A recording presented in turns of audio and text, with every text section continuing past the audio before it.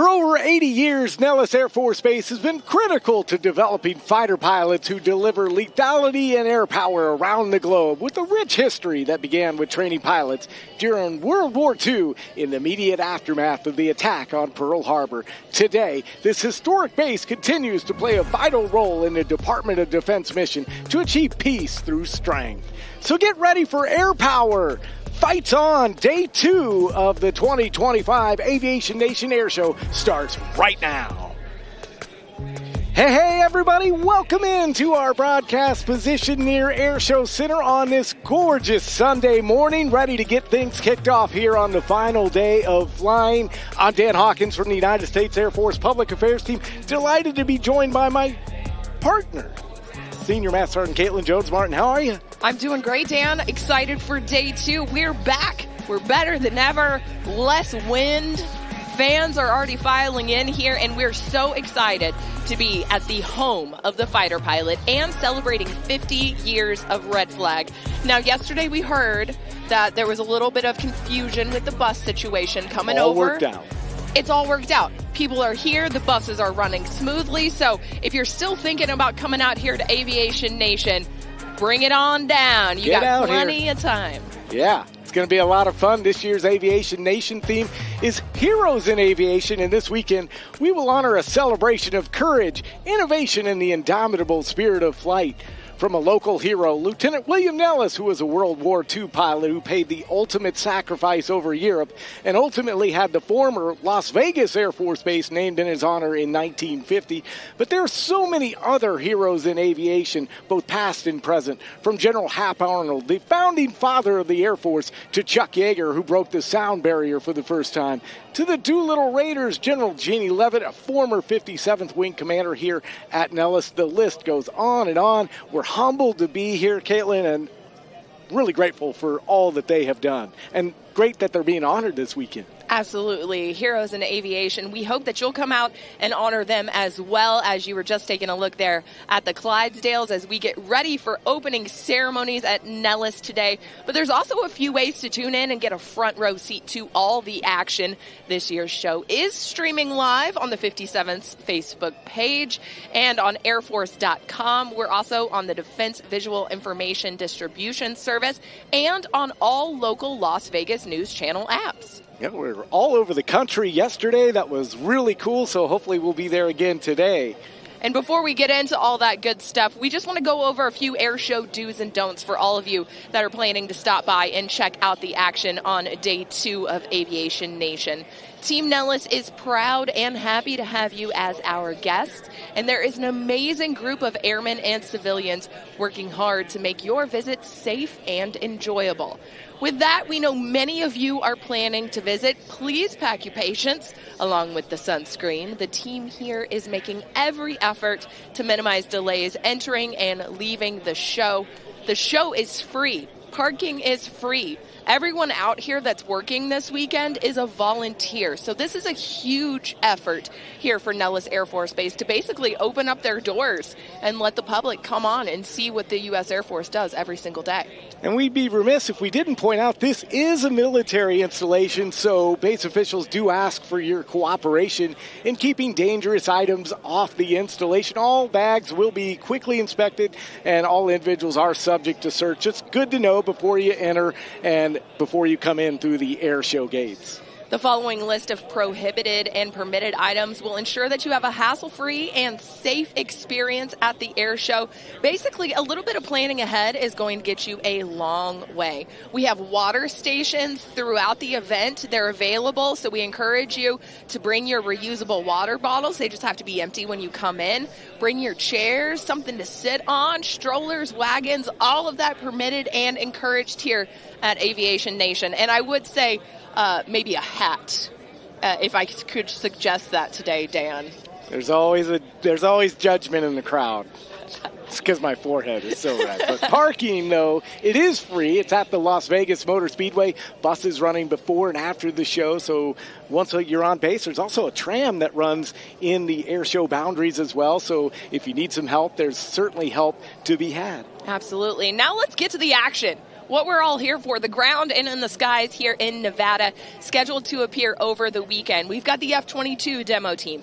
We've got P-51 Mustangs. Yes. We've got Warbirds. We've got the F-18 Hornet TAC demo team. And, of course, the Las Vegas hometown faves, the Air Force's premier aerial demonstration team, the U.S. Air Force Thunderbirds, and many more aerial and ground displays. So we call them static ground displays, but really just what that means is you're able to get up close and personal with so many military and civilian aircraft. We've got Dan's favorite, the A-10 out here. We've got the MQ-9 Reapers from right up the road at Creech Air Force Base, an F-15 Eagle. And, you know, a lot of people were saying yesterday, there was supposed to be a C-5. I want to see a C-17. And I do want to tell people that these are all active military aircraft for the most part. They're assigned to wings around the nation and around the globe. And sometimes they have real-world missions. So our Air Mobility Command assets, the C-5 and C-17, not able to be here at Aviation Nation, but that's just because they're going out and getting some real-world time in. 24/7, the Clydesdale's just rolling by, no big deal. Of course, we're in Vegas, so, you know, that's nothing unusual, right? Just so you know, too, STEM City is here. Science, technology, engineering, and math, so important. Obviously, that'll be on full display here as well. So a lot to see and do here, Caitlin. And we also have, just like yesterday, an interview to jump us off right off the top. The 99th Air Base Wing leadership is here. And so we heard yesterday from General Sullivan and Chief Trickey. Today it's going to be Colonel Glenn and Chief Warren. But they are one of the busiest wings in town, responsible for installation support for Nellis Air Force Base, Creech Air Force Base, the Nevada Test and Training Range. The 99th Air Base Wing takes care of roughly 10,000 personnel to account for all the missions here at Nellis. So they're very busy, and we're delighted to have them today. Absolutely. So we're excited to introduce the command team for the 99th Air Base Wing, Colonel Jason Glenn, and his partner, Chief Master Sergeant Adrian Warren. Sir, Chief, thank you so much for stopping by. Well, it's a privilege to be here with you all today. What a great event. Yes, so great. And I know the 99th is pretty much primarily responsible for making sure this show goes off without a hitch and all the installation support is in place. So tell us a little bit about what the 99th does here at Nellis Air Force Base. So as you mentioned, I'm Colonel Jason Glenn, and I'm originally from Sanger, California, not too far away from here. But what the 99th does is I am the installation commander here at Nellis Air Force Base, as well as the Nevada Test and Training Range. What that means is we're responsible for everything that it takes in terms of base operating support to keep the planes in the air and the airmen doing their work all around the base. So that includes all the logistics, all the facilities and infrastructure, first responders. We have a full hospital here with our Diamondback medics who keep us all healthy. And so it's a big responsibility, but it brings a ton of opportunity, and it's very rewarding day in, day out. Absolutely. Chief Warren, tell us a little bit about what the command chief of the 99th looks like. What's a typical day for you, ma'am? Well, hello. I'm honored to be here. So Chief Master Sergeant Adrian Warren, I'm a native Texan, and I have been Colonel Glenn's teammate for coming up on a year now. I'm 2 years in the seat by the time I hit the summer. So as my boss's command chief, my job is to be his senior enlisted advisor on all things people-focused, mission-ready, all things quality of life advocacy, developing our future leaders. So my day could be a variety of things, but it's all focused on airmen and readiness. There's really no typical day when you're at an air base wing, right? There's always something going on. Colonel Glenn, I know that you're an Academy grad, correct? I am. All right. Tell us a little bit about what inspired you to join the Air Force Academy and then commission and obviously stay in a few years. Yeah, so I am an Academy grad, and as it happens to be the class of 99, so there's a great parallel with the 99th Air Base Wing. But, you know, it was really about that education that it was the initial draw for me, world-class education at the Air Force Academy. But to your question, you know, people come in for a variety of reasons, and that's so much less important than why you stay. And so what I found is, even though maybe I intended at the beginning to serve my initial commitment and do something else, it was the rewarding work, the unity of purpose that we all have that over time, quite honestly turned into a calling for me. And so that was the initial reason. But the reason I stayed is the men and women I served with, why we're doing this, all of those sort of higher order reasons. Yeah, and Chief, I'm sure maybe somewhat similar for you. I mean, you don't join the Air Force one day and go automatically, I'm just going to be the command chief of a huge base in the middle of Nevada and Las Vegas. So what inspired you to join, and like Colonel Glenn, what inspired you to stay? So I joined the Air Force in the late 1900s, 1997. So rewinding back, I was 18 years old, senior in high school, knew I needed to do something, but college wasn't in my immediate future. A recruiter came to my high school, and fast forward, I was on delayed entry program, came in as services troop, and my reason and my sense of why has evolved over the years. And I'll be honest, the first 4 years, I was just going to do what I had to do and return back to Texas. I felt that this wasn't my calling, but as Colonel Glenn mentioned, your sense of purpose and what you're exposed to, and just sense of service to our country, deployments, and just all the experiences and locations, it just all wraps up to, yes, I'm in. And I'm coming up on 28 years in July. So time has definitely flown by, but by far the best decision I've ever made. And Caitlin and I talked this morning, actually, we were talking about how once you enter the door of the Air Force, you just become a different person. You do. And your interests change, and the world that you're exposed to has changed. Can you maybe talk to that about the opportunities that are available in the Air Force? Absolutely. And, what I like to say is, when I'm talking to especially people who have just joined, is the Air Force will really teach you and help you become the person the airman and the person that you're capable of being.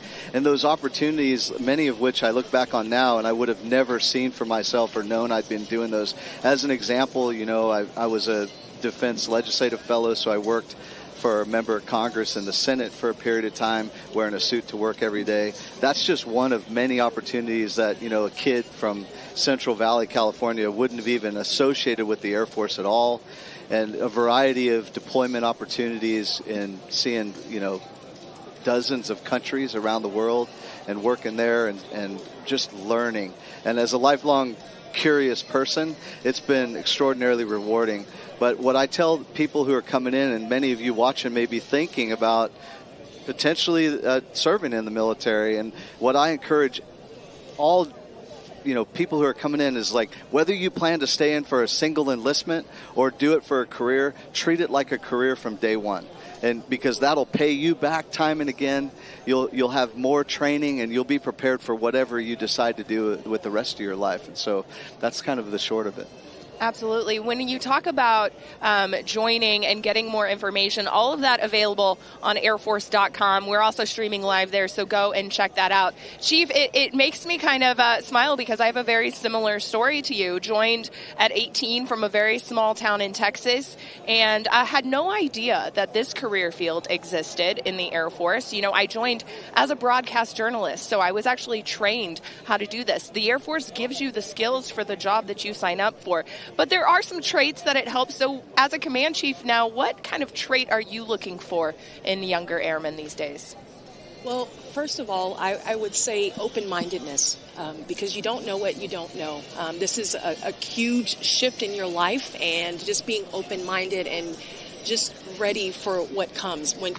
I wouldn't have known that I would have been serving 28 years. And I will say my view of military service has evolved over the years, but I'm thankful that I was open-minded. It is a team sport. So, we don't get to these positions without a lot of people investing and seeing something in us that maybe we didn't see at the time. And just that sense of purpose and being able to take guidance. Right? You have to be open-minded, and people have the best interests at heart for you. And whatever your job is, you do it to the best of your ability, and you'll never regret that.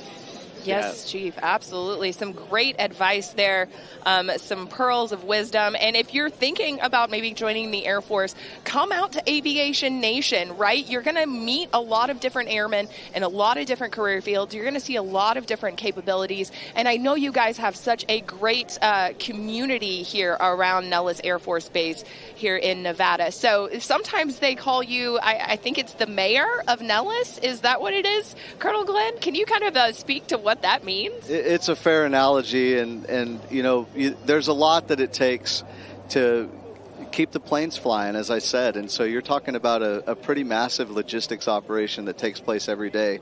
There's a lot of people on the line, on the fence line, providing security and defense. There's a host of community service things that we do, all the things that it takes to be an airman in the personnel system and getting from assignment to assignment. So the chief and I are responsible for all of those details that allow people to do their primary job. You may have noticed that I'm not wearing a flight suit. I came up through the civil engineer community in the Air Force, and so there's probably one of the most common questions that I get from people when they find out I'm in the Air Force is, what do you fly? And it's a good opportunity to highlight that there's a variety of career fields that are rewarding and are very important. And some people are not able to fly for various reasons, medical and others. And so we have a spot for you. We have a spot for you to serve and contribute in a way that works for you and that inspires you every day. And what's the value of the relationships as the mayor that you've built with the community? I've saw on the screen all kinds of community outreach events that airmen get the opportunity to attend, but there's so much value in having those strong relationships with the community. There's no question about it. And, if you don't have the support of the community, it makes everything more difficult. And ultimately, if you take that to the next level, the Air Force and the military, we need the support of the public to be able to do what we do. And here we enjoy just a phenomenal relationship with the local community. I have a saying that I use pretty often, that this place is every bit as electric as Las Vegas, with all it takes to keep things going here at Nellis Air Force Base. And it's really one of it's a singular place, in my opinion, where the most elite people in their craft come to train in their craft, develop tactics, etc. But that support of the community is really strong, and you're talking about from the elected leaders. There's our professional sports teams. The list really goes on. We have a lot of partnerships with our medical community, where we have people working with the University Medical Center and other the Veterans Affairs Hospital and others. So those partnerships are really, really important. And when you look at we depend on the community for a lot of the services that we have coming in. Whether it's electricity and a variety of other things that come into play. So you heard it here first. This is the best show in Vegas, right here at Nellis Air Force. And it's free. And it's free today too. I love it. Indeed. Yeah. Just for Sunday. Just for Sunday. Just for you, Dan. Chief, you mentioned that you're coming up on 2 years here at Nellis Air Force Base. So kind of speaking to Colonel Glenn and the experience that you guys have in the local community, what's maybe a highlight that sticks out to you, Chief? Well, as a person that's never been into sports, I should be a Cowboys fan, but, family don't hate me. I will say just some of the things that I never thought I'd be able to do and just witness by way of sports. It kind of rises to the top. Being able to enlist airmen on the field before a Raiders game, flipping a coin at a UNLV game, just some of the really cool things gives me a greater appreciation for the community and sports. Yay, sports. Go Raiders. I love it. I'm thrilled.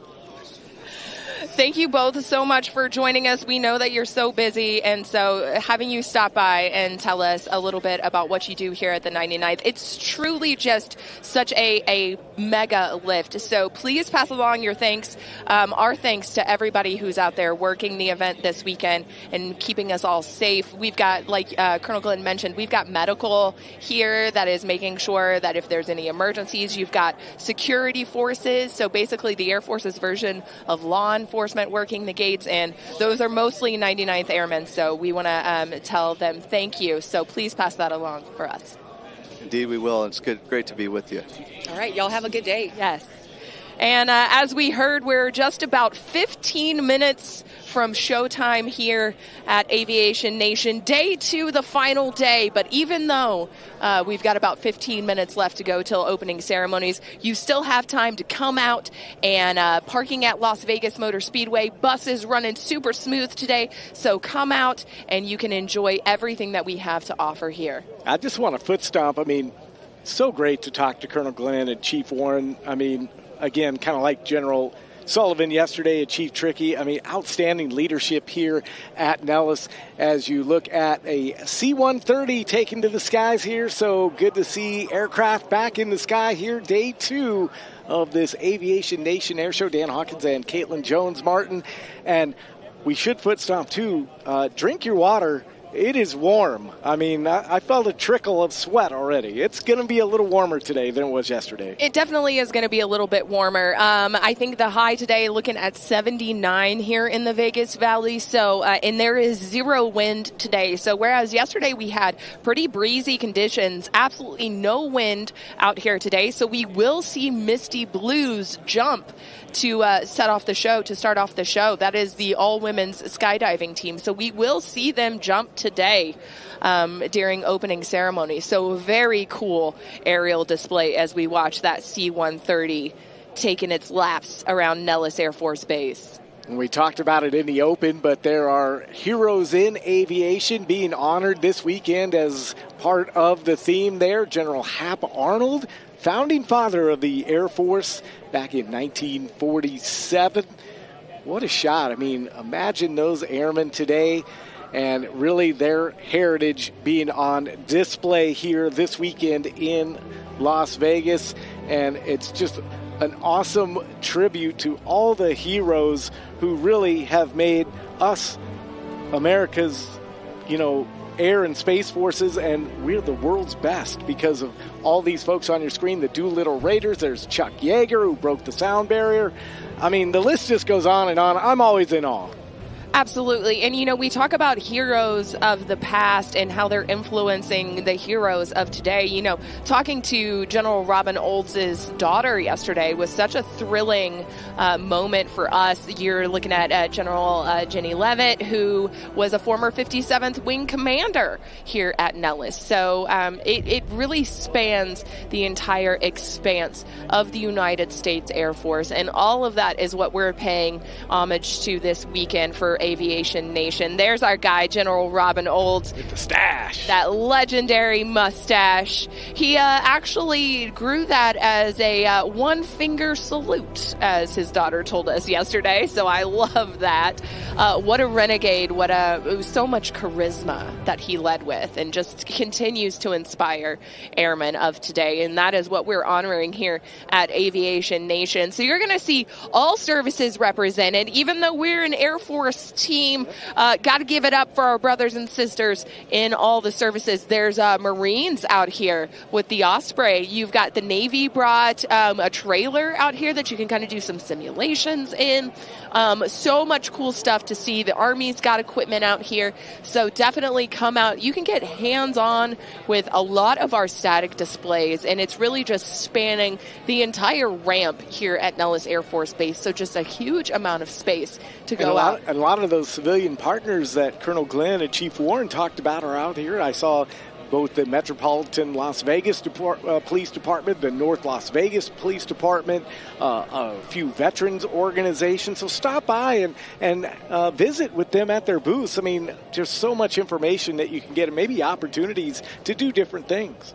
And we have mentioned that the show is free and parking is free, but once you get in here, there is food available, there are drinks available, souvenirs, but it is an entirely cashless event. So bring your tap to pay, bring your cards, and get yourself a churro. I think we're going to send one of our airmen from the 2nd Audio-Visual Squadron out a little bit later in the day to tell you about all the cool snacks going on here at Aviation Nation. So we'll have Senior Airman Jada Mailer just roaming around as our airmen on the street to report back on everything. I think she got the better end of this deal. Listen, Dan, you know your knees couldn't take roaming around Aviation Nation. We got to keep them down for some churros, though.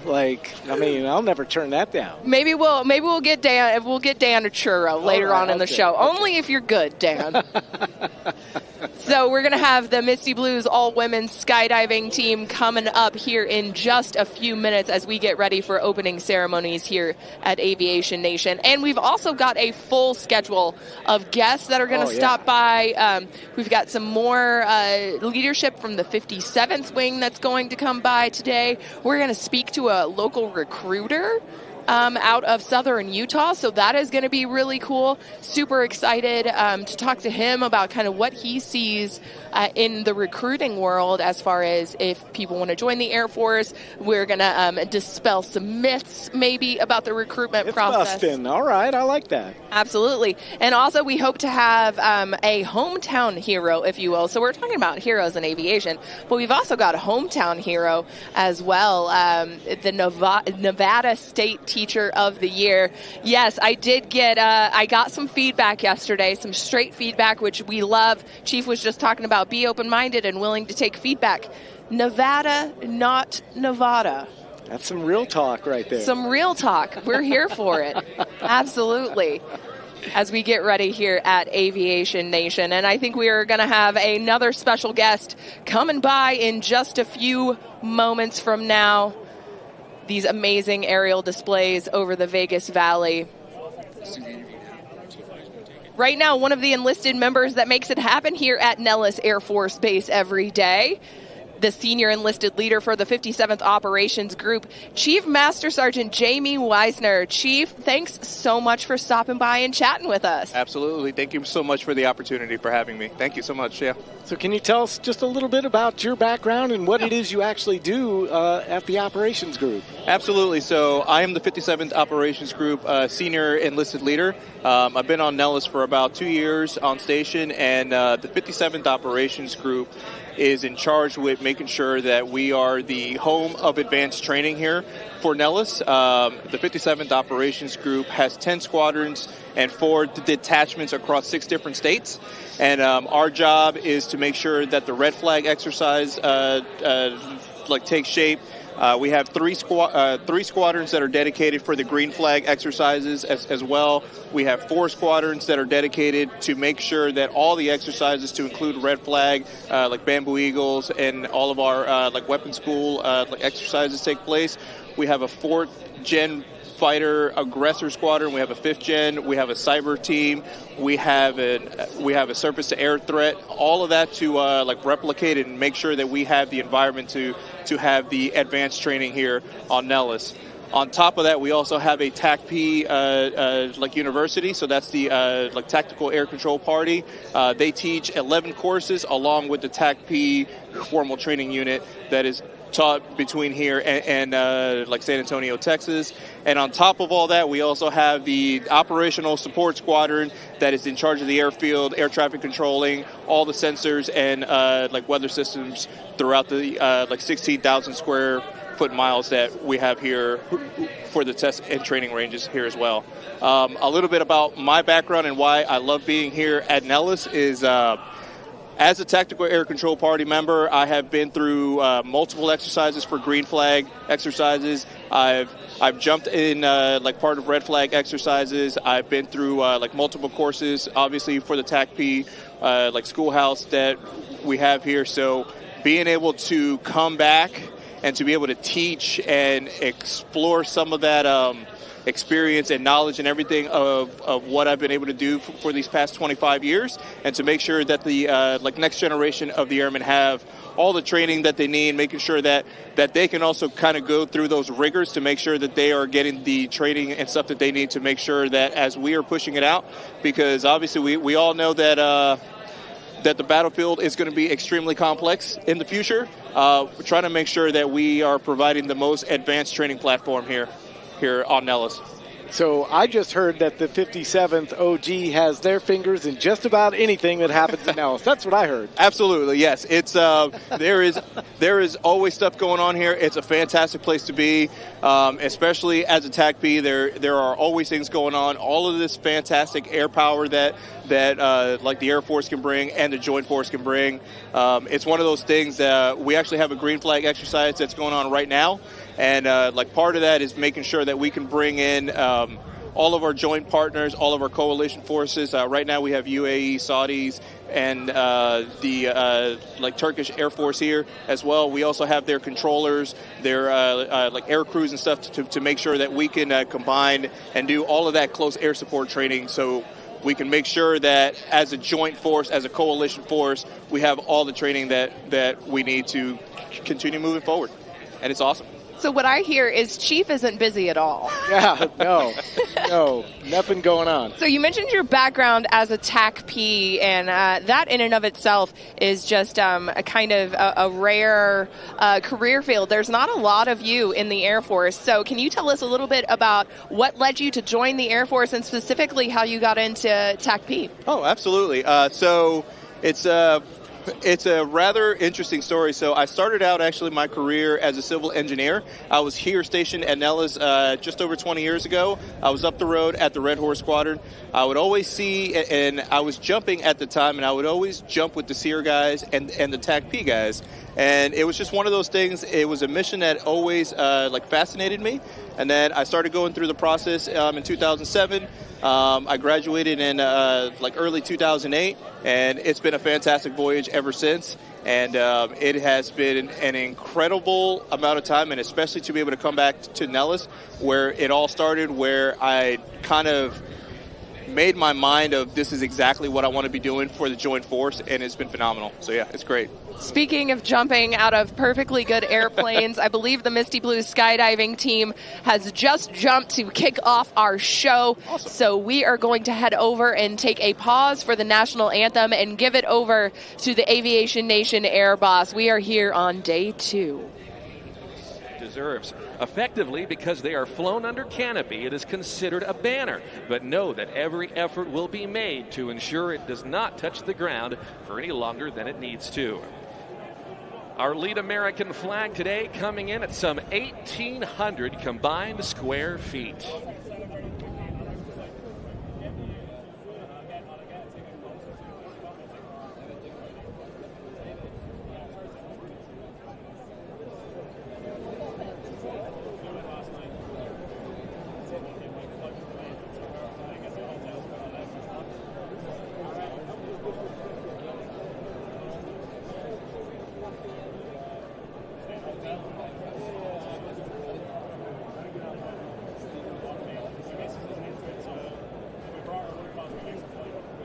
And now, ladies and gentlemen, if you are within the sound of my voice and you are able, if you would, please stand and come to attention as we welcome Staff Sergeant Alicia Council in the singing of our national anthem.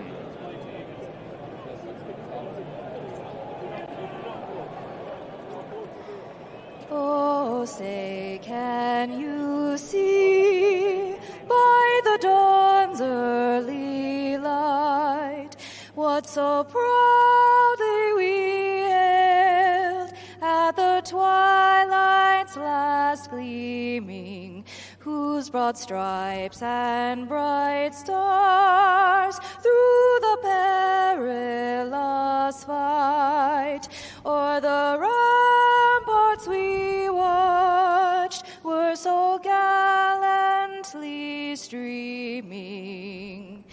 And the rocket's red glare, the bombs bursting in air, gave proof through the night that our flag was still there. Oh, say does that star-spangled banner yet wave o'er the land of the free and the home of the brave. Ladies and gentlemen, how about a big round of applause for Staff Sergeant Alicia Cancel and the singing of our national anthem. And let that extend to that of Amanda Scheffler, Joe Beck, and Sarah Burris of the Misty Blues.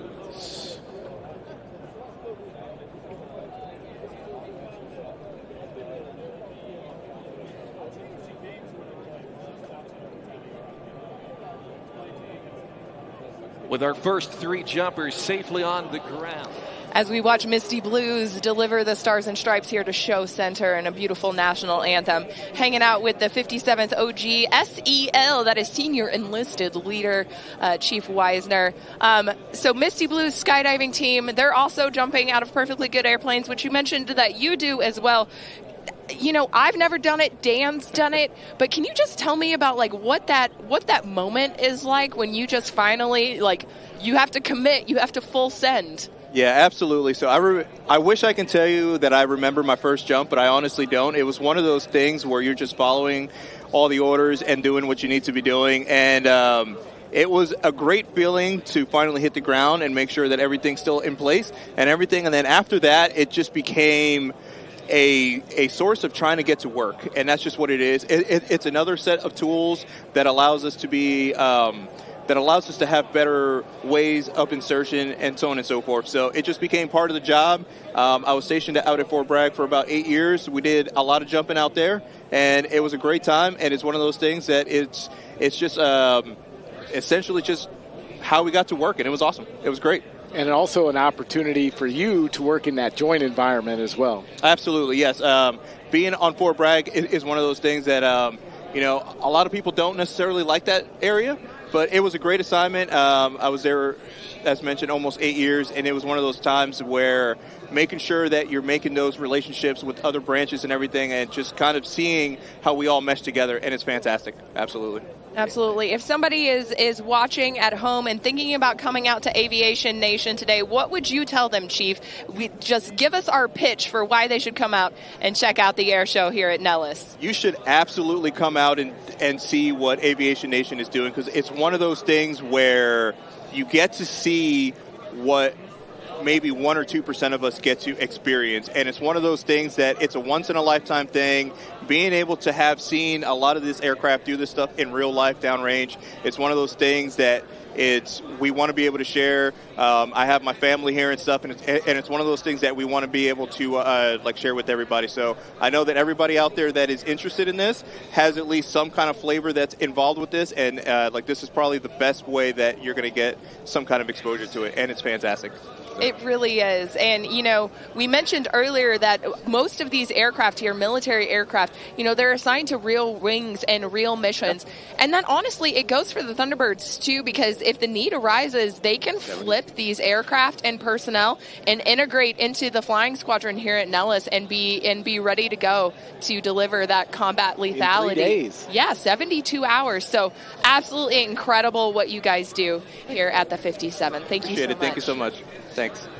No, that was great. Chief Weisner, we appreciate your time. And, you know, so much to see and do. Chief Weisner, tons of experience, just like all the leaders that we've had an opportunity to talk to here at the Nellis Air Force Base Flightline Day 2 of this 2025 Aviation Nation Air Show. And the opening ceremonies are in the books. We've had the national anthem. The Misty Blues have jumped in. They are incredible. And we have a lot more going on. Of course, the day, lots of flying. I can't wait for some fast movers to hit the air.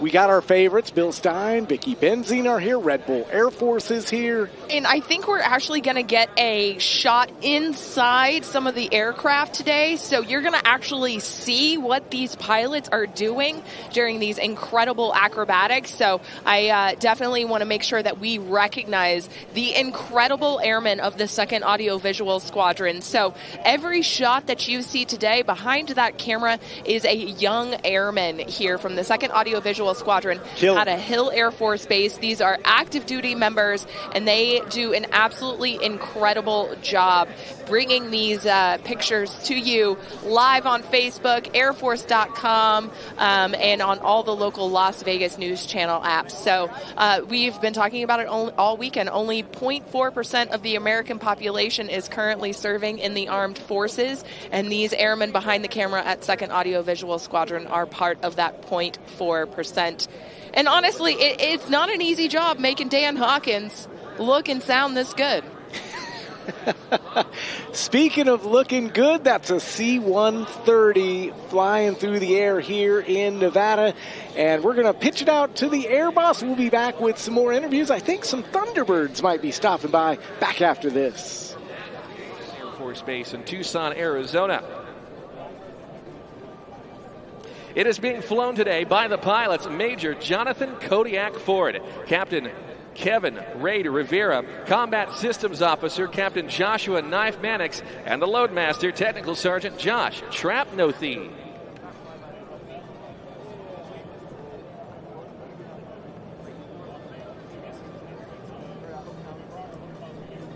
From the right, here it is, the HC-130J Combat King 2.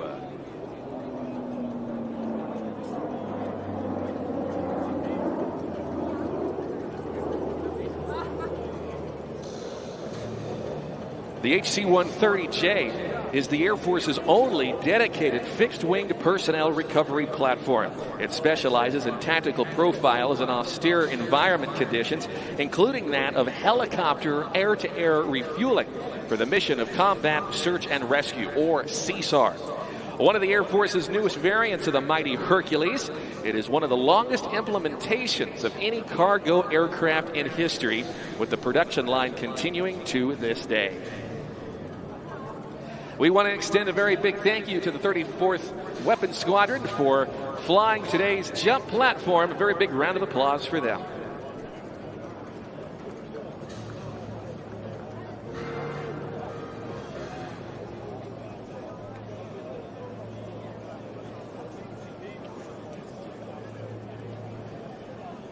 Well, it is so great to look out and see so many of you joining us on this beautiful Sunday morning for Aviation Nation 2025. In just a moment, we're going to be recovering the HC-130J as our aerial action continues to get us started here on what's going to be a splendid flying display of some very impressive performers and aircraft. In just a few moments, we're going to be welcoming to our show pilots Stephen Christopher and Todd Rudberg, and they come together to create that of the Undaunted Air Shows team. Over the course of the next couple of minutes, we are going to see a performance of formation aerobatics and opposition flying inspired by the legendary aerobatic teams of the U.S. Navy Blue Angels, the Air Force Thunderbirds, and the Royal Canadian Forces Snowbirds. Flying their two Vans RV aircraft, some of the most popular and successful lines of home-built experimental aircraft, we're about to see this display by these two gentlemen in one of the most, highest tempoed air show routines on the circuit. This team was founded back in 2020 when Stephen and Todd were working to refine their formation skills. And what began as a simple formation loop evolved into a complex series of maneuvers, eventually leading to the development of a full air show routine. Today, the Undaunted team is known for shredding the box with their high-speed passes, formation maneuvers, and synchronized aerobatics.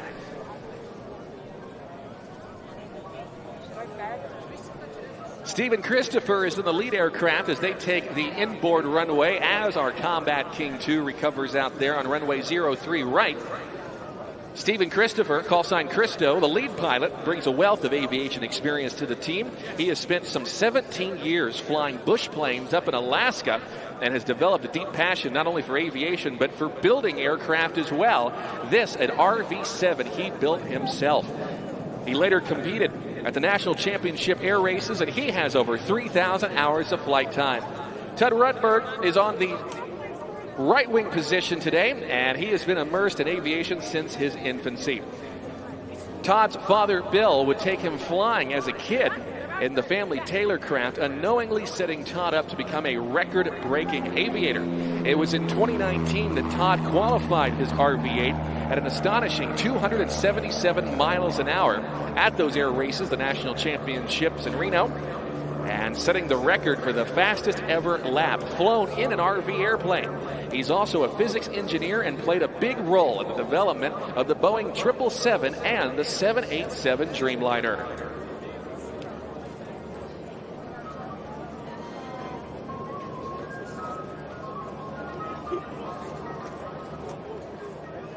Behind the crowd now, performing what they like to call their shakeout. A little bit of positive G on the airplane, a little bit of negative G on the airplane, for them to become fully in tune with these high-performance experimental home-built machines. Capable of over 200 miles an hour and a very economical 7 to 8 gallons per hour in cruise. We're about to see a display of formation aerobatics as they are cleared inbound behind and to our right.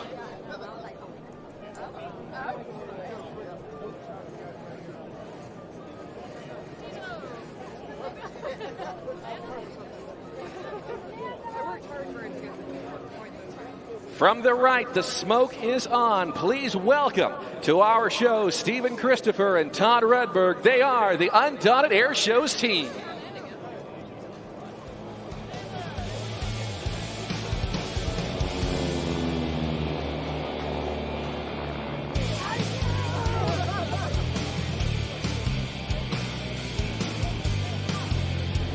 Up and over the top for the big roundhouse formation loop, as Stephen Christopher in the lead leads Todd Rudberg through this next maneuver, the challenging formation barrel roll. Formation flying, very challenging for those who do it, maintaining position and station throughout the entirety of their formation routine. Todd, on the wing, doesn't dare take his eyes off of Stephen's airplane in the lead. We're going to watch them now as they perform this, the wing over, or the whifferdale maneuver, as they trade some altitude for airspeed and work their way back inbound from our left towards show center.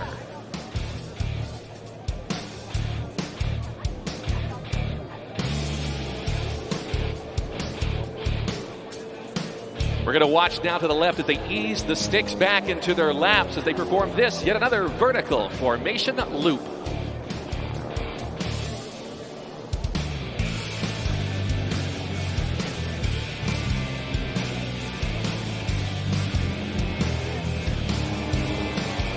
Flying just a few feet apart. Let's put our hands together for the Undaunted Air Shows team.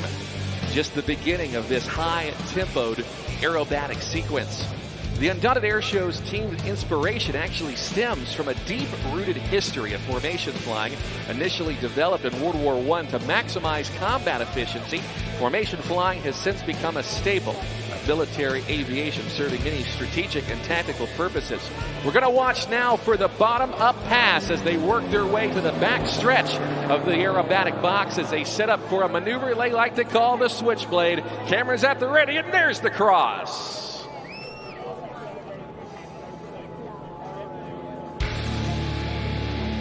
From the left, Stephen Christopher. From the right, Todd Rudberg, as they are now approaching show center with a closure rate of some 400 miles an hour. Let's watch as they call tally-ho and watch for the cross.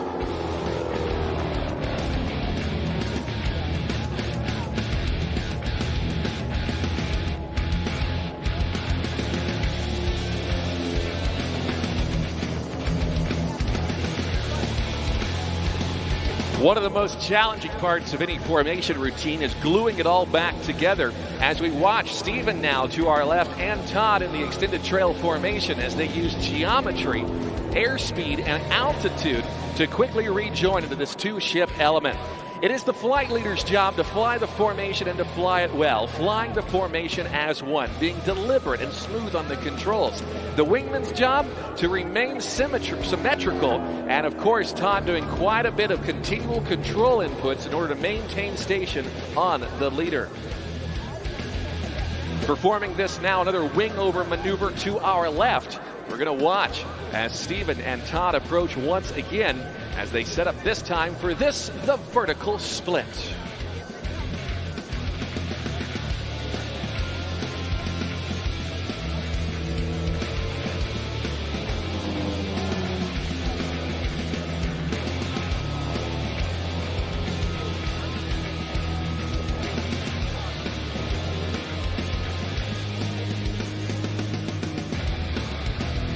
The Vans RV line of aerobatic and experimental sport aircraft considered to be that of total performance.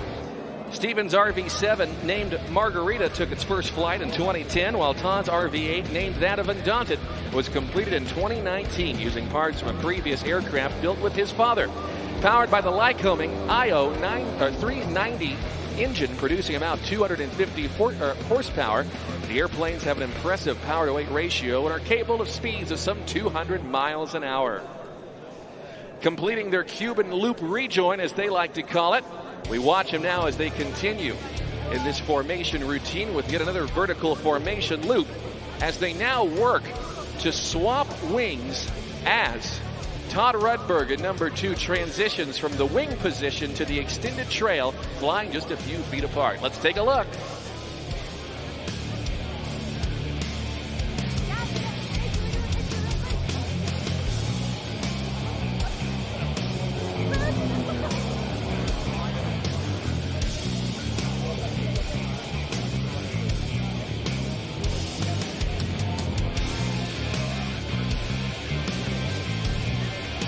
And exiting the in-trail loop for an Undaunted Air Shows signature they like to call the Mr. Twister, as they now work their way off to Air Show left. How about a big round of applause, everybody, for the Undaunted Air Shows team.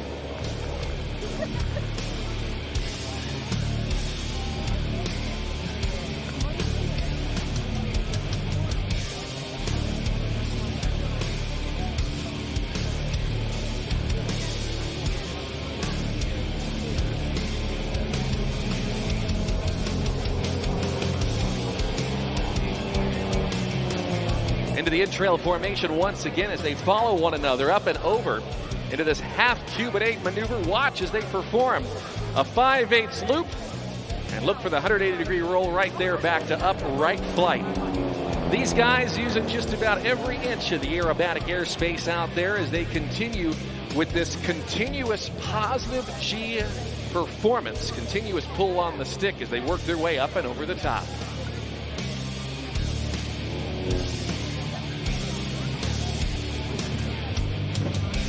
Undaunted Air Shows is proud to be supported by Lycon Aircraft Engine, a trusted name in the high-performance aviation power business. Based in Visalia, California, Lycon provides engines from everything from everyday family aircraft to record-breaking air show machines. Their expertise is evident in Todd's RV-8, which he later achieved his historic Reno Air Race record thanks to the power and precision of a Lycon-tuned Lycoming motor. In this next sequence of maneuvers, we watch as they actually swap positions here as Steven flies the wing and Todd flying lead as they keep it going all the way through.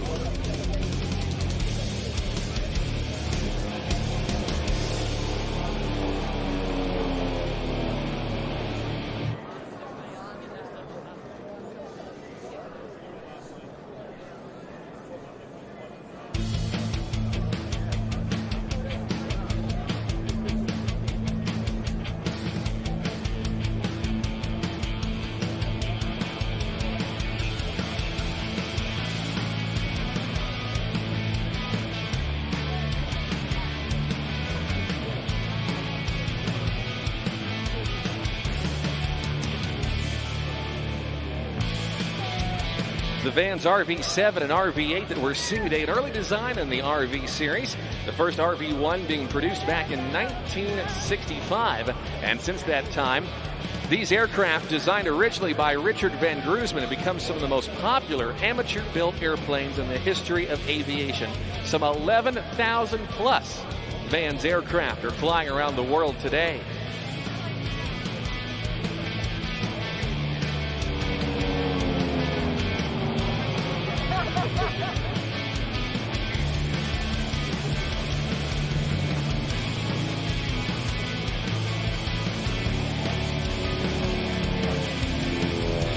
Up and over for another vertical split as we set up for some more opposition passes. We're going to watch to the right as Todd Rudberg in the orange RV-8 approaches, and from the left, Stephen Christopher in the red RV-7 as they approach show center once again.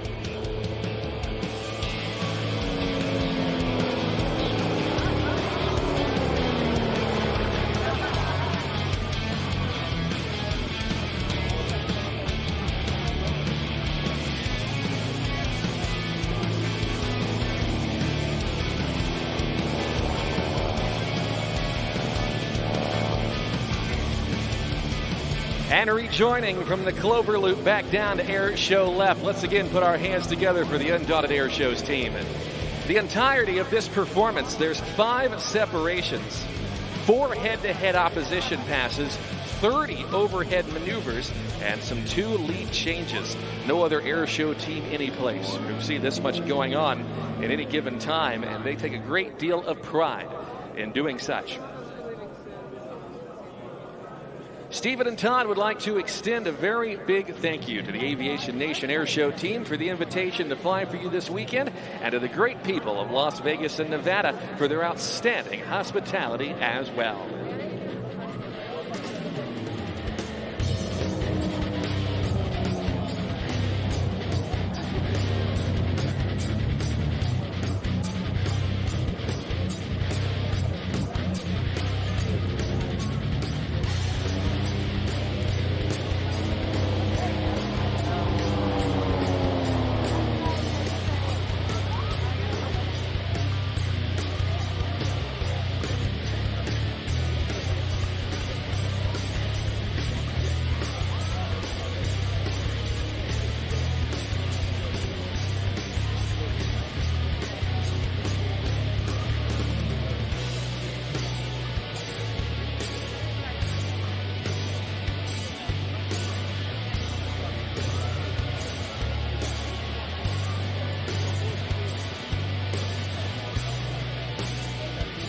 For the 2025 Aviation Nation Air Show here at Nellis Air Force Base, they've been cleared to land. Let's put our hands together for Stephen Christopher and Todd Redberg. They are the Undaunted Air Shows team.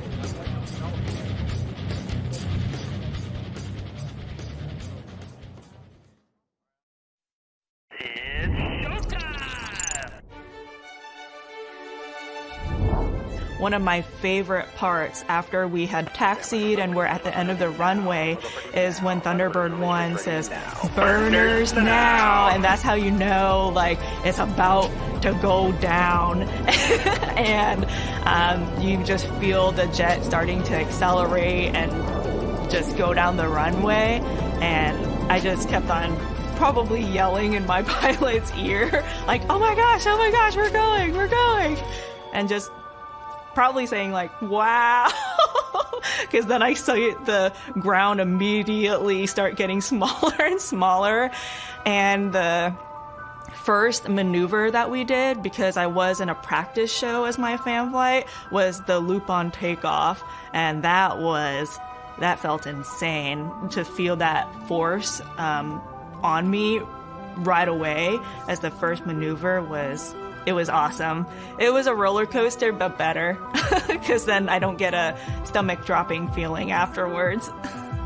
Flying is what everybody sees. It's the flying, the jets, the tight blue suits. But I would say that's actually second to my favorite part of being a Thunderbird.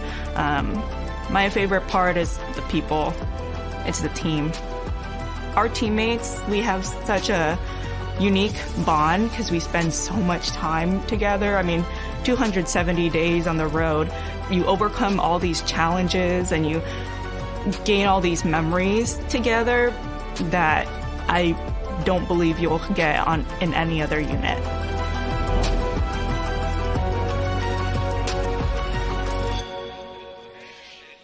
Welcome back into Broadcast Central here, day 2 of this Aviation Nation Air Show live from Las Vegas, Nevada, Nellis Air Force Base. Dan Hawkins, Caitlin Jones-Martin. We are having a great time. The home of the Air Force Thunderbirds. And like she said, we're about ready to get going again all day long with flying here at Nellis. Absolutely. And we're so excited since I am the resident token Thunderbird fangirl. I love what Captain Vecchio said in that package about the tight blue suits. My husband was a Thunderbird, so still fits in his Thunderbird suit. I'll just say that. I'm so excited to welcome Thunderbird 10 Captain Jan Vecchio to the show. And also she brought along our good friend, our good buddy, Tech Sergeant Cody Coker, who hung out with us yesterday. Had so much fun, he decided to come back. Welcome, folks, to the show. Captain Vecchio, I'll start with you. Just tell us a little bit about Thunderbird 10. What does Thunderbird 10 do for the team? Oh, man. What do I not do?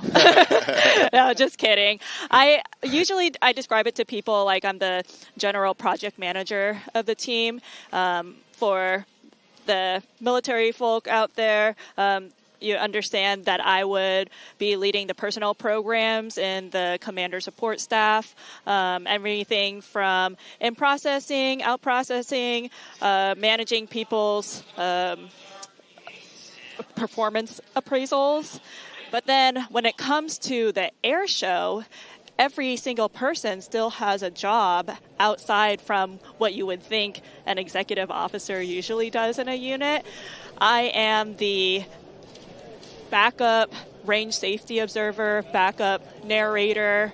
Currently, since it is my first season on the team, you'll find me mirroring or signaling to the pilots where show center is, so they know right where they should be hitting the crowd when they come above us. Wow, so it's really technical. I mean, it's not just your normal average 9 to 5 job of, oh, I'm the executive officer, I'm going to manage this, I'm going to manage that. It's also, I've got to do all that, and I'm also part of the show. Yes, I am. Especially since I've done executive officer before. That's actually one of the requirements for this position is you either had to be an executive officer at the group or the wing level.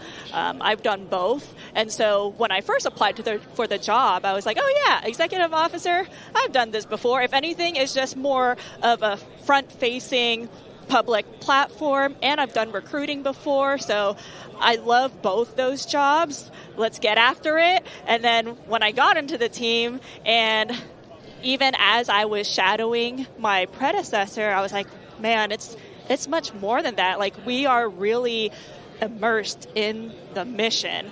And yes, the air show and the jets is what people see up close. It's what brings the crowds to the air shows. But then there's 130 people in the background really making it happen. And it just gives me so much pride every day to put on this uniform and be a part of it all.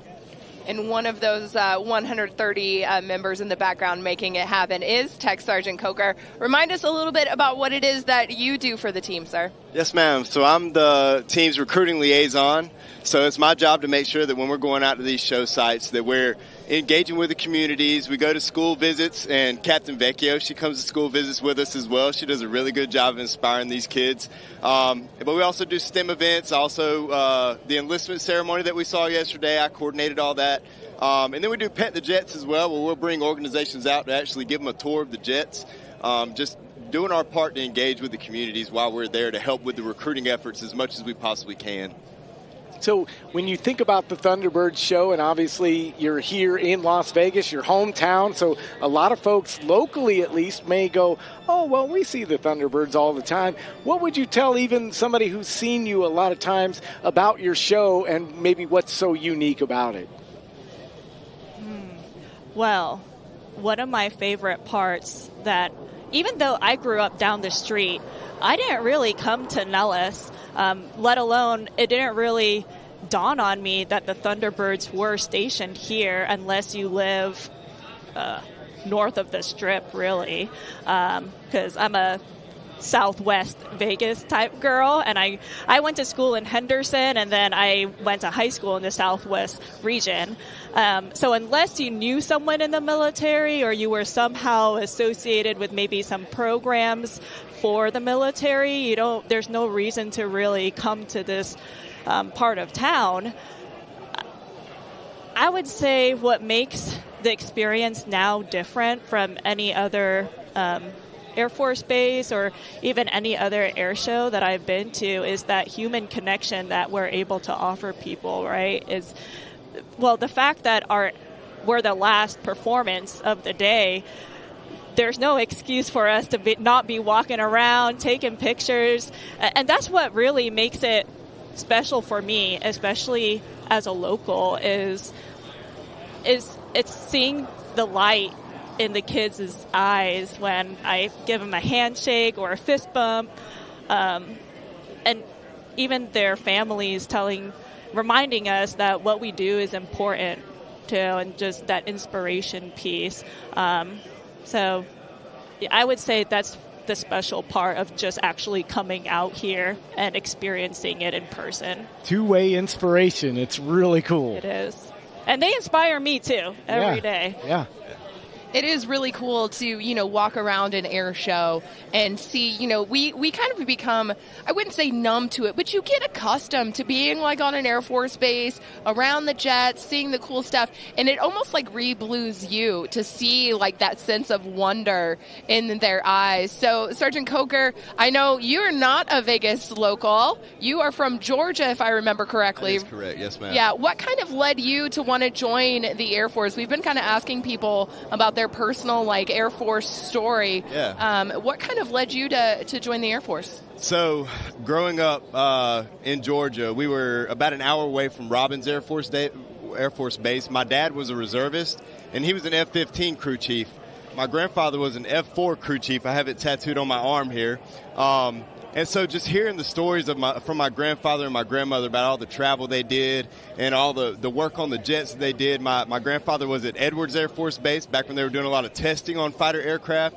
So just hearing some of the stories that he told, and then, of course, getting to travel with my dad a little bit, it was always there. And then I can remember a specific time when I was 6 years old. My dad took me to an air show at Robins Air Force Base, and I saw the Thunderbirds, and it just blew my mind. I mean, it was a sight like no other. There's nothing I'd ever seen before. So that goes back to what we do here. It is important for the adults. I think they enjoy it too. But when I see those kids out there, it makes me think of myself, and I'm like, this is what we do. Like, this is, inspiring these kids, and maybe someday they'll join the Air Force as well. You never know.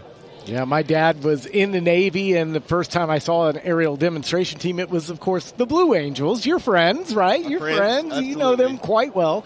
But I remember how inspiring that was. So, Sergeant Coker, can you maybe talk to somebody who is going, hey, this sounds pretty cool. I might like to get some more information. How do they do that? How does someone who's interested in the Air Force get more information about the Air Force? Absolutely. Yeah. If you're interested in joining the Air Force, definitely do some research. Airforce.com is your one-stop shop for everything you need to know about the Air Force, whether it be joining as an officer, joining enlisted. All of our career fields are on there, and it gives a good description of those career fields. I will tell you, don't go on Reddit, because you will see some bad stuff. You get some bad apples that want to tell bad stories and stuff. But coming to the Air Force with an open mind. Make of it what you will, and try to have the best experience, that your own personal experience. Don't try to live somebody else's experience. Let that affect you from joining. But yeah, airforce.com is the place to go. From there, you can get in touch with a recruiter, and that recruiter can talk with you about all the requirements, about testing, about getting physically qualified, and then about getting a contract and jobs to eventually become a member of our team. As we watch some of our civilian acts doing aerial acrobatics out here in the air above the Vegas Valley. Captain Vecchio, it's kind of different on the officer side of the house when we joined. So you being a Las Vegas native, were you a military brat? How did you come to be in the Air Force, ma'am? Well, I actually had two older cousins who attended the United States Air Force Academy, and when the older of the two brothers was graduating, his mom, my aunt, reached out to my parents. They were like, "Oh, Jan should come out and see his graduation." I didn't end up going, but fast forward a couple months later, and I was entering my junior year of high school. And so the Air Force Academy was already kind of buzzing around my household. And my aunt and my uncle kind of put in my parents' ear, like, "Oh, it's a free education. I have a job right afterwards. It's a pretty prestigious school to go to. And so, should highly consider." I, for one, was I wanted to go to UNLV and UNR, and there's nothing wrong with those schools now that I look back on it. But, I put my name in the hat, joined the Air Force to go to the Air Force Academy. I didn't get picked up my first time. I actually went to the Air Force Academy Preparatory School, and looking back, I have no regrets. I can't imagine what my life would be like if I didn't go to the academy. Met my spouse while I was there, made some lifelong friendships that I just can't imagine. And what I tell students who are interested or maybe on the fence about whether they should go to ROTC or the academy, I tell them the end result is going to be the same if you want to become a commissioned officer in any branch of service. But of course, I'm a little biased. Well, I do preface that with I don't know any other experience. Although going to a normal college and university and doing the ROTC route does sound really fun. But I will say that the bonds that I formed at the academy are uncomparable, because I graduated with 900 to 1,000 classmates who, wherever I go around the world or the country, especially now being on the team, I have someone to contact and just like have dinner and catch up, and it's really a great community to be a part of. That's what's great about the Air Force. It's just a small world when you're in the Air Force, for sure. So, man, that's such a great story. I really appreciate you sharing that. It's definitely a small Air Force, as everybody says, and having been not on the team, but close to the team and being a huge fan. I was just telling Dan, I still got Thunderbirds merch in my house. I'm like, Russ, come on, babe. I know, of course, about the different number designations, but maybe for somebody, can you tell us about your Thunderbird 10? But what do all those different numbers mean on the team? Oh, yes. Okay, so Thunderbird, there's 12 officers on the team.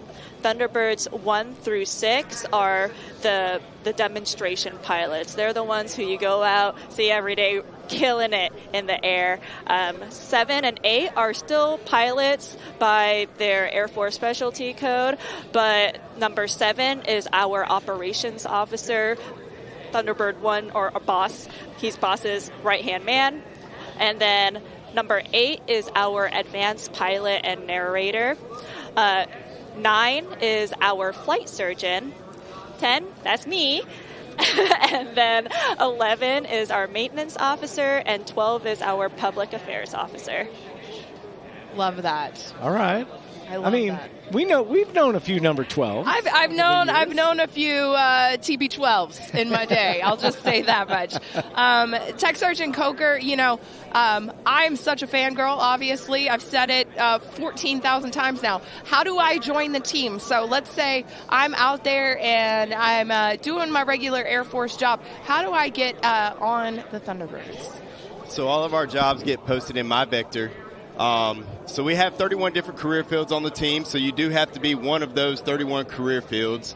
So unfortunately, no POL if there's any POL that wants to join. But yeah, so basically, as you already know, you're a member of the Air Force first. You go into MyVector. If there's a position available for your career field, you can apply for that position.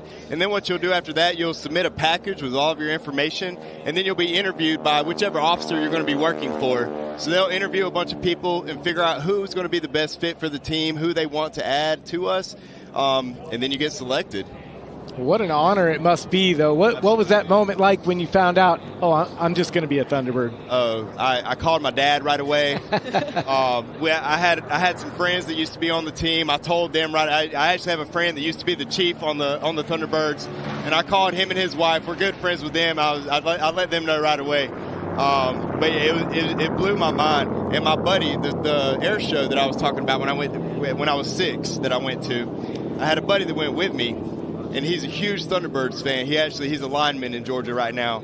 But I called him. I was like, hey, Brett, I'm about to be a Thunderbird, man. And he was like, "You're kidding me!" Like, he could not believe that I was going to be on the Thunderbirds.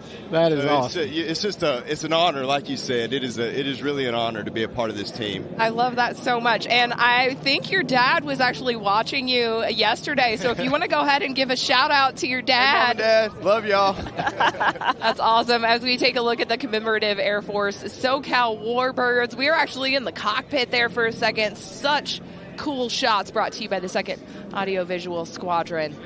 Yeah, beautiful sights and sounds.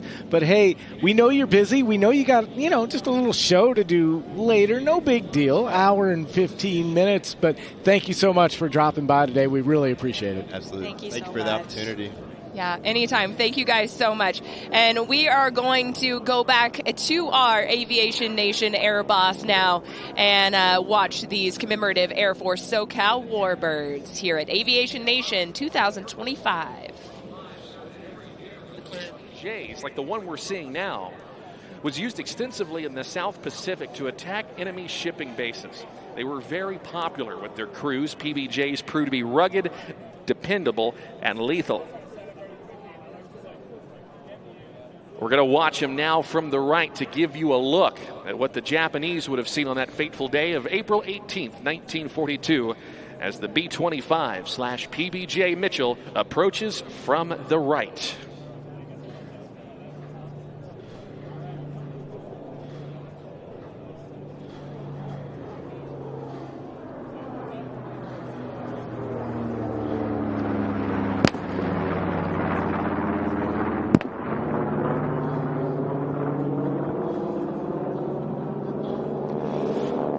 Scrambling to engage the PBJ, our simulated A6M0. That's flown by the AT-6 Texan today as the Hellcat is in hot pursuit.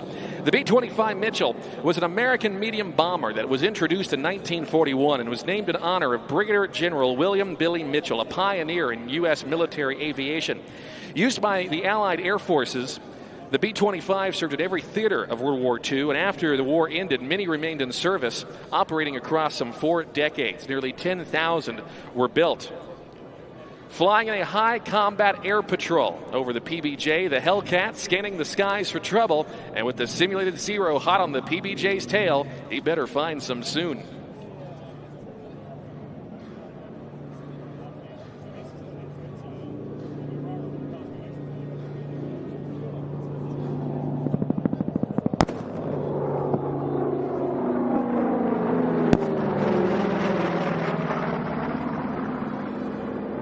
The PBJ capable of carrying some 3,000 so odd pounds of payload internally. You saw the bomb bay doors open.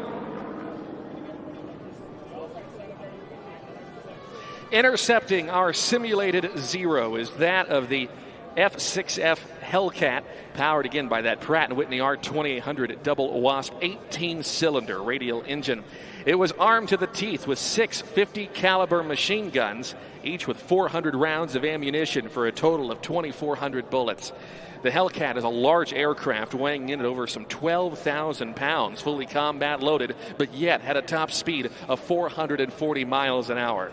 Introduced to fleet operations in the fall of 1943, the Hellcat made an immediate and lasting impact to the air war in the Pacific, racking up a 19-to-1 kill ratio, the highest of any fighter during the war. The Hellcat rapidly earned their reputation as the Zero Killer in the Pacific theater of operations of World War II.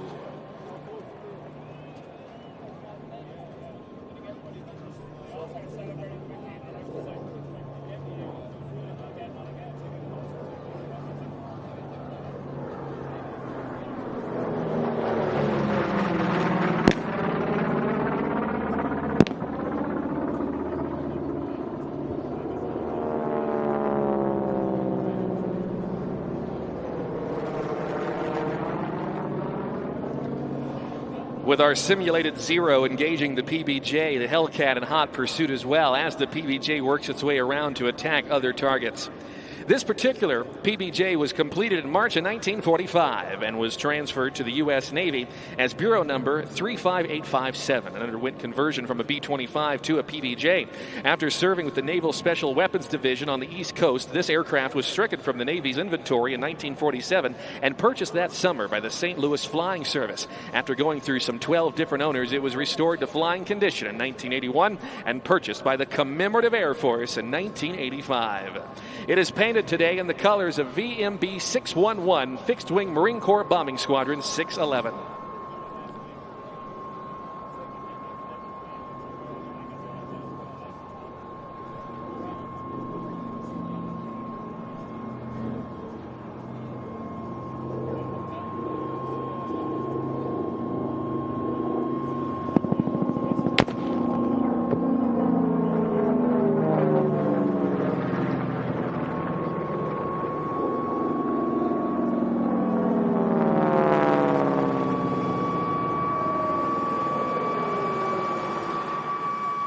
Marauding across the South Pacific at low altitude, PBJs and their Army Air Force B-25 brethren obtained the nickname of that of treetop terrors from their Japanese adversaries.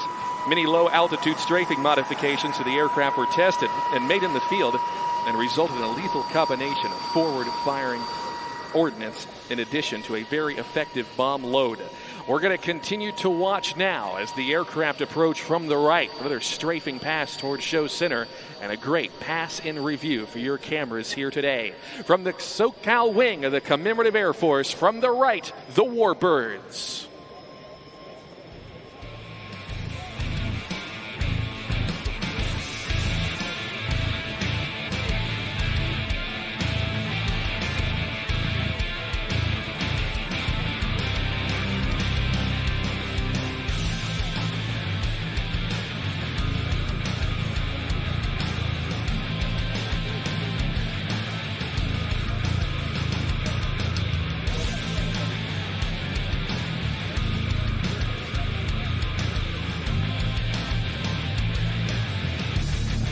The North American AT-6 Texan coming by, our simulated Zero.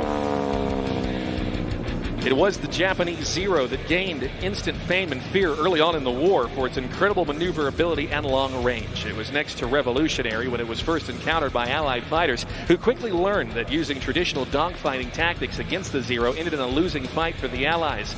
The Zero was very lightly constructed, which gave it a great turning performance, but later in the war proved to be a disadvantage. The aircraft today is being flown by John Inglesby and our F-6F Hellcat, being flown by Rob Lips-Herkberg.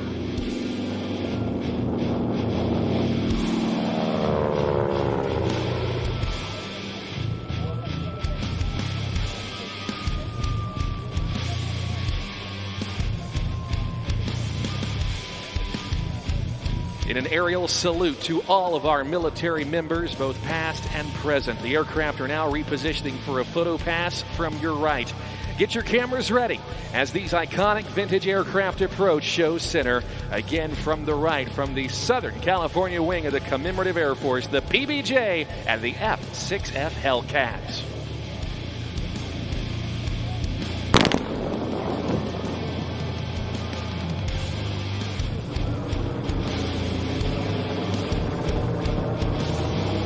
No one does it better. Let's put our hands together for the members of the Commemorative Air Force.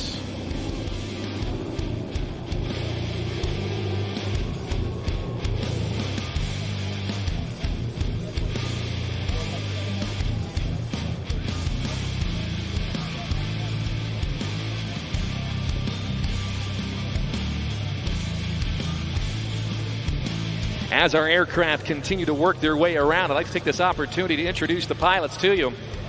The PBJ being flown today by Mike Donut Hulls and Rogan Fogel. Donut got his start flying in aviation and joined the U.S. Air Force, where he flew the A-10 Thunderbolt II, racking up an impressive 2,100 hours in the famed tank killer, and participated in combat operations over Bosnia. In addition to the PBJ, he's also checked out in many of the Wings aircraft, including the Hellcat, their Zero, which unfortunately couldn't be with us this weekend due to some maintenance issues, and of course the Spitfire Mark 14. He is leading the flight in again from the left, cameras at the ready.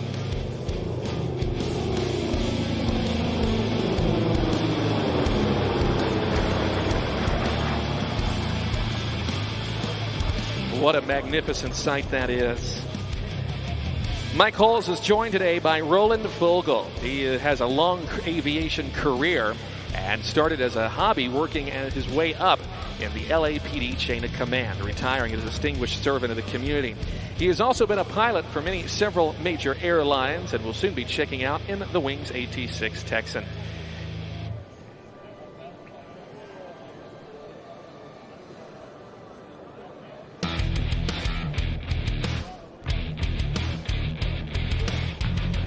And our Hellcat today being flown by Robert Lips Hertberg.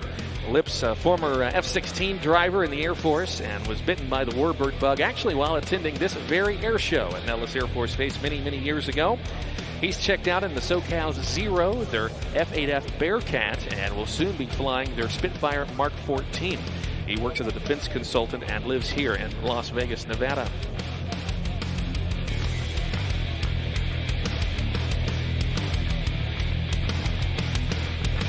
The aircraft are now positioning from our right for their final pass and landing. The SoCal wing of the Commemorative Air Force is honored to be part of this iconic air show here at Nellis. Based out of Camarillo, the Commemorative Air Force SoCal wing is one of just several CAF units across the country.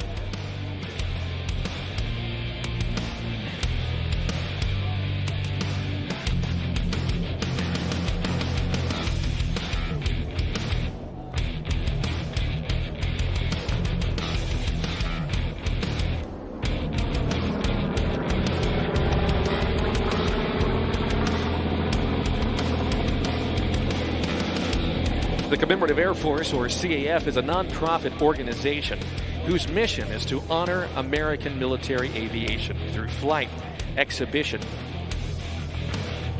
and remembrance.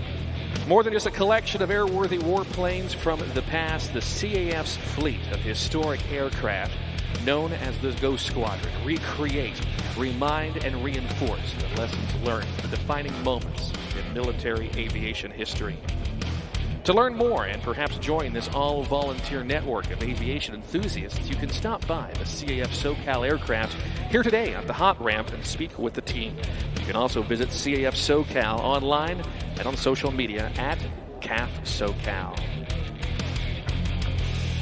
As they work to recover in front of us, please know that we do not fly these airplanes to glorify war, but rather to remember the sacrifices by our veterans and to tell their stories.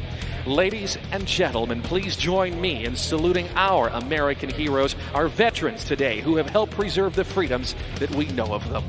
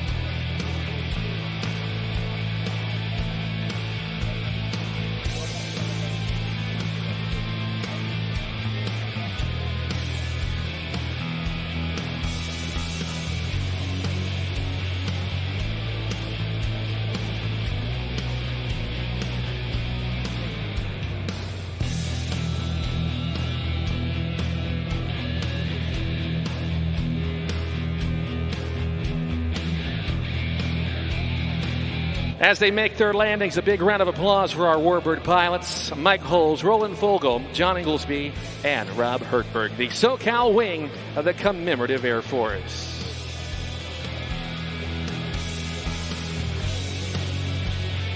Always a great sight to see these magnificent Warbirds up in the air where they belong. Well, as they recover, it is now time for more air power action as we welcome next to our show from the United States Navy, the Boeing FA-18 Super Hornet.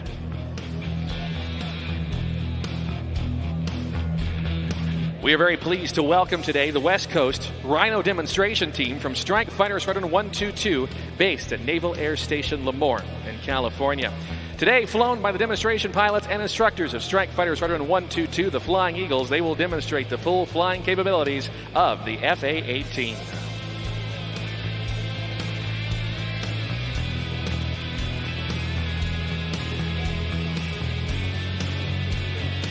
On behalf of the United States Navy, Naval Air Station Lemoore, and the commander of Strike Fighter Wing Pacific, and the commanding officer of Strike Fighter Squadron 122, we are proud to present the West Coast FA-18 Super Hornet flight demonstration.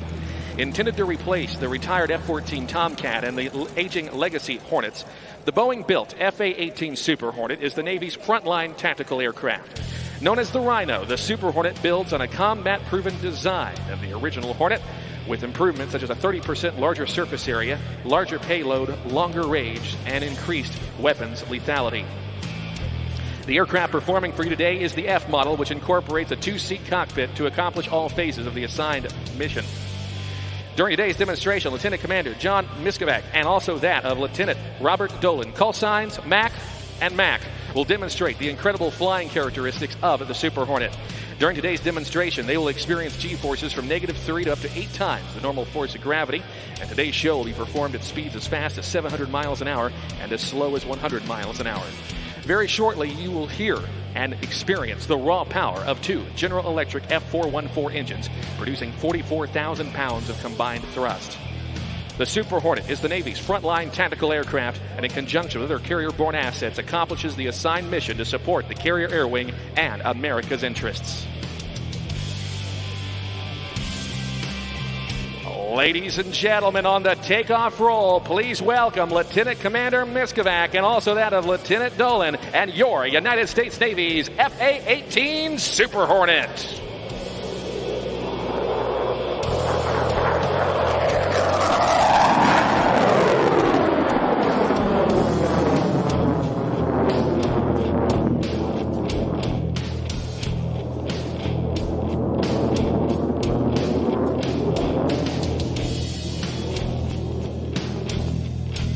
Mac and Mac will now reposition for the dirty roll. Watch as they slow down to less than 200 miles an hour from our left and will deploy the landing gear and flaps. Watch as they approach show center in the landing configuration.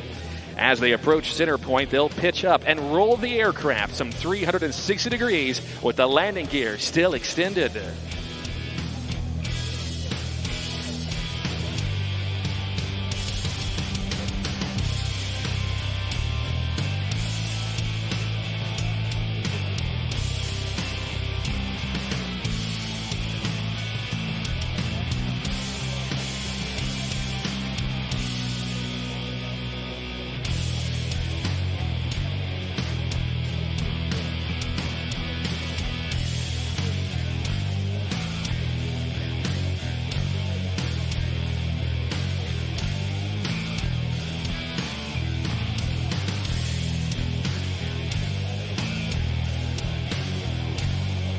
Inbound from the left, the Super Hornet and the dirty roll.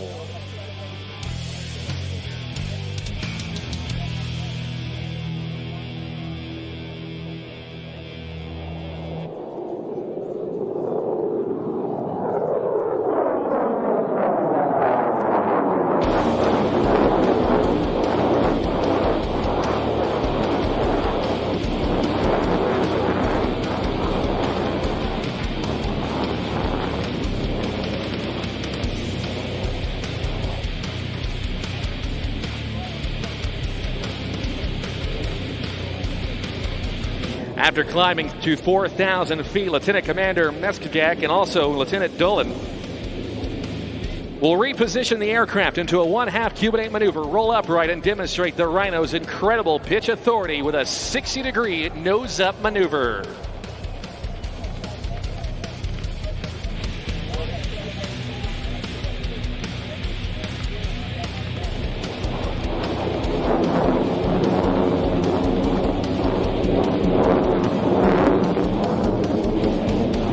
The Super Hornet is unique in its ability to operate at slow speeds and high angles of attack.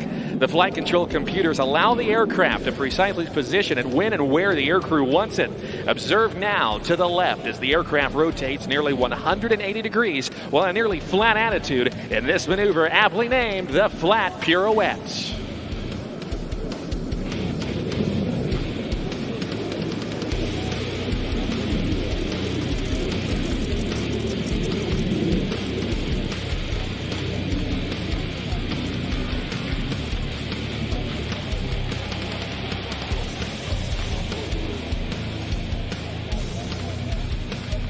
The Super Hornet's engines produce over 44,000 pounds of thrust while an afterburner. This allows the aircraft to sustain 8 times the force of gravity in a very tight turn radius. Whether in a dogfight or avoiding surface-to-air threats, the ability of the Super Hornet to turn in a tight space gives it a tremendous tactical advantage. Inbound now from the left, it's the Rhino and the minimum radius turn.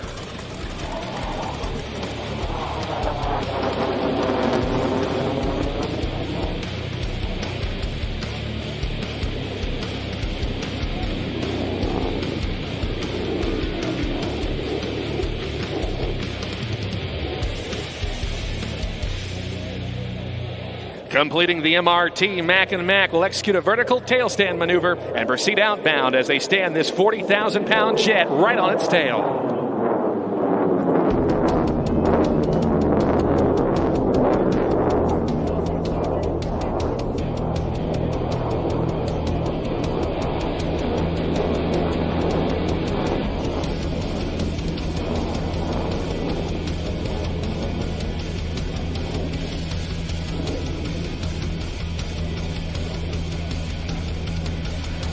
Lieutenant Commander Miskovjek and Lieutenant Dolan are now setting up for a high-speed pass. During this maneuver, the aircraft will approach speeds of nearly Mach 1, or the speed of sound. You may notice a buildup of white vapor around the fuselage as they flirt with the sound barrier. As Mac and Mac pass show center, they'll be traveling at a speed of nearly 700 miles per hour.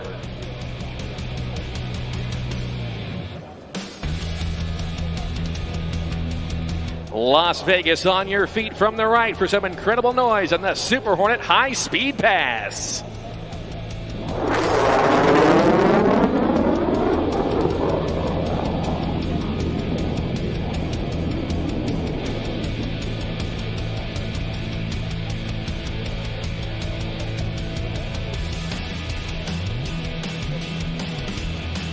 After the completion of an aileron roll, the crew is quickly performing a vertical reposition to bring the jet back towards the show line for their next maneuver.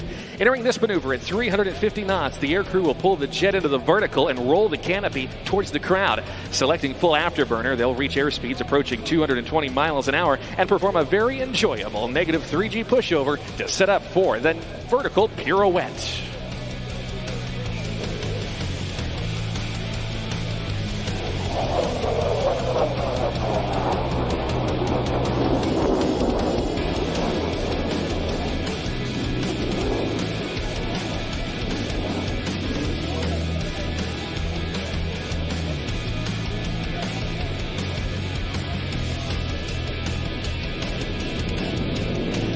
As they pull the nose back up, watch as the aircraft swaps from nose high to nose low as they point the jet back towards the ground.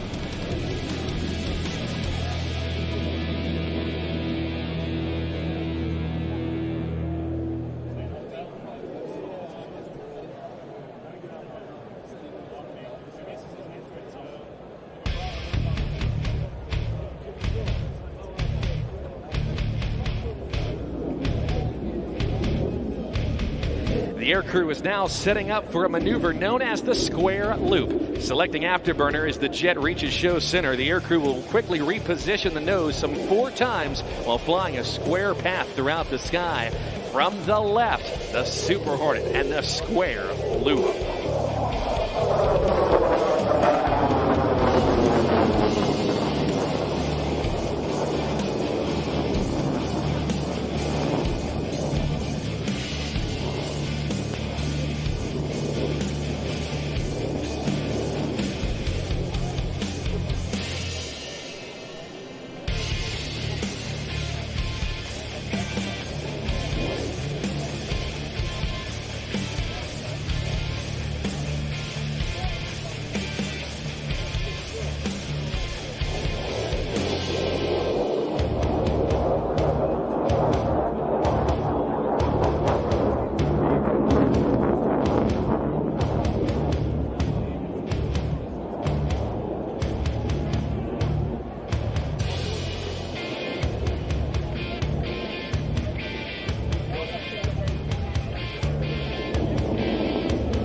This next maneuver is an aircrew favorite as the Rhino approaches again from our right. Mac and Mac will accelerate the aircraft to about 250 miles an hour at a height of just 500 feet above the ground. Approaching show center, they'll then roll the aircraft inverted to reduce the power to idle and hold a level attitude.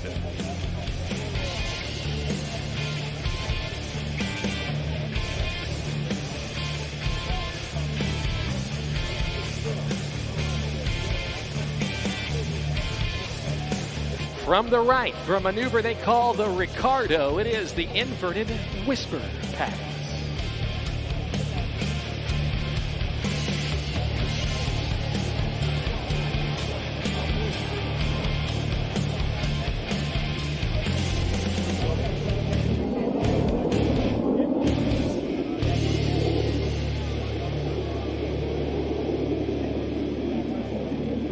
Lieutenant Commander Miskevjak and Lieutenant Doland are setting up now for a high alpha pass. This maneuver will showcase the incredible slow speed characteristics of the Super Hornet. In air-to-air combat, sometimes the aircraft that flies the slowest has the best tactical advantage. Few other aircraft in the world would attempt a maneuver at such slow speeds and high angle of attack attitudes. With two flight control systems working together to aid the flight crew, this 40,000-pound Super Hornet remains completely controllable at less than 100 miles an hour. Mac and Mac will come through and demonstrate this high alpha or high angle of attack pass. During this maneuver, they'll be flying at just 120 miles an hour, holding a 25-degree nose-up position. From the left, the high alpha pass. Mac and Mac, it's Luke Carrico here on the ground. How slow can you go?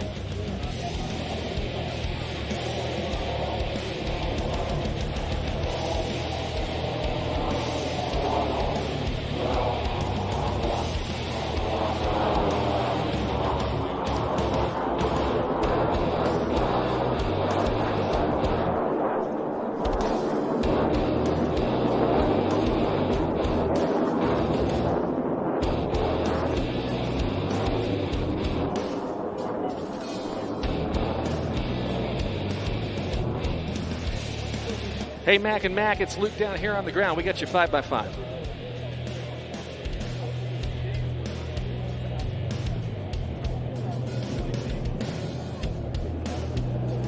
Hey, Mac and Mac, it's Luke. We got you 5x5. Sorry about that.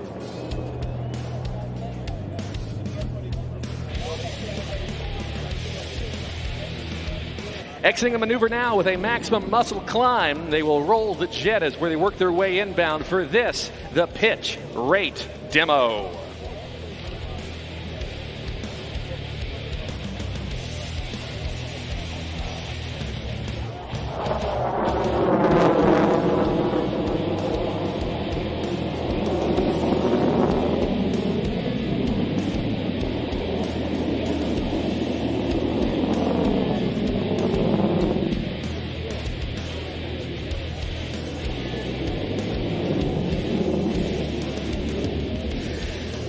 The job of a naval aviator is not complete until the aircraft is back aboard its floating home. The approach to the aircraft carrier is often the most dangerous part of a naval aviator's mission. Landing the aircraft at 130 miles an hour, just a few hundred feet of floating steel, takes a great deal of concentration and effort by the crew. Often overflying the shift and executing a 180-degree reversal turn, they allow the aircraft to bleed speed and extend the landing gear and flaps, a method allowing aircraft to quickly be sequenced to the downwind leg of the landing pattern.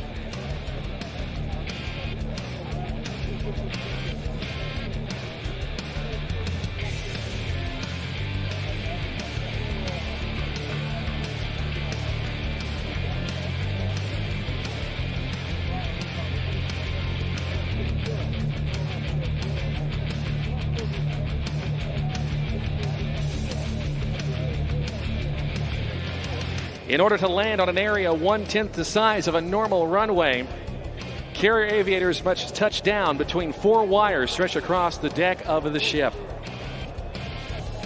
Power, power, wave off, bolter, bolter, bolter.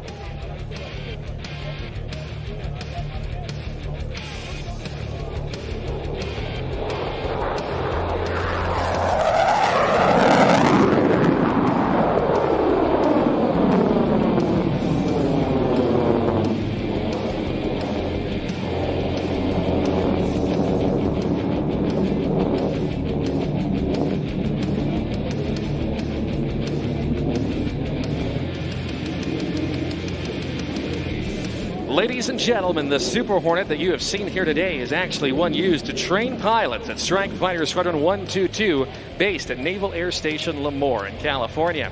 Mac and Mac serve as instructors, teaching new air crews how to employ the Super Hornet.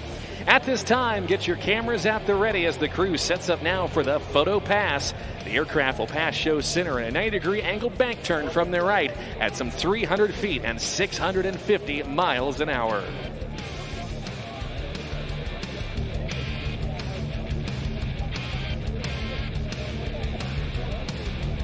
Ladies and gentlemen, from behind and to the right, the Super Hornet photo pass.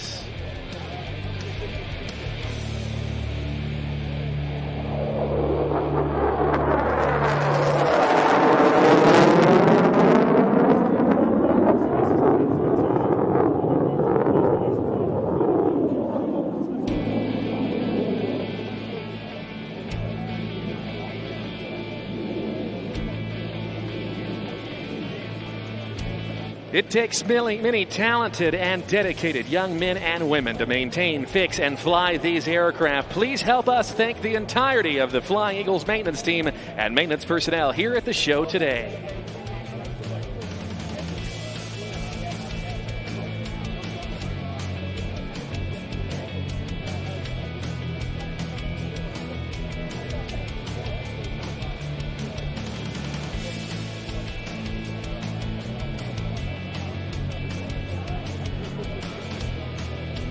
And now, ladies and gentlemen, if you look out directly in front of you towards the mountains, you'll see a very nice air traffic control tower.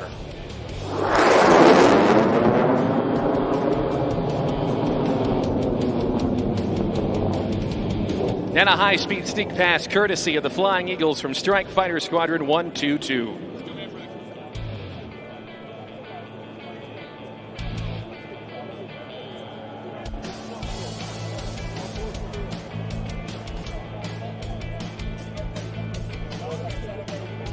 The Super Hornet is now repositioning for its final maneuver before recovery, a carrier brake, approaching the ship at upwards of some 500 miles an hour, just 500 feet off the deck. They'll execute a reversal brake turn, bleeding the speed for the downwind leg of the landing pattern.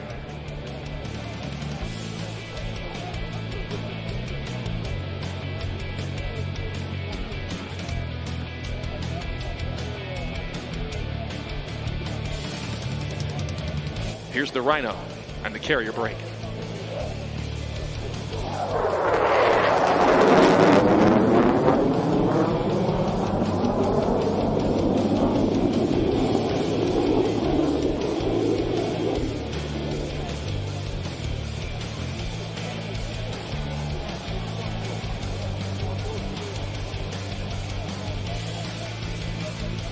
Ladies and gentlemen, on behalf of the entirety of the U.S. Navy, we thank you for the opportunity to demonstrate the flight characteristics and capabilities of the Boeing FA-18 Super Hornet.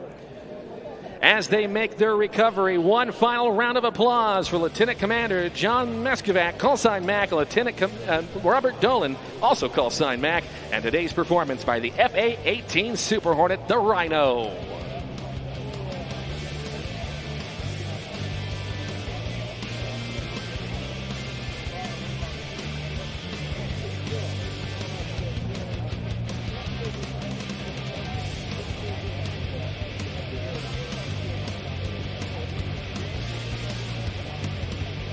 Well, what do you think, Nellis Air Force Base? How'd you like that?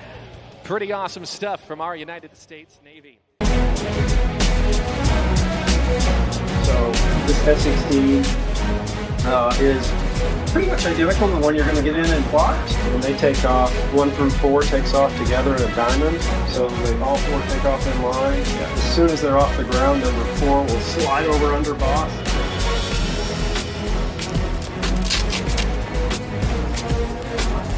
Alright, you can throw this on like a backpack. This will be your torso ornaments.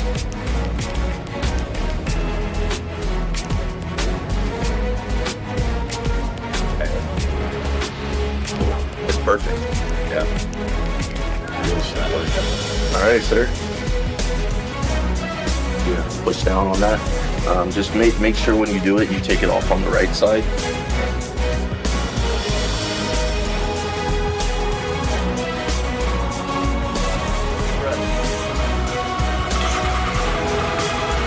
normally.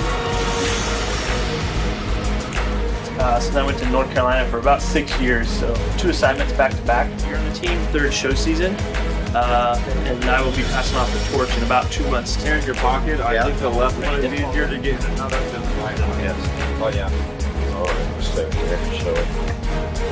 Split right. Nice. Pounds of 1-to-1 ratio. So you'll be moving up there. Yeah. This is where he was talking about the smoke walls. Basically like that full mountain. And then eventually you work your way up to show line. Him and I. Squeeze.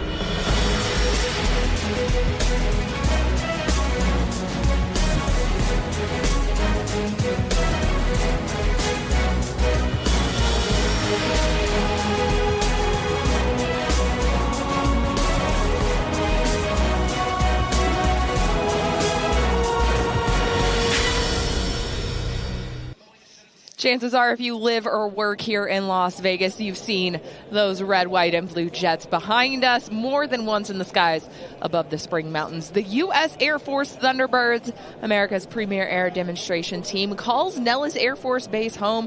And this weekend during Aviation Nation, they also had a chance to honor one of Clark County's own with that Hometown Hero flight. The Hometown Hero program recognizes individuals who make significant contributions to their community and embody the spirit of service and dedication. The Hometown Hero, chosen from dozens of applicants to ride in the back seat. It is not an easy thing to actually find yourself getting selected for. So where the Thunderbirds perform, they do it all across the country at all their shows. For Aviation Nation 2025, the Hometown Hero is Mr. Mike Patterson, the Nevada State Teacher of the Year for 2025. Mike joining us now. How are you, sir? I'm great. This is an amazing experience. It's been something else to be here today. Tell us a little bit about when you're not riding in the backseat of jets. What is it that you do, Mike? Where do you teach? I teach here in Clark County School District in the Advanced Technologies Academy. I teach high school mathematics, all subjects, all parts of the process. Yeah, so the science, technology, engineering, math, as you probably already know, you're a teacher, I'm not, but so important, especially when it comes to things like, I don't know, flying big jets like the KC-46 that's just now taking off here. But what drew you in to teach? Teaching for me is about people. It's always been about the relationships, and I love mathematics, and I love what I do. And as you say, as I was in that plane, in that jet, I was thinking about all the things that are going on at that time, both feeling it and experiencing it. But certainly, for me, it's been the connections and the people, and mathematics has been a part of that great journey. Yeah. And when you talk about being in that jet, I'm interested to know two things. One, I want to know about the ride for sure. But two, I want to know what your students said when they found out that you were going to ride in a Thunderbird. Well, they questioned whether I was thinking right about it, first of all. They wondered if it was the kind of thing I would be able to handle. But they were so excited. And when I returned back to school and showed them the pictures and the experience, they were just right there with me. It was so cool. Absolutely. As we let the F-18 Hornet pass behind us here, just landed after the Rhino Tech demo team. We heard, Dan and I are both parents of teenagers. And so, one, thank you for what you do. Yeah. I don't know if I could do it, truly. And we know how hard it is to keep teenage boys specifically engaged. And I heard you have some innovative teaching methods. How do you kind of connect with your students? Well, I think, you talk about teenage boys, but it's all groups, right? And at our school, even more so, we try to make a greater connection to our girl population, our females, is to connect STEM and mathematics and the things that I love and are a part of very important parts of our lives to connect to all of those students, right? But I do lots of things. The goal is to engage students, and I have a love of games and board games. I use gaming and game aspects in the classroom. But I don't just represent myself. I'm a part of a team, right? And there are many of us at ATEC and all throughout Clark County that are giving it their best, right? And so I recognize that part of my journey isn't just to represent myself, and I get to be in the play, but I represent many people who are doing those hard jobs, right, to make education meaningful for students and to change lives ultimately. And that's when you talk about a hometown hero, I don't feel that way, but when I think about what happens in the classroom, it's meaningful. It's life changing, and I change with them, which is what I love. Yeah. That's so awesome. I mean, and you really are a role model. All teachers are role models. I still remember my 10th grade geometry teacher, Mr. Splitgerber, who I will say told me many days that I had some bad days at Black Rock. That was his phrase for you might want to try a little bit harder on the next test. But tell us about your day here with the Thunderbirds. What was that like?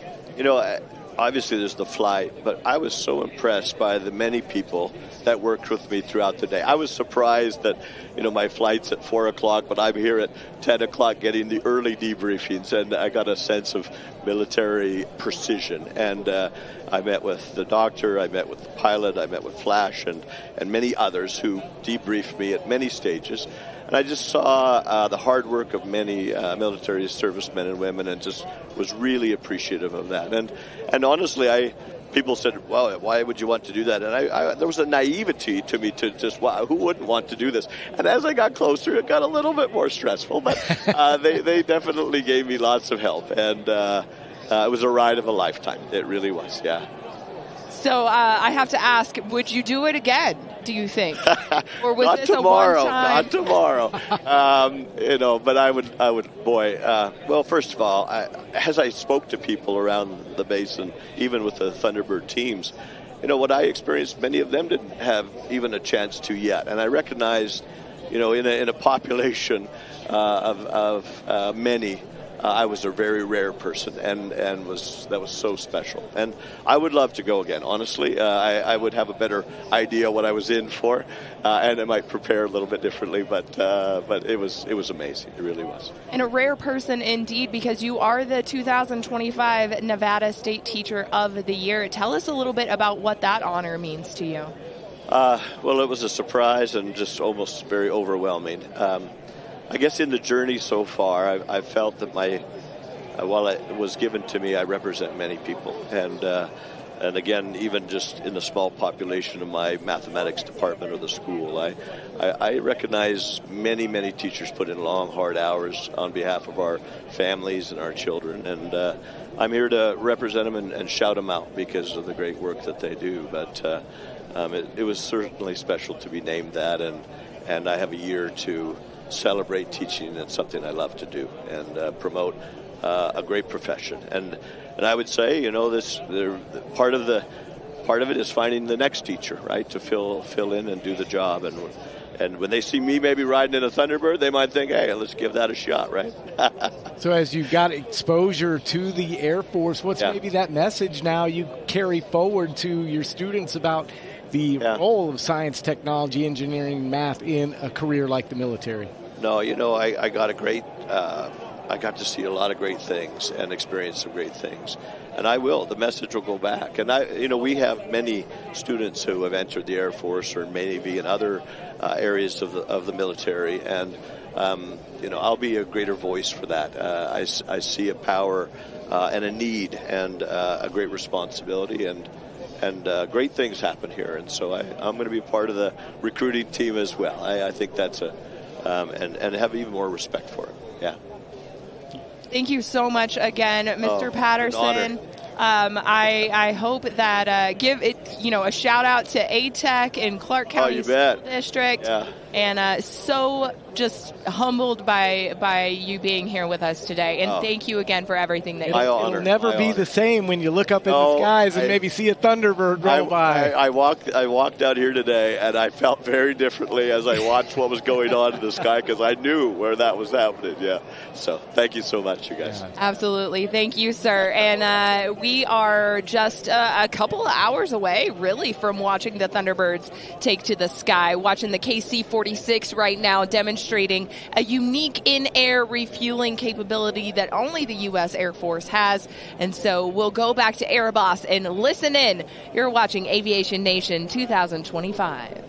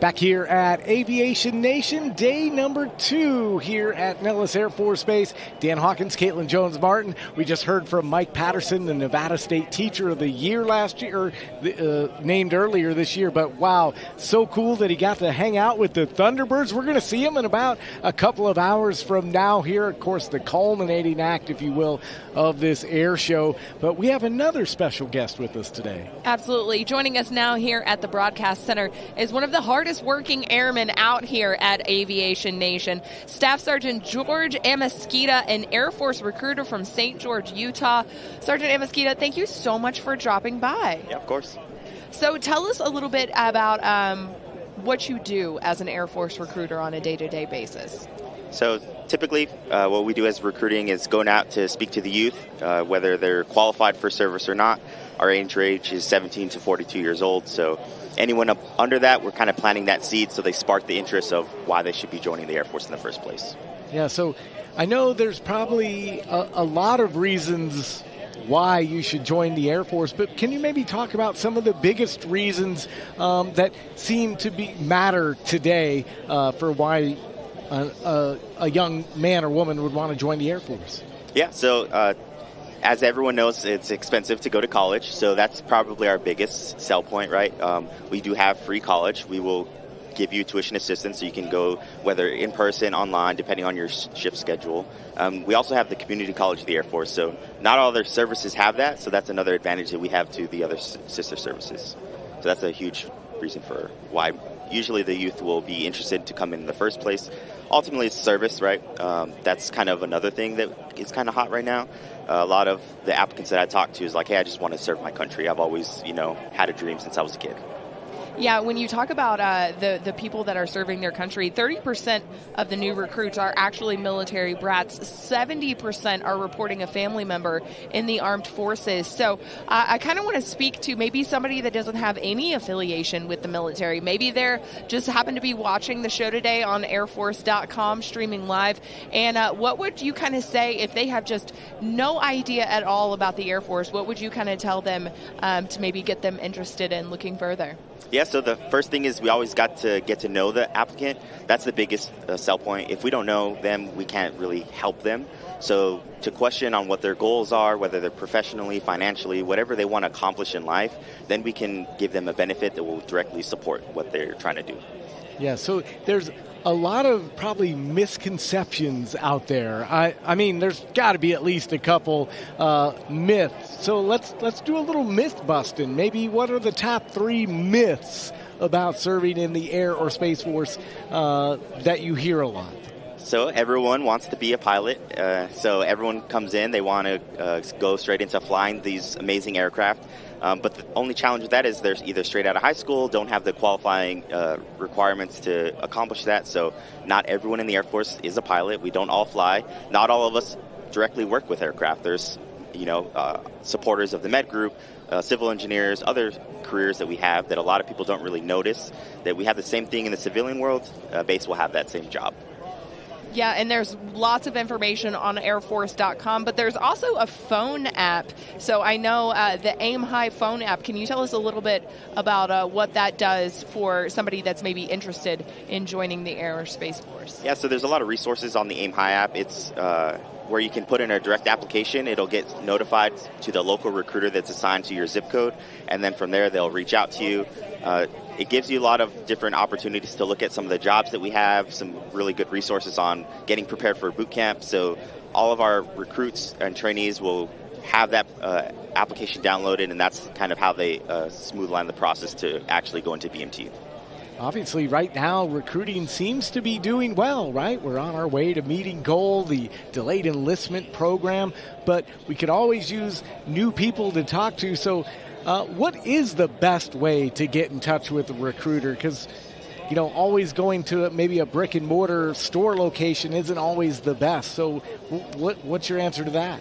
Yeah, it's kind of tough, right? So we don't have very many recruiters out in the field right now, so it is hard to get a hold of us. We're either out of school or going to visit with an applicant somewhere, training that we have to do. So popping by into our office isn't always the best thing to do. I mean, we may be there, we may not. It just depends on our schedule. But the Aim High app, it'll go straight to our notification system. That'll go straight to our database. We'll be able to reach out to you, or Google us. Just shoot us a text.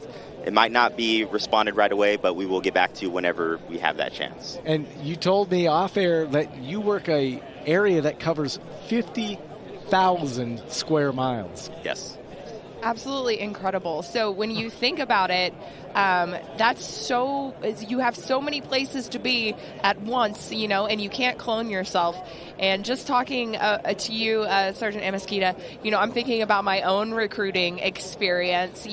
I was from an area that didn't have a large military presence. So shout out to my recruiter, Sergeant Daryl Riley, who had no idea what he was going to do with me, and then was like, hey, I think I know a job that you'd be good at, right? So recruiters, really just an unsung hero, not a lot of love given to recruiters. So what is it like for you? How do you prioritize what you're going to do in a day with so much ground to cover?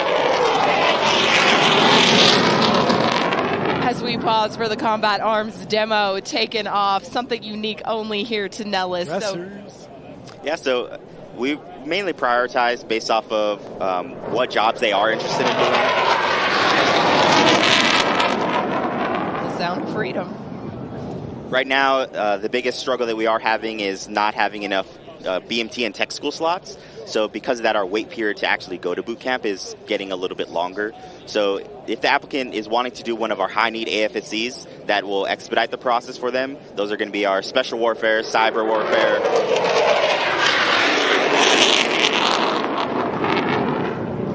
Our 2 alphas, anything that puts these amazing aircraft up in the sky, right? Our maintainers, and then our security forces. We need defenders for each and every one of our bases. So those are kind of the jobs that can expedite, getting to boot camp sooner.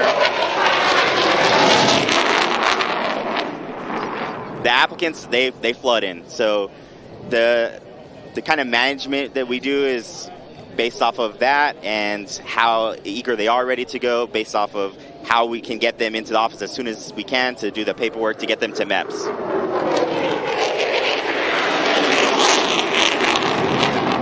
Well, thank you so much for stopping by. Airforce.com if you want more information on joining the Air Force. Aim High phone app as well. Download that, and we are going to take a look at the Combat Arms demo taking off right here at Aviation Nation.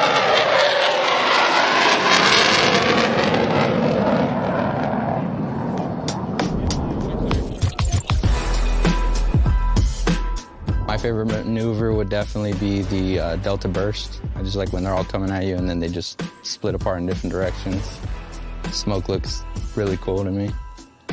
Watching the Delta Burst from the ground, especially if you're right at Show Center, is something that's really amazing.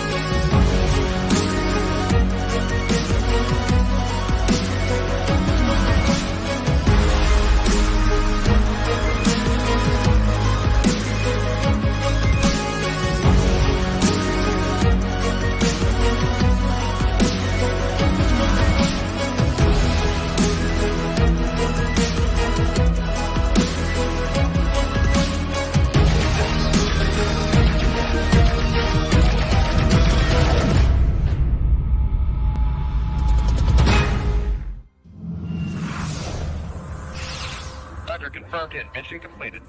Roger.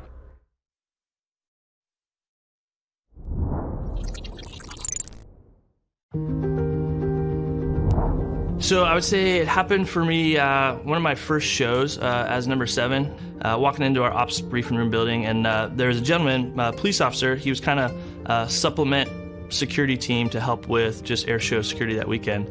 And he was kind of guarding the door, just kind of doing his patrol. And, you know, it was the morning, so I had a coffee in my hand. I was like, well, I'll just stop by, say hi, a couple minutes. Like, that's, in fact, why we're there, is just to, like, you know, integrate, immerse ourselves, meet with the locals.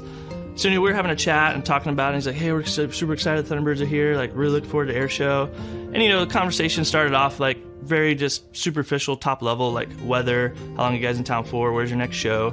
But then just, you know, a couple minutes, 5-10 minutes later, we started talking. I was like, hey, do you have any family coming out? Because I was like, I'd love to, like, give you guys some tickets if you want to have them come out to the show. And he was like, actually, like, my wife and little kid. And I was like, oh, sweet, kid, like, automatic, cool. Hey, here's some pins and stickers. So I reached in my show fly bag, gave him the pins, and then, you know, nice greeting, said goodbye, and then went up to the briefing room to get ready for the day.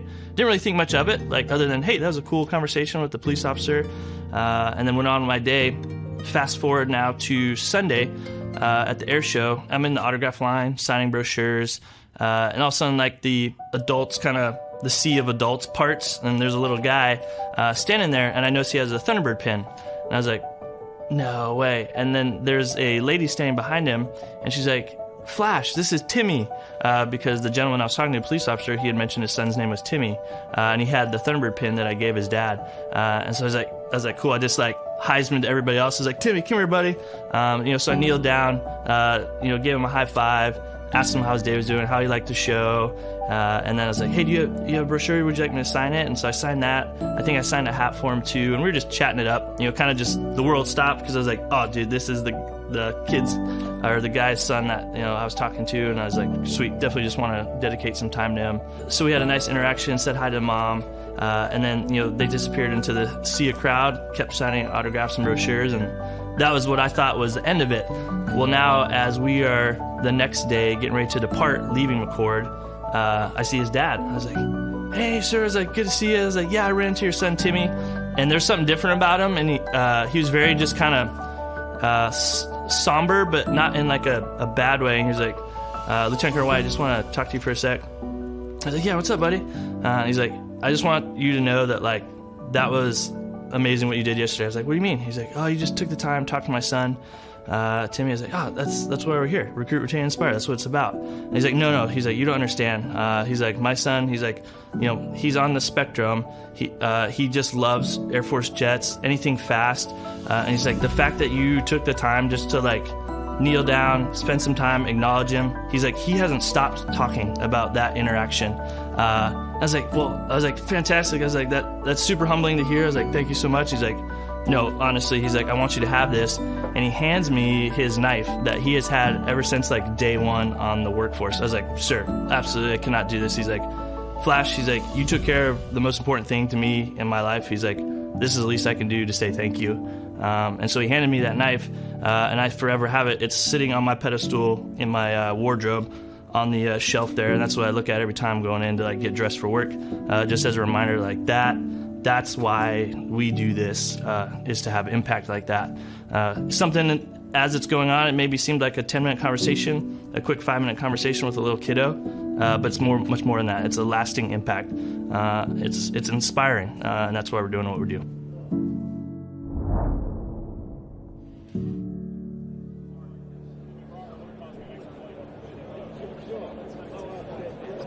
The nation. How about a big round of applause for our air boss, Kelly Hudson?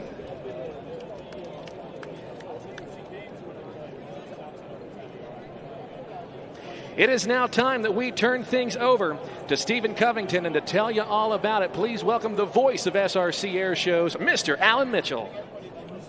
Thank you, Luke. Ladies and gentlemen, look low and to your right.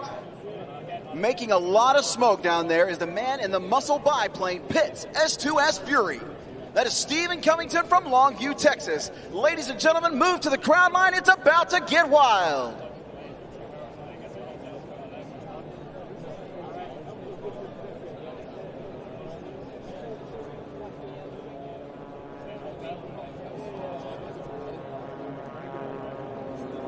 The Fury's knife edge takeoff with Stephen Covington behind the controls. He's going to climb out and reposition that aircraft and get ready because it's going to get low, fast, and wild right here at the Aviation Nation Air Show.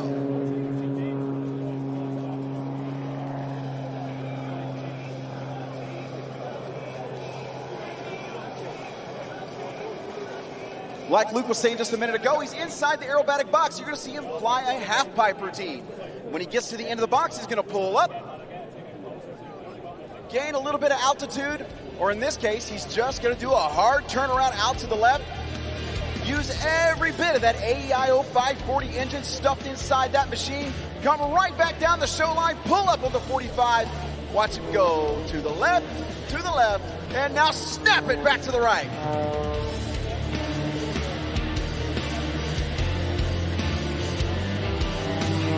Now the nose comes down and the airspeed comes up. This Pitts is number 11 of only 17 factory-built S2S aircraft. Watch the hard turn out there. That's about 6 times the force of gravity slamming him down to the seat right there. Coming over for the 4-point hesitation roll. This was a purpose-built aerobatic aircraft. In the 60s and 70s, they dominated aerobatic competitions across the world. Today, the Edge 540 and the Extra 300, they've kind of taken the scene, those aerobatic monoplanes. Watch these stands on the rudder pedal right here. That is the hammerhead turnaround. Now he's going to snap it on the down line. One more time, the airspeed coming up. As he brings it back to show center, no air show would be complete without the big, huge Barnstormers loop. Watch as he pulls that machine up over the sky. He's hanging off the harness right now.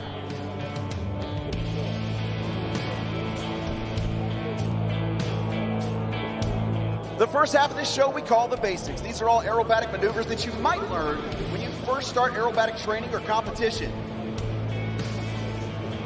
A quick turnaround by Stephen Covington. Watch as he pulls that nose right back up into the sky, right off the deck, right there. Rolling it over on the 45. But this aircraft isn't all about snappy maneuvers. It's also about precision. Watch as Stephen Covington brings the Pitts back around for the super slow roll.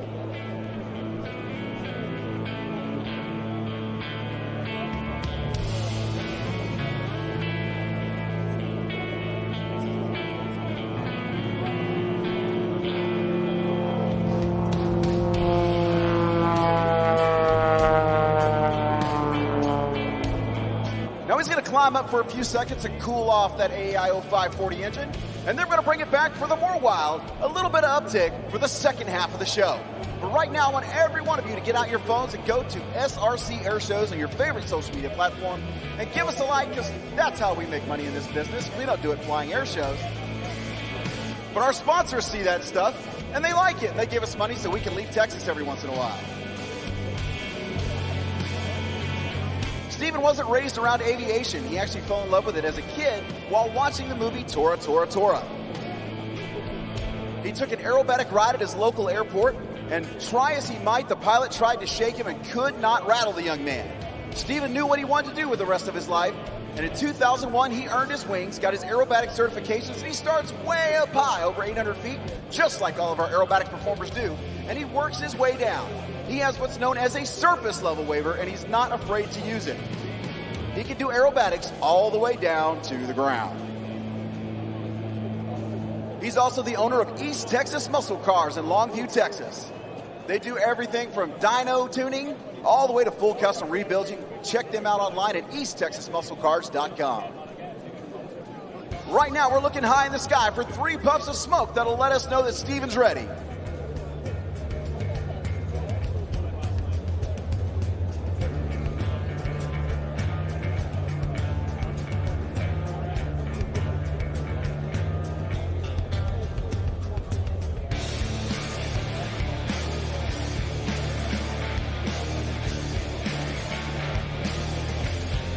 There's 1. Look high and to your right. That's 2. And 3. Ladies and gentlemen, Stephen's ready. Aviation Nation, are you ready? Here we go. Spinning back down into your lives with the triple nickel. Ladies and gentlemen, this is Stephen Covington, SRC Air Shows and the Fury.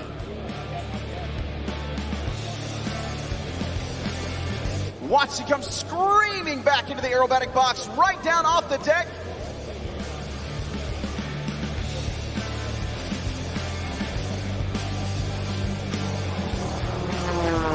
That is a 9G pull right there. He actually broke his G meter on that.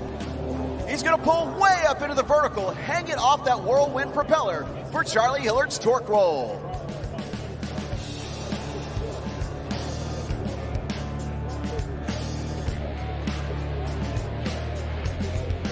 Chopping the power, sliding back down through his own smoke, and we're just getting started. Listen to the sound of that thing screaming through the sky. Once again, right down off the deck. Now he's going to pull up and reposition the aircraft. Watch, he's going to pull all the way up into the invert. Over the top, hanging off the harness. He's going to bring it back to show center. Ladies and gentlemen, this is one of his favorite maneuvers, simply called the blender.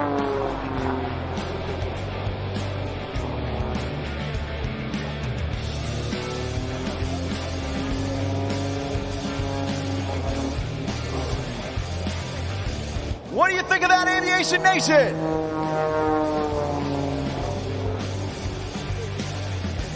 Who wants to go for a ride with Stephen Covington? Well, you can't, because there's only one seat in that airplane. Once again, pulling up on that 45-degree upline. Here he goes, ripping, flipping, and tumbling through the skies over Nevada.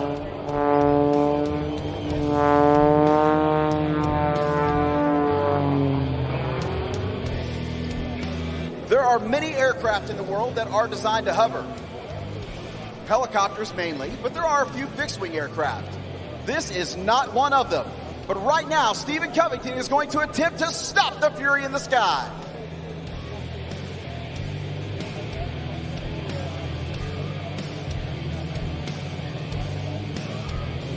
There we go, ladies and gentlemen, the Fury hover. In the first half of the show, he showed us that big Barnstormer's loop. Now he's going to reposition, bring it back to show center, and show us the minimum radius or micro loop.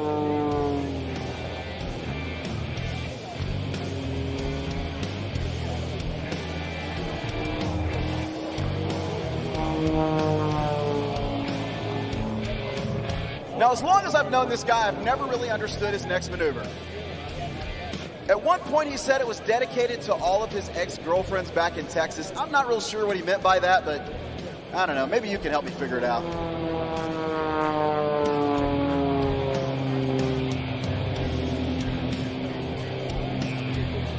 Little snap at the top. Ladies and gentlemen, this is the Longview Broken Heart.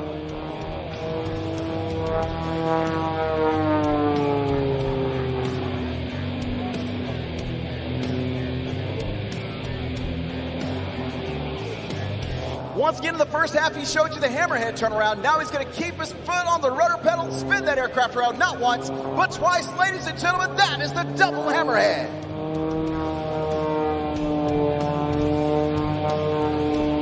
Now you've seen him rip, you've seen him flip, you've seen him tumble across the sky. But here momentarily, he's going to change altitude for airspeed, build it up, bring it back to show center, and tumble on the upline.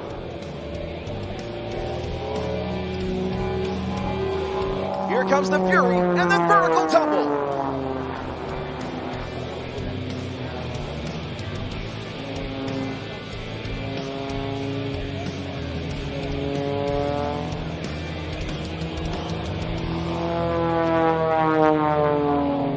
This next maneuver is his absolute favorite. Watch, he pulls back up into that Immelman maneuver. He's going to pull up, back up over the top, hold it inverted, get ready. Right about now, he's slamming that stick forward for the e-brake turnaround.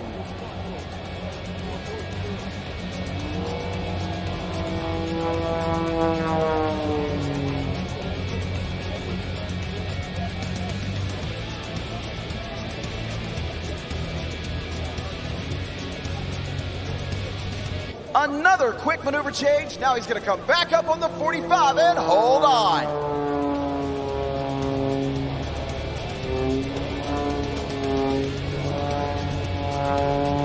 Bringing that tail over that whirlwind propeller. What a heck of a ride in the Pitts S2S Fury.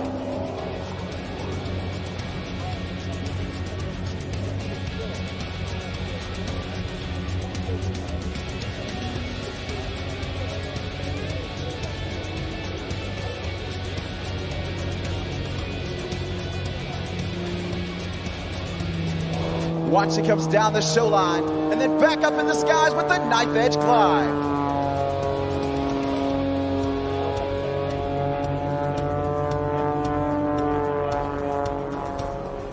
All right, ladies and gentlemen, if you've not yet done so, get your cameras ready. Stephen Covington's going to bring the Fury down the show line one more time for a photo pass.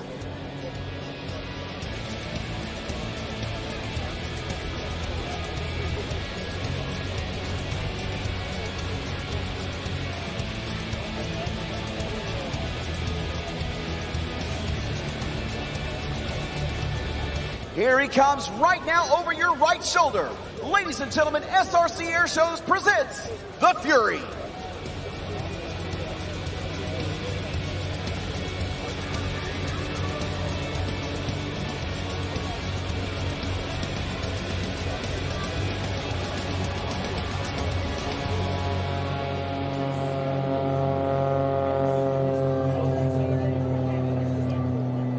And once again, we want to see all of the amazing photographs you shot today. Go to srcairshows.com and share those with us.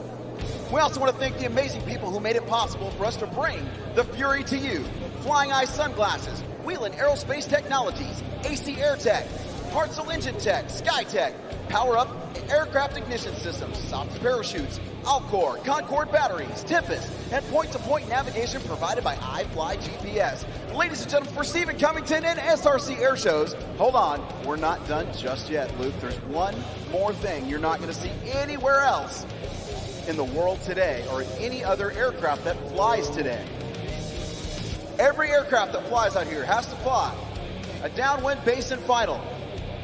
Ladies and gentlemen, right now, Stephen Covington is inverted on his downwind leg.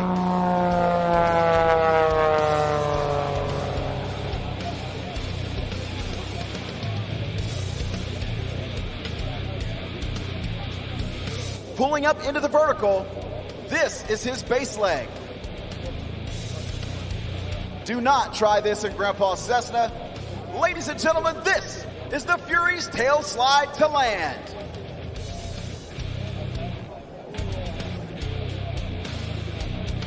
He brings that aircraft out and sets it down gently as possible from 1,500 feet. Ladies and gentlemen, once again, for SRC Air Shows and Stephen Covington, my name is Alan Mitchell, and it's been our pleasure to be here with you at Aviation Nation. Luke Carrico, back to you. Thank you very much indeed, ladies and gentlemen. Let's hear it all the way up and down the line for Stephen Covington, and let that extend to the voice of SRC Air Shows, Mr. Alan Mitchell. Incredible flight. Well, right now, we want you to keep your heads on a swivel because we're about to reenact a scenario, and we want to give you a heads up about that. You might hear some loud kabooms. You're going to see some pyrotechnics, but what we do know is that it's going to be awesome. And it's coming up next as we prepare for our combined arms demonstration, and we await the cue to present this impressive display of air power. Part of the 2nd Audio Visual Squadron based out in Hill Air Force Base, Utah. Right now we're at Aviation Nation at Nellis Air Force Base. Right now I got my favorite treat, a churro. Let's find out what the Thunderbirds' favorite meals are.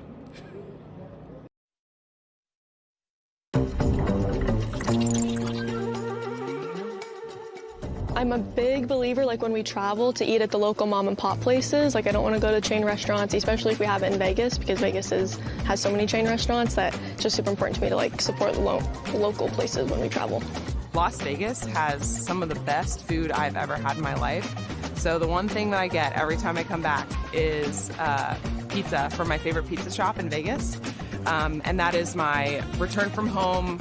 I don't have anything in my fridge. and I just need something, and then I get enough that I can have it for breakfast the next day and still enjoy it. So there are like a ton of great places across the country. I'm a huge foodie, so I'm all about it. But man, just coming home to that slice that I want is absolutely the best. Favorite food would be either sushi. Whenever we're traveling on the road, I always look for a good sushi place. Or my mom's molasses cookies. Those are my two favorite foods. Oh man, favorite food, French fries. That's my go-to. The cool thing about French fries, you can get them anywhere you go, so it makes fitting into the show suit a little bit harder, but I'm a sucker for some French fries. Tamales, probably my favorite. We usually make those around Christmas, and it's just like a experience. You get your whole family together around the table and just making those, and then you get to enjoy them after a couple hours. Favorite food? It's an easy question for me. Anything chocolate. So it does not matter if it's like chocolate. Yo, good to go. Chocolate and peanut butter, best combo ever. Sign me up. Reese's Peanut Butter Cup, can't go wrong. There's a steak in a hotel, and hotel food is usually not the best, but there was a hotel that we stayed in Canada 2 years ago, and I have not forgotten about that steak in 2 years. It was great. I like any kind of food, but ramen would probably be my favorite one. If not ramen, it would be pozole, which is a Mexican soup, so yeah. My favorite food, I always try to go to Olive Garden. A lot of people don't like Olive Garden and say it's not real Italian food, but every time I go there, I get the same thing. The rigatoni with 5 cheese marinara, and then the crispy chicken Frito on that. It's the best thing in the world, and I get it every single time, no matter what. I have to give it to my grandma. She still makes the best food. I don't care what anyone says. But it was albóndigas with a little bit of rice and beans. Just nice, simple meal, and it just fills you up. And just the thing of it being homemade just always hit the spot. I love salsa and chips. And salad, believe it or not. I eat a lot of salad. It's like I would eat that for every meal for the rest of my life if I could, which is weird, because it's salad. I like any and all types of food everywhere we go, but I'm going to have to say my favorite meal is my mom used to make king crab for, it was Christmas Eve dinner. So she'd make this king crab, and you get a baked potato, and it was just mounds and king crab, and that's my favorite meal. That's my go-to.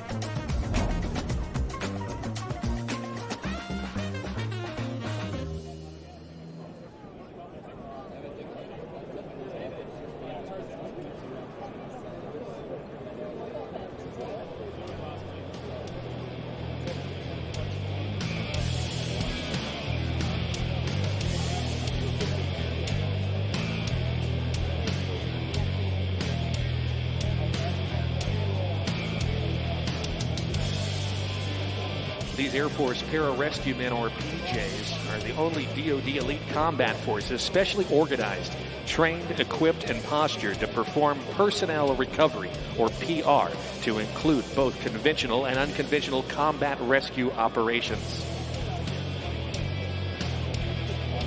The PJ's primary function are that of personnel recovery specialists with emergency medical capabilities in humanitarian and combat environments.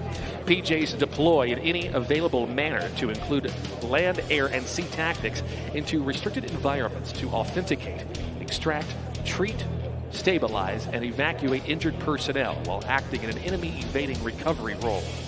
The majority of pararescue men fall under the traditional rescue squadrons of Air Combat Command, and a small number of PJs are assigned to the Air Force Special Operations Command, or AFSOC, and are vital members of the Special Tactics Team leading personnel recovery operations for U.S. Special Operation Command forces.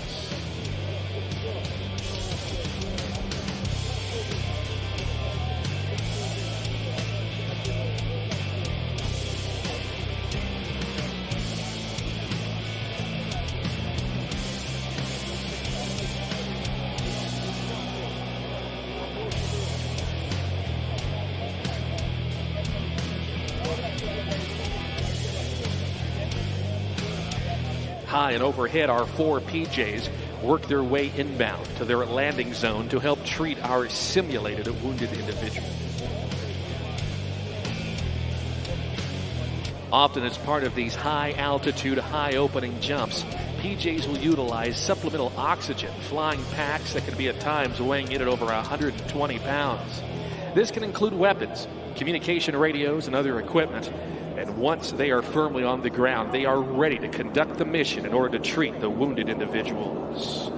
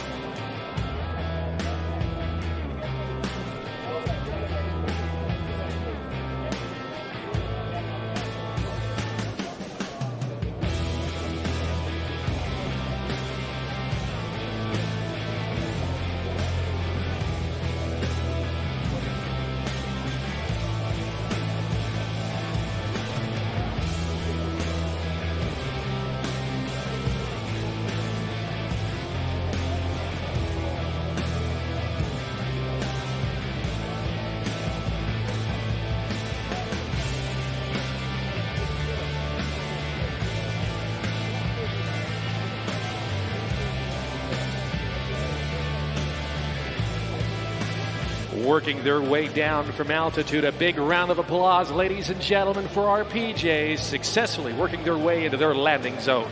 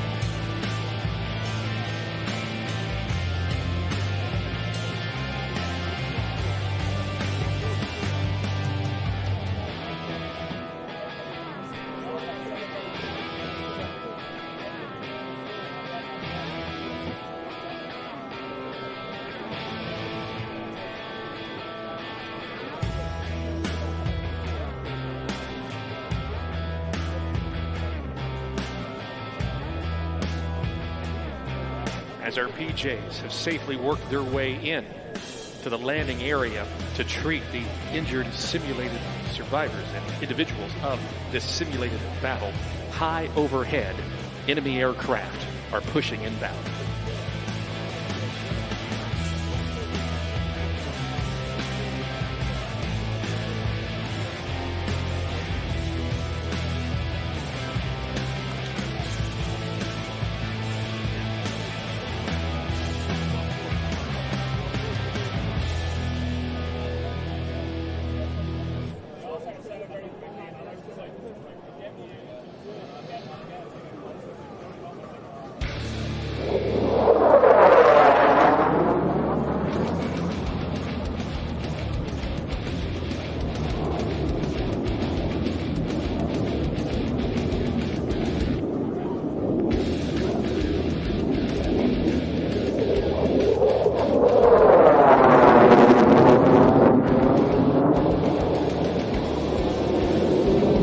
With the enemy aggressor force high overhead, they continue to take over this friendly airfield. Friendly ground forces are forced to take cover, and as they face the threat of being overrun and losing their position, the friendly forces have called in air support from the world's preeminent air power, the United States Air Force. In response to the enemy air attacks, the F-22 Raptor air superiority fighters launched to intercept the enemy aircraft.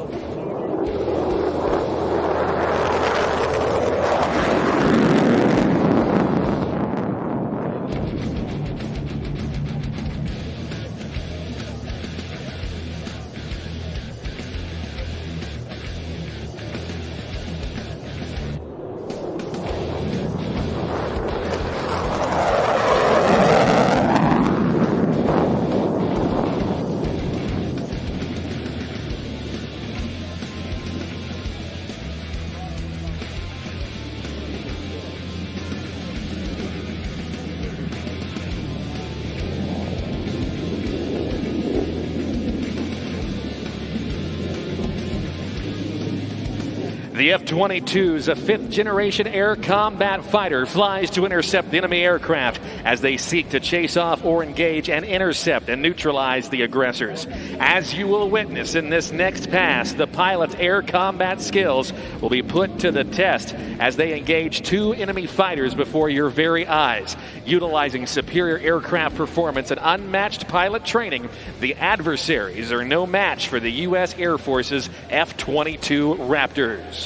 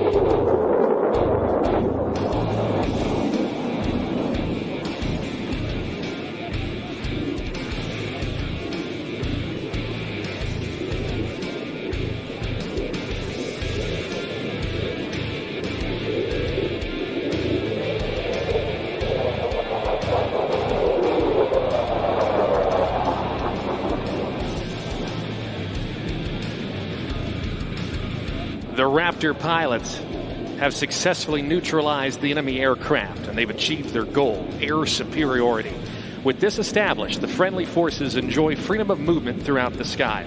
However, the tactical situation on the ground is still challenging as the enemy continues to engage friendly troops to the east side of the airfield. The Air Force Tactical Control Party Joint Terminal Attack Controller will utilize U.S. Air Force air interdiction and close air support aircraft to neutralize enemy ground forces and turn the tide of battle. The JTAC works with the ground forces commander to understand the tactical battle situation and then communicates with the supporting aircraft to utilize their sensors and weapons to protect those friendly forces, as well as find, fix, and engage enemy combatants and their equipment. Watch closely now as the battle unfolds.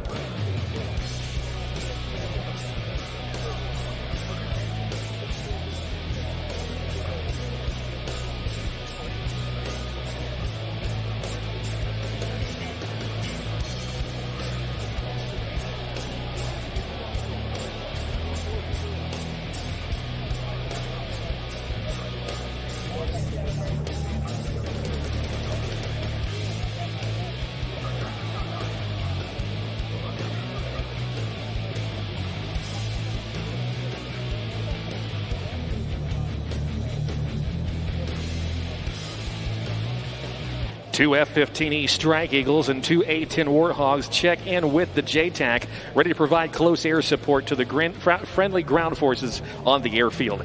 Enemy forces are advancing onto friendly positions, and the ground troops are under heavy fire. The JTAC quickly relays the situation to the pilots inbound, and they immediately spring into action. The formations above are equipped with several communication radios, multiple targeting systems, defensive sensors, and nearly 30,000 pounds of combined ordnance. These highly trained aviators will provide armed overwatch and CAS to the friendly ground forces.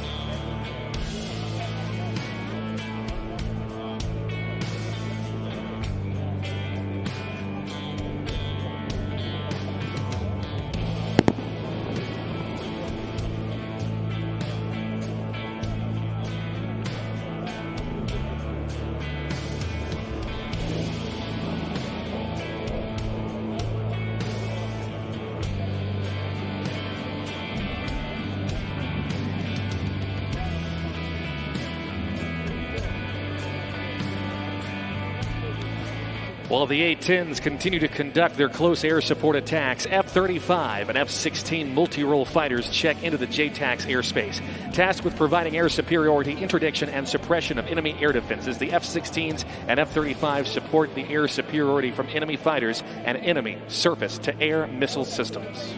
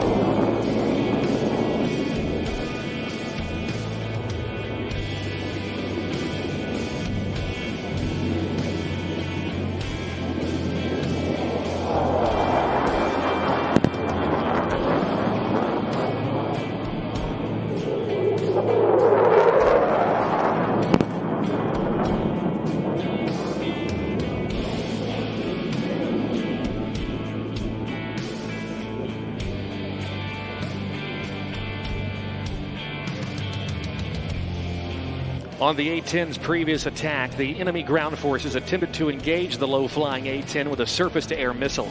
The A-10 defended against the missile with flares and departed the threat area unfazed. It's now up to the F-16s to find, fix, and neutralize, along with the F-35s, the enemy missile launcher before it can fire again. The aircraft utilizes advanced sensors and weapons, and the aircraft plan their attack.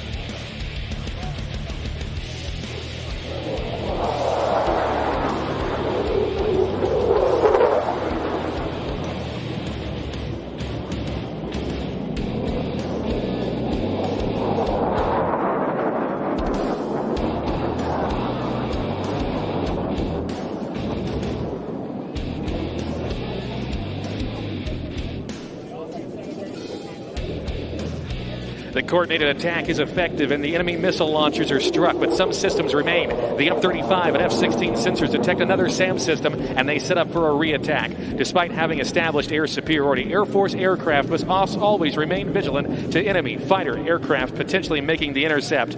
As the F-16s again engage the ground forces, the enemy fighters, the aggressors, make their move.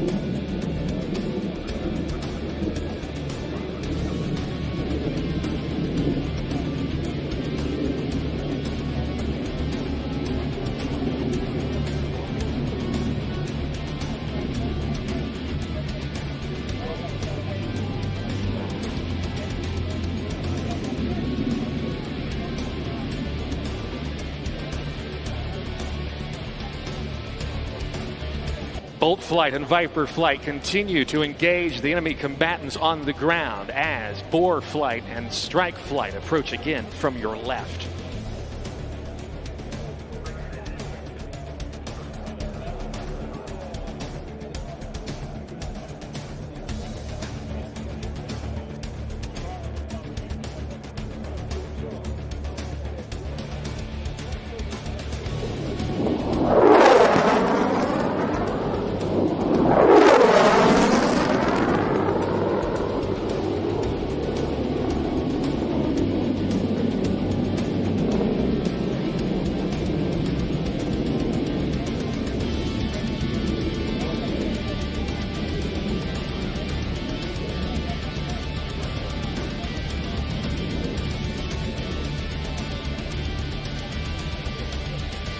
Boar 1-1 and Boar 1-2 push inbound, utilizing the impressive GAL 8 Avenger Gatling gun.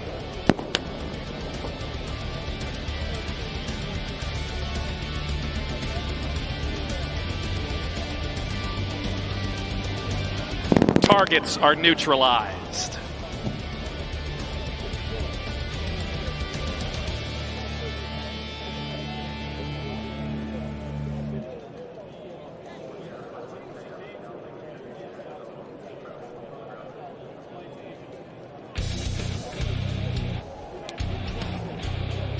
Earlier in our battle, the PJs have stabilized the wounded in action, but the casualties need to be evacuated to a higher level of medical care. In this battle, the JTAC requests rescue from the HH-60 helicopters and escorting fighter aircraft to facilitate the medical evacuation of the simulated wounded personnel, as well as the pararescue team on the ground. The mission rescue commander organizes the forces, determines the game plan to pick up these injured personnel. Prior to the pickup, the JTAC mission commander and the strikers will work together to neutralize any and all remaining enemy threats to ensure a safe passage for the rescue team.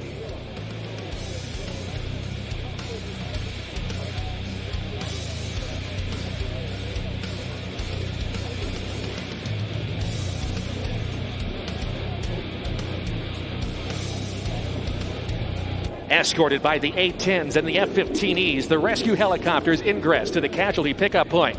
The rescue helicopters work their way to the established helicopter landing zone to land and pick up the friendly wounded ground forces and the PJ team.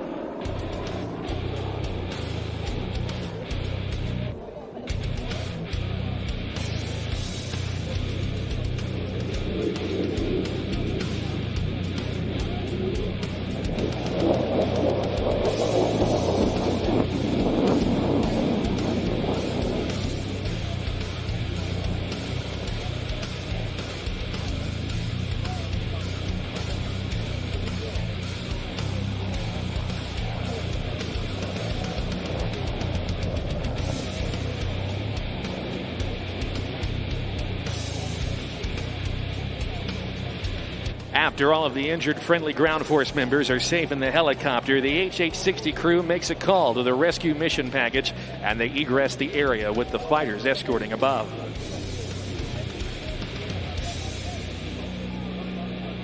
With all enemy forces now effectively neutralized, the HH-60s and the PJ team can now enjoy freedom of movement over their airfield. Ladies and gentlemen, let's put our hands together for your Air Force Combat Airmen.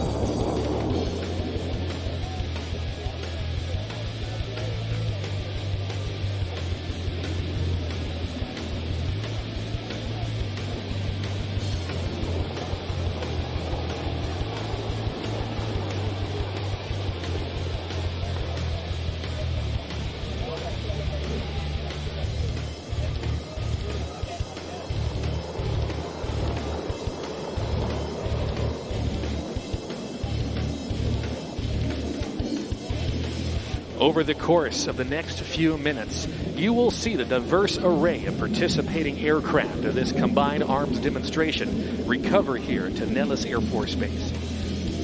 Dissimilar formations of 5 different types of aircraft, each with their own unique mission capabilities, will approach, representing the 422 Test and Evaluation Squadron. You will see the A-10 Warthogs, the F-15E Strike Eagles, F-35 Lightning IIs, F-16 Fighting Falcons, and the F-22 Raptors as they approach in close formation. They'll be followed by the 2 F-16s from the 64th Aggressor Squadron. Today's combined arms demonstration will conclude with a pass and review by the 2 HH-60 helicopters and their pararescue team on board, assigned to that of the 88th Test and Evaluation Squadron.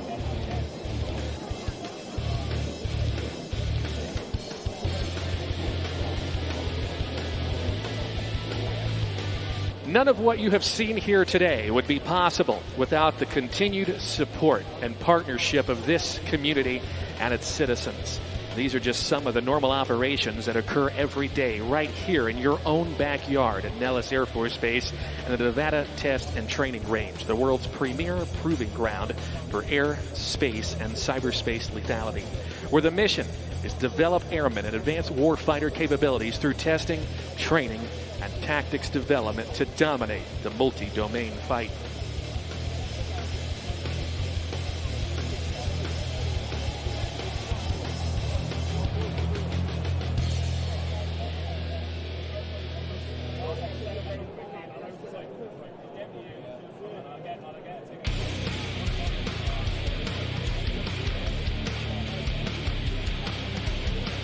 Ladies and gentlemen, this concludes the 2025 Aviation Nation Combined Arms Demonstration, and we hope you've enjoyed this effort to showcase just a few of the wide-ranging combat capabilities of the U.S. Air Force and air combat power of Nellis Air Force Base.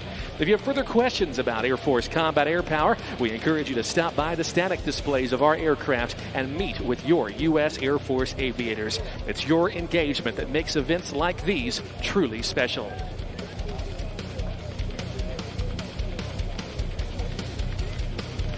The aircraft participating as part of today's combined arms demonstration are now sequencing to land as they now work their way on initial from our right for runway 03 right. You will get the opportunity to see each of the aircraft as they come by in this overhead break as they pitch to land.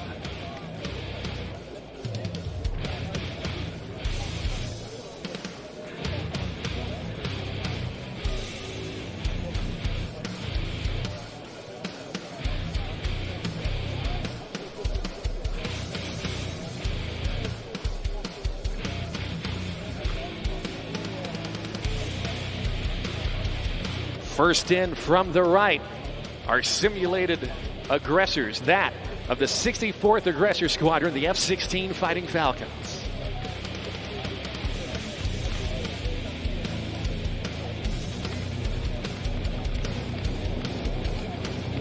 They are followed by the F-22 Raptor Air Superiority Fighters.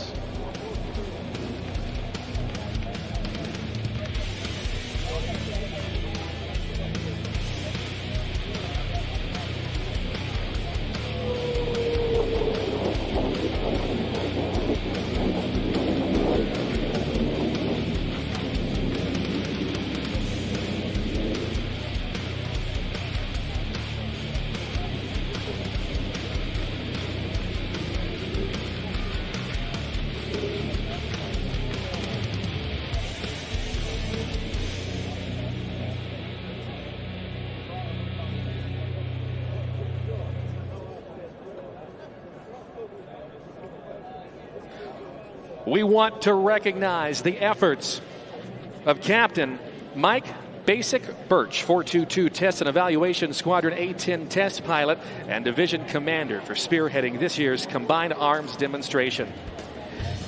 The United States Air Force Weapons School, recently celebrating their 75th anniversary, has been on the cutting edge of technological advancements, tracing its roots to the Aircraft Gunnery School, established here back in 1949. It continues to support great deals of efforts, including that also of the on-station red flag and green flag held here at Nellis, and one of the latest combat exercises series conducted, Operation Bamboo Eagle, testing forces in a combat representative environment. Again, the demonstration that you have seen here today, just a brief look at what happens here daily at Nellis Air Force Base and within the Nevada Test and Training Range.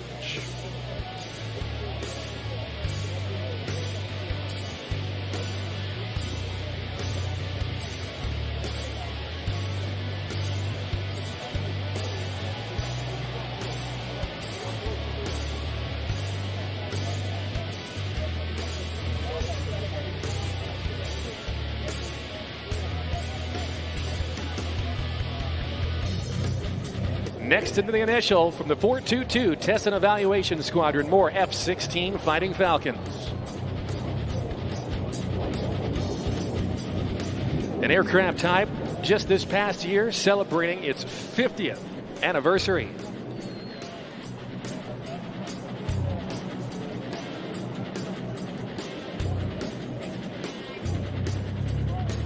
As our aircraft recover on runway 03 left, they will make their way past the crowd, again giving you a good close-up look at many of the combat assets based right here in Nellis. Inbound of the break, high and overhead, here's the F-35A Lightning IIs.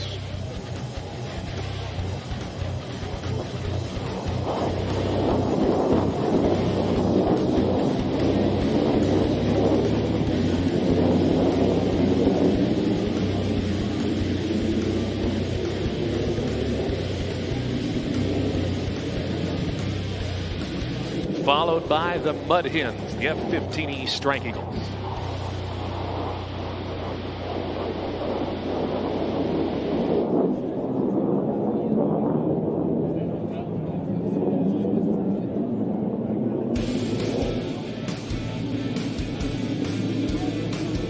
One of the most impressive combat air power demonstrations you will see any place. How about another big round of applause for our Nellis Air Force Base Airmen.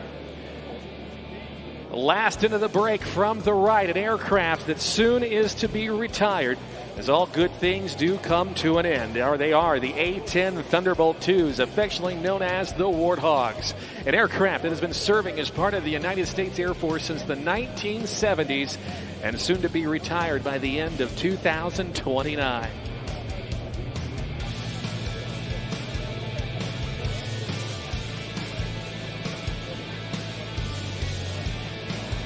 The A-10 capable of shooting rounds the size of Coke bottles at some 70 rounds a second. It's essentially just the final evolution of throwing a rock at someone. The A-10 Thunderbolt II specializing in that of close air support and combat search and rescue, CAS and CSAR. And they'll be making their recovery momentarily as well. Again, a great photo opportunity as our aircraft make their way down the line in front of you. Be sure to remember to hashtag Aviation Nation on all of your social media posts. A great taxi passed in review of these aircraft led by the 64th aggressors, the F-16s.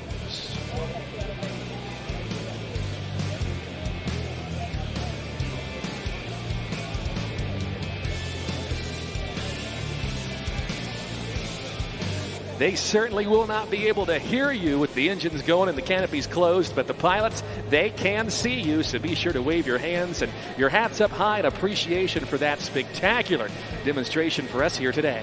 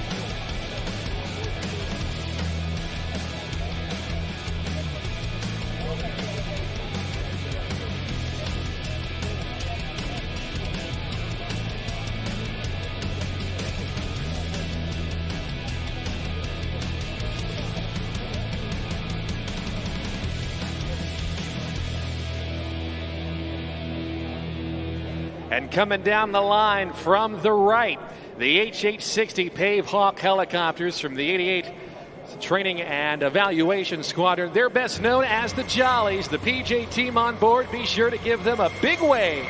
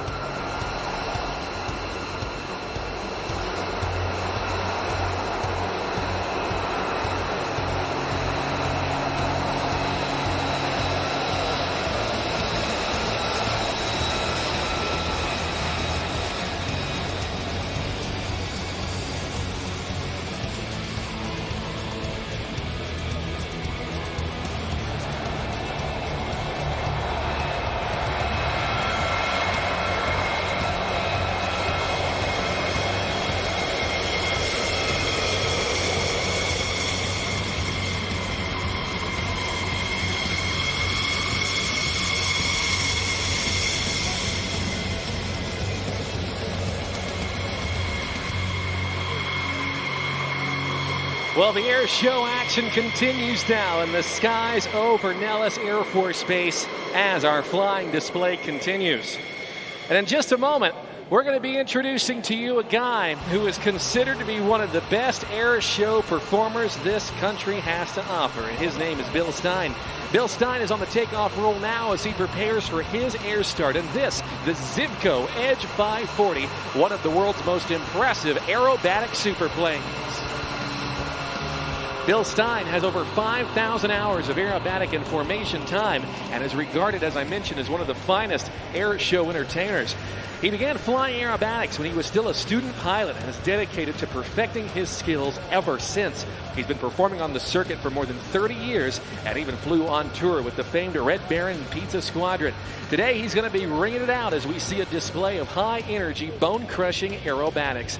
Bill Stein, the recipient of the ICAS Sword of Excellence, and most recently in 2021 was the recipient of the coveted Art Scholl Memorial Showmanship Award. Beginning his routine at about 1,000 feet above the ground as he sets up for his air start, he's going to dive in and we're going to see some incredible aviating by this guy known as the coach's coach.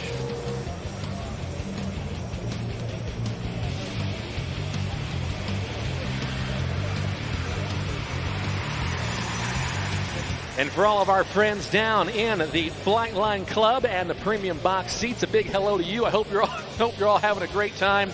And for those of you down there, we do invite you to stay seated so everybody gets a great view. Right now, Bill Stein is high and overhead as he prepares for this down and dirty power aerobatic routine. He'll be working his way inbound as we now launch yet another F-22 Raptor as part of our show. That'll be part of the F-22 Raptor demonstration team that'll be coming up here at just about 2:10 this afternoon. Piloted today by Captain Nick Letourneau, call sign Laz. He'll be demonstrating to us the full combat and flight capabilities, rather, of the F-22 Raptor in today's demonstration. High and overhead right now, you will see the smoke is on as we welcome a gentleman brought to you by Lycon Aircraft Engines, CJ Aviation, Champion Aerospace, Hartzell Propeller, Soft Emergency Parachutes, B&C Specialty Products, Spot GPS Systems, and Two Bro Aviation. Please make welcome Mr. Bill Stein.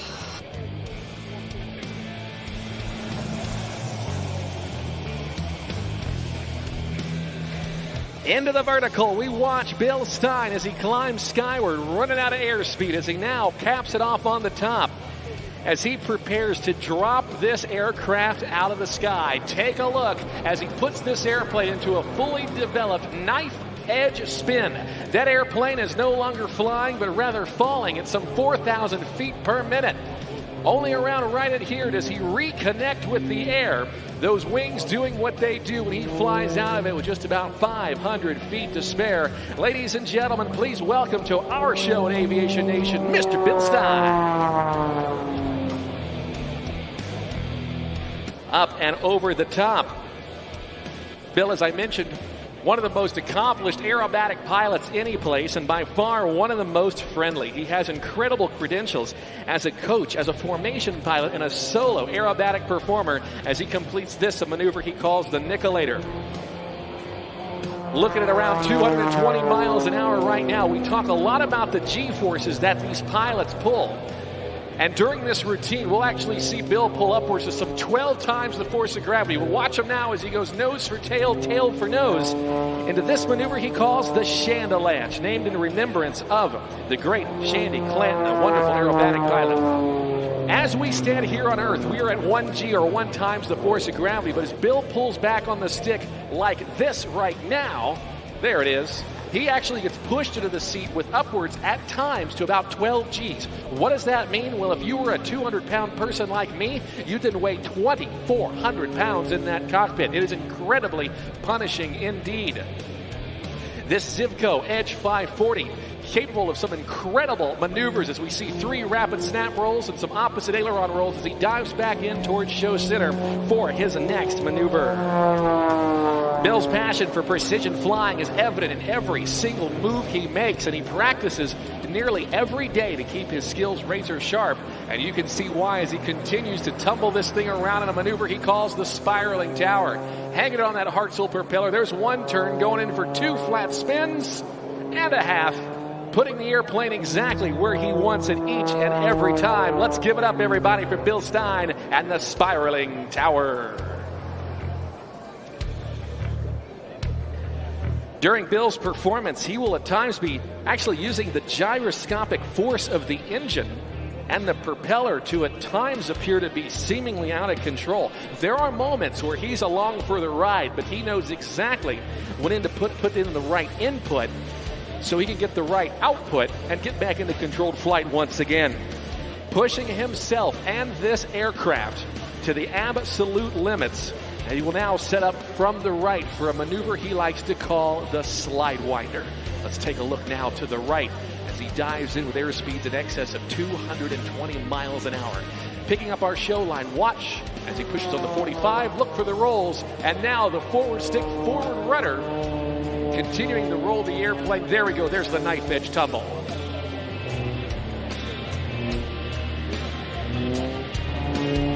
Completing the slide winder maneuver with a snap.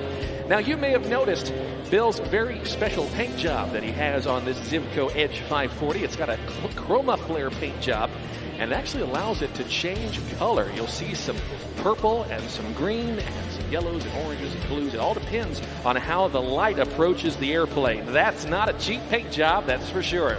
Now, he's off to the left. He's in relatively slow speed flight. And that's our indication he's setting up for a series of maneuvers he likes to call the dinks. Check this out. We're going to watch him. Even at relatively slow speed flight, this airplane remains remarkably maneuverable. Watch him. Forward stick, forward rudder, and around he goes. And he will do that in a couple of different directions down the show line. Again, showcasing the incredible performance of one of the most sought after aerobatic monoplanes. Pulling back on the stick. Watch as he eases the stick back into his lap right there as he flies the airplane up into a loop. Probably one of the most docile maneuvers of his routine today. And of course performed flawlessly by Mr. Bill Stein.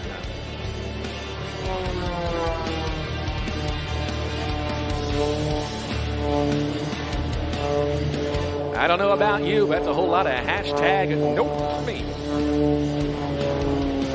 He is going to recover from the centrifuge, and I want you to take a look at this next maneuver. He's going to pull up into the vertical.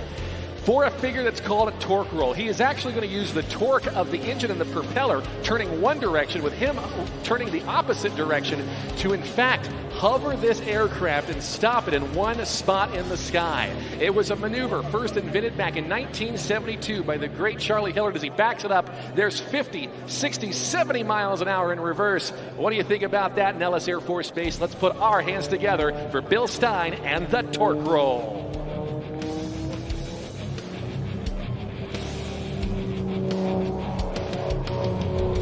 There's the super slow roll down the line. One of the most graceful maneuvers, but by far one of the most challenging to perform well. As we continue to watch that chroma flare paint change color. Bill Stein is a guy who just loves this kind of stuff and, of course, loves sharing it with others as well. Not only as a full-time aerobatic and air show performer, but also that of a coach for many up-and-coming air show performers. We're going to watch him now as he performs the quadruple avalanche. It's an avalanche that's, well, a loop with a roll on the top. He's going to roll it 4 times. Let's watch him now as he reaches the top, about 80 miles an hour. There's 1, there's 2, 3, and 4, all the way around. Another big round of applause for Bill Stein and the quadruple avalanche. A quick 4-point hesitation roll to air show left, as he will now pull it into the vertical once again. Bill Stein, an absolute legend in our air show business. He was the 2016 recipient of the International Council of Air Shows Sword of Excellence, the 2021 recipient of the Art Show Memorial Showmanship Award, and it was also in 2015 that he was inducted into the ICAS Air Show Hall of Fame for his contributions as a pilot with the world-famous Red Baron Pizza Squadron. Setting up now, this is a maneuver he calls the Woo-Wee Tumble. This is where the woo-wee comes into play.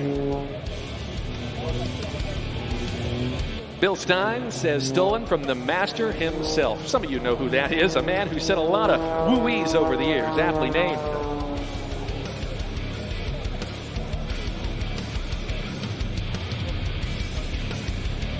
This Edge 540 built from the ground up to perform exactly what you're seeing right now. You won't find any cup holders. You won't find any air conditioning. And for those pilots that do this kind of flying, after they perform their routine, it looks like they've just encountered maybe an hour and a half hard workout. What a way to burn some calories. From the right, here's the inverted pass, hanging upside down just from his shoulder harnesses, his 5-point harness, keeping him firmly into the seat. Watch for that 400-degree roll rate right about now. There's the roll and the pitch.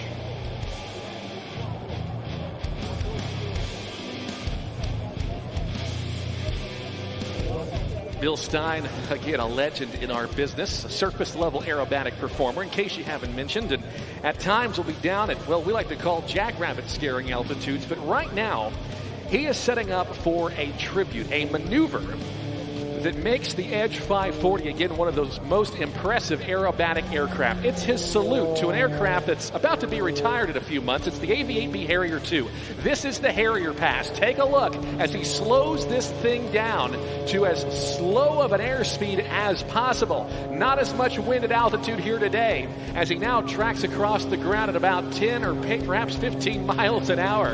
And with enough gust, he can actually fly this airplane backwards. Puffing a little smoke. Look how slow he's going, hanging on the prop of that Hartzell propeller, and of course the pilot skill of Mr. Bill Stein, the Zivco Edge 540. Let's put our hands together for his salute to the mighty Harrier. It's Bill Stein and the Harrier pass.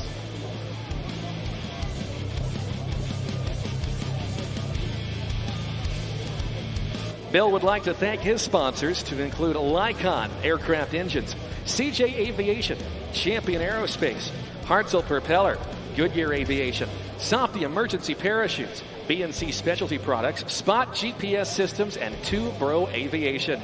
Coming by now from the right in what he likes to call slideways flight, as he slides it, showcasing that incredible rudder authority, his wave for all of you here at Aviation Nation 2025. He has been cleared to land. How about a very nice round of applause, Las Vegas, for Mr. Bill Stein.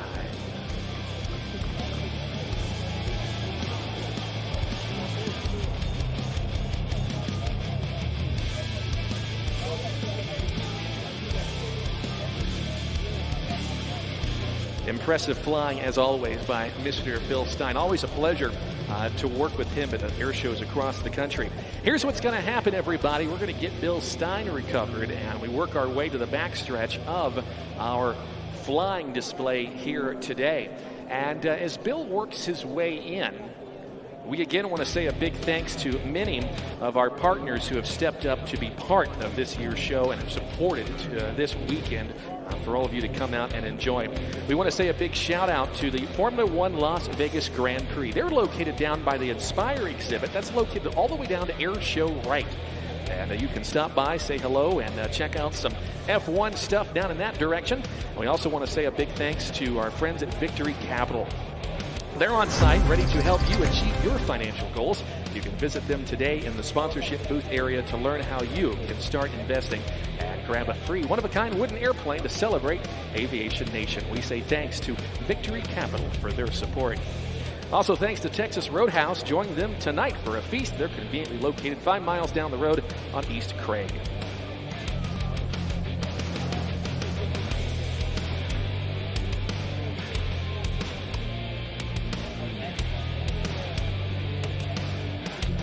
Well, ladies and gentlemen, I've got a quick question for you.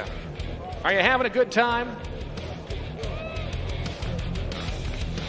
Nope, not acceptable. We'll try that one more time. It's warm today. Are you Las Vegas having a good time? That's better. Us too. Well, in just a moment, we're about to turn things over to your United States Air Force as we welcome to our show that of the F-22 Raptor.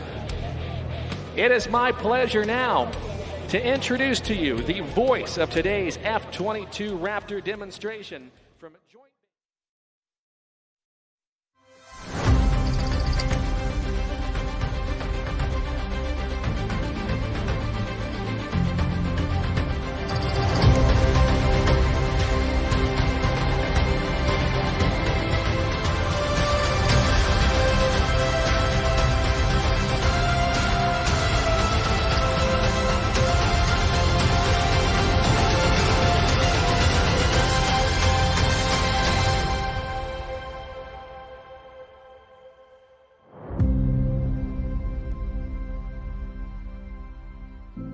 Superintendent Master Sergeant Brady Pummel from Kansas City, Kansas.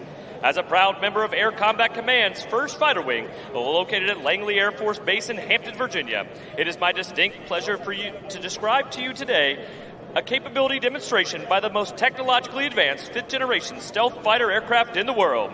The F-22 Raptor's mission is air dominance. It supports our joint forces and allies to freely operate in today's joint fight, anytime, anywhere. And now, introducing your 2025 F-22 demonstration team. From Atlantic City, New Jersey, Dedicated Crew Chief, Staff Sergeant John Carnock. From Hampton, Virginia, Assistant Dedicated Crew Chief, Senior Airman Andrew Leitner. From Fort Worth, Texas, Avionics Technician, Senior Airman Logan Huangapaivong. From St. Petersburg, Florida, Avionics Technician, Senior Airman Nick Wisnowski. From Rayburn, Georgia, AFE Specialist, Staff Sergeant Tessa Hickerson. And from Canacito, New York, Public Affairs Officer, Staff Sergeant Lauren Coben. From Richmond, Virginia, F-22 Demo Team Chief, Technical Sergeant Eric Tallman. And from Cypress, Texas, our Safety Officer and Combat Ready Fighter Pilot, Major Colton Dingo Huntsman. And your 2025 F-22 demonstration fighter pilot with more than 600 hours in the F-22 Raptor from New York Mills, Minnesota, Captain Nicholas Las Laterno. You are about to witness the maneuvering capabilities of the most advanced and most lethal fighter aircraft in your United States Air Force. The F-22 you will see today is an unmodified and fully combat-capable aircraft.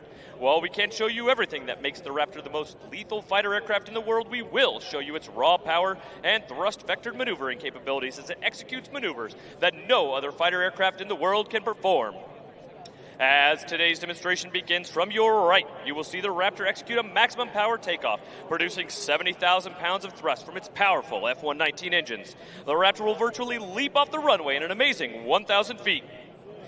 At a safe altitude, Captain Laterno will quickly loop the aircraft, reversing the flight path, then roll while diving straight down. Temperature Raptor 1, going for a high show. Push 1, push out, push 2. So now it's time to stand up.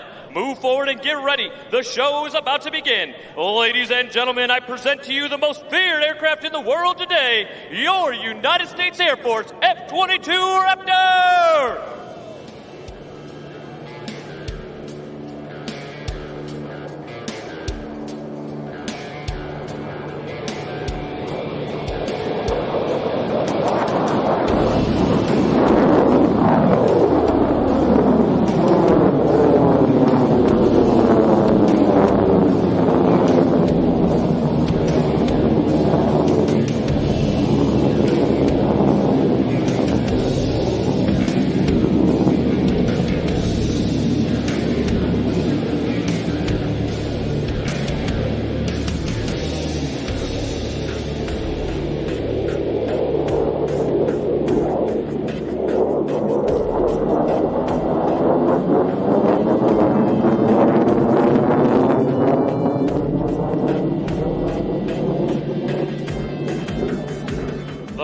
Advanced flight controls combined with its powerful engines allow the F-22 to pull more than 9 times the force of gravity.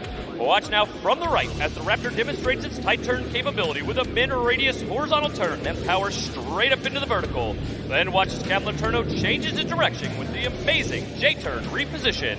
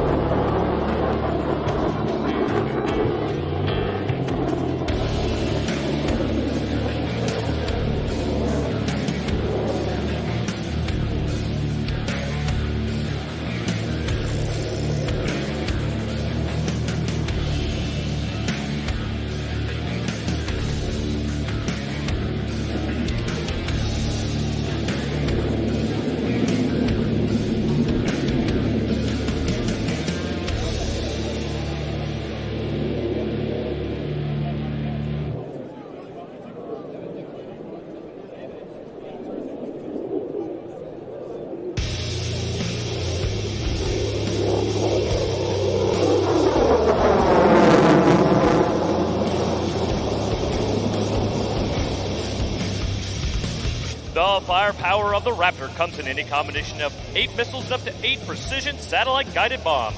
The F-22 is the first supersonic, multi-role, and highly agile stealth fighter in the world with a fully internal combat weapons load. Ready your cameras, the Raptor banks in from the left and cycles its weapons bay doors. Folks, if you've ever wondered where those bombs and missiles hide, here is your answer.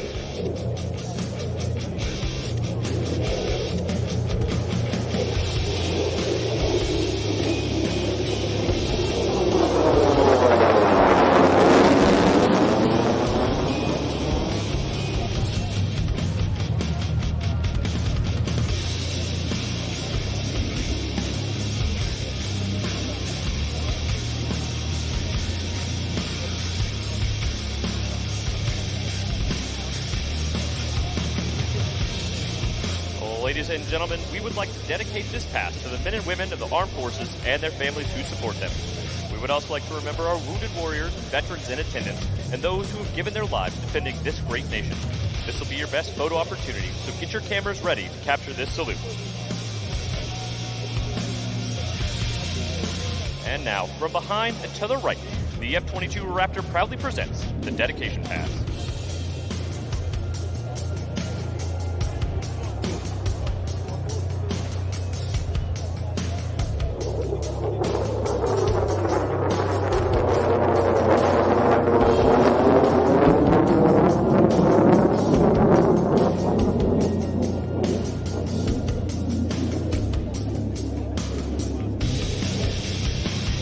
The F-22 possesses the ability to point its nose at will, even at extremely low airspeeds and high angles of attack.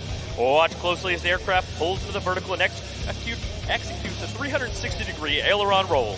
At altitude, the jet will flip backwards and level off and execute an immediate 360-degree flat turn, then reverse the turn in the opposite direction, all in under 3,500 feet of altitude and under complete control.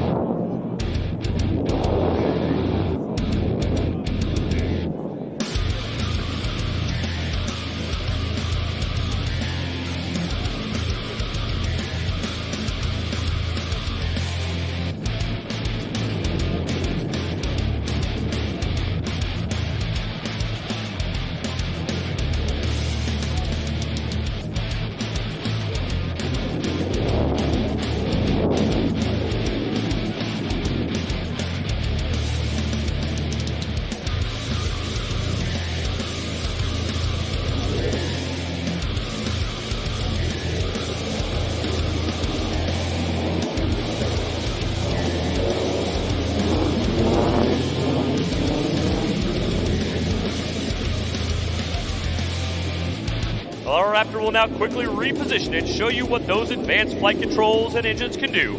As it executes the power loop, you'll see why the aircraft is unmatched in vertical flight as it carves through a loop and doubles its altitude at the end. At the top of the loop, you'll see the Raptor rotate around one spot in the sky, utilizing its thrust vectoring of two powerful F-119 engines, which can literally flip the aircraft through the vertical and back to level flight. Following the power loop, you'll see the Raptor perform the loaded roll.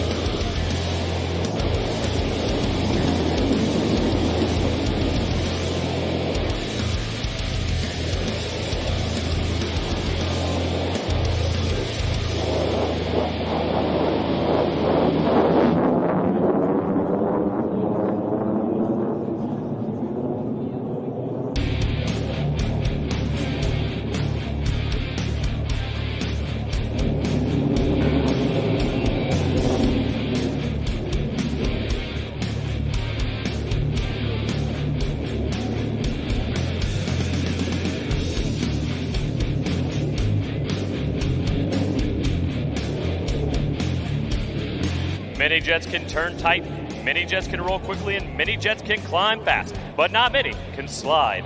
Watch now from behind as the Raptor flies over, pulls straight up into the vertical, and brings his throttles to near idle. And then under complete control, the F-22 Raptor will actually slide backwards.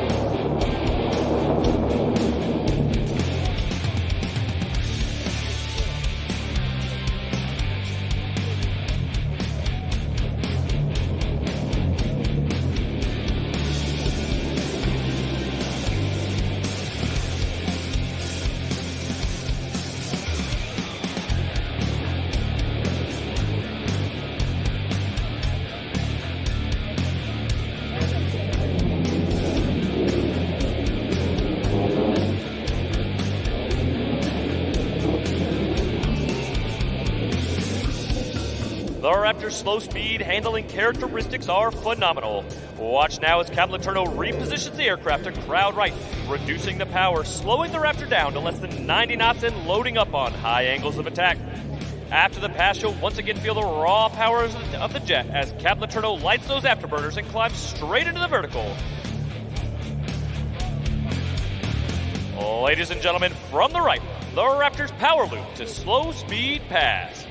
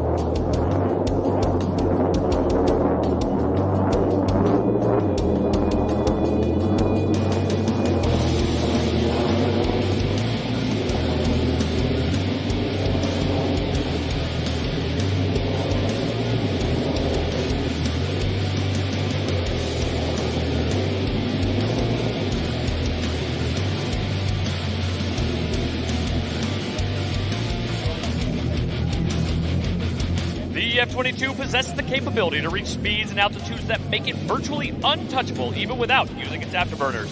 Accelerating from 90 knots to over 600, Capilano will now roll inverted in preparation for the split S reposition and a high-speed pass, showcasing just a fraction of the aircraft's supercruise and full-speed capabilities. Ladies and gentlemen, prepare for Freedom's Thunder on the high-speed pass.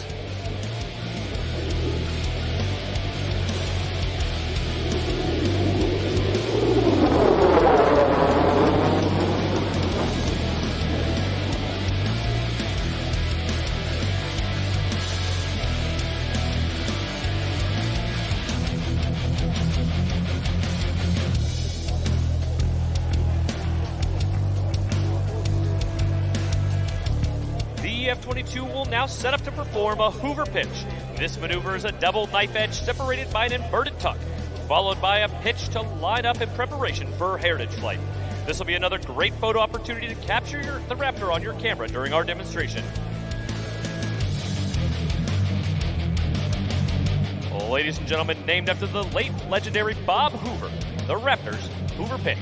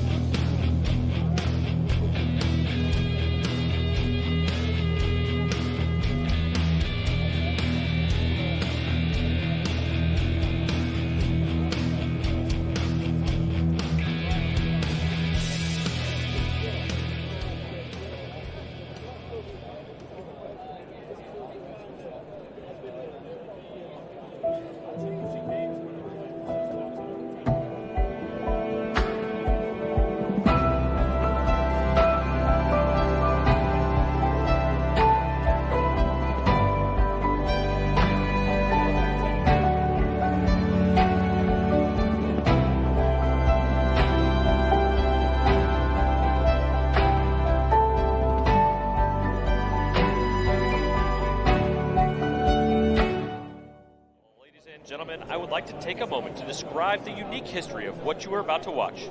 In 1997, the leaders of Air Combat Command assembled a select group of retired military and civilian performers to celebrate the 50th anniversary of the United States Air Force.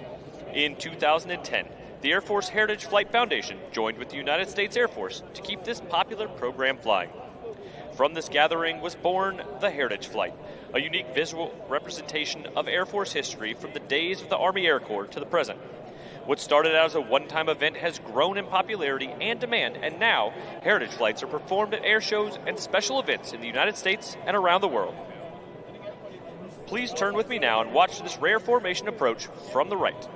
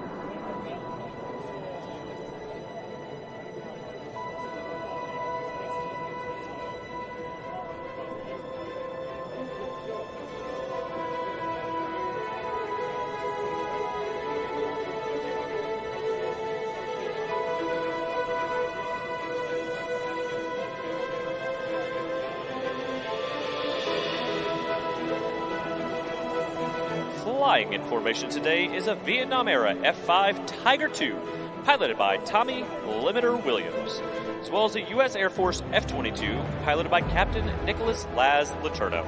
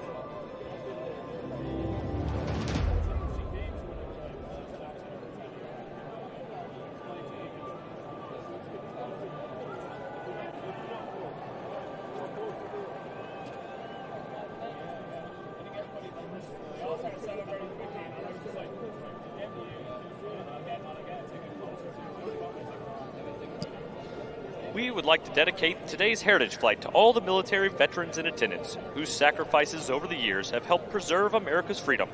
We hope you enjoyed watching this rare formation of classic and current United States Air Force aircraft on our journey from heritage to horizons.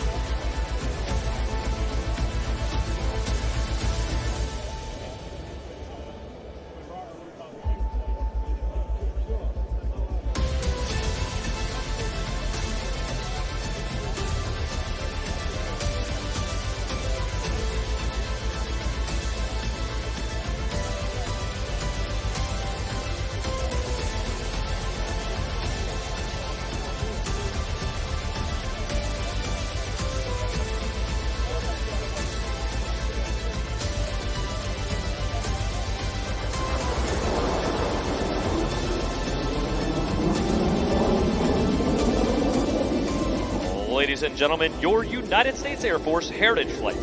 We hope you enjoyed watching and taking pride in this rare display of more than 80 years of air power heritage.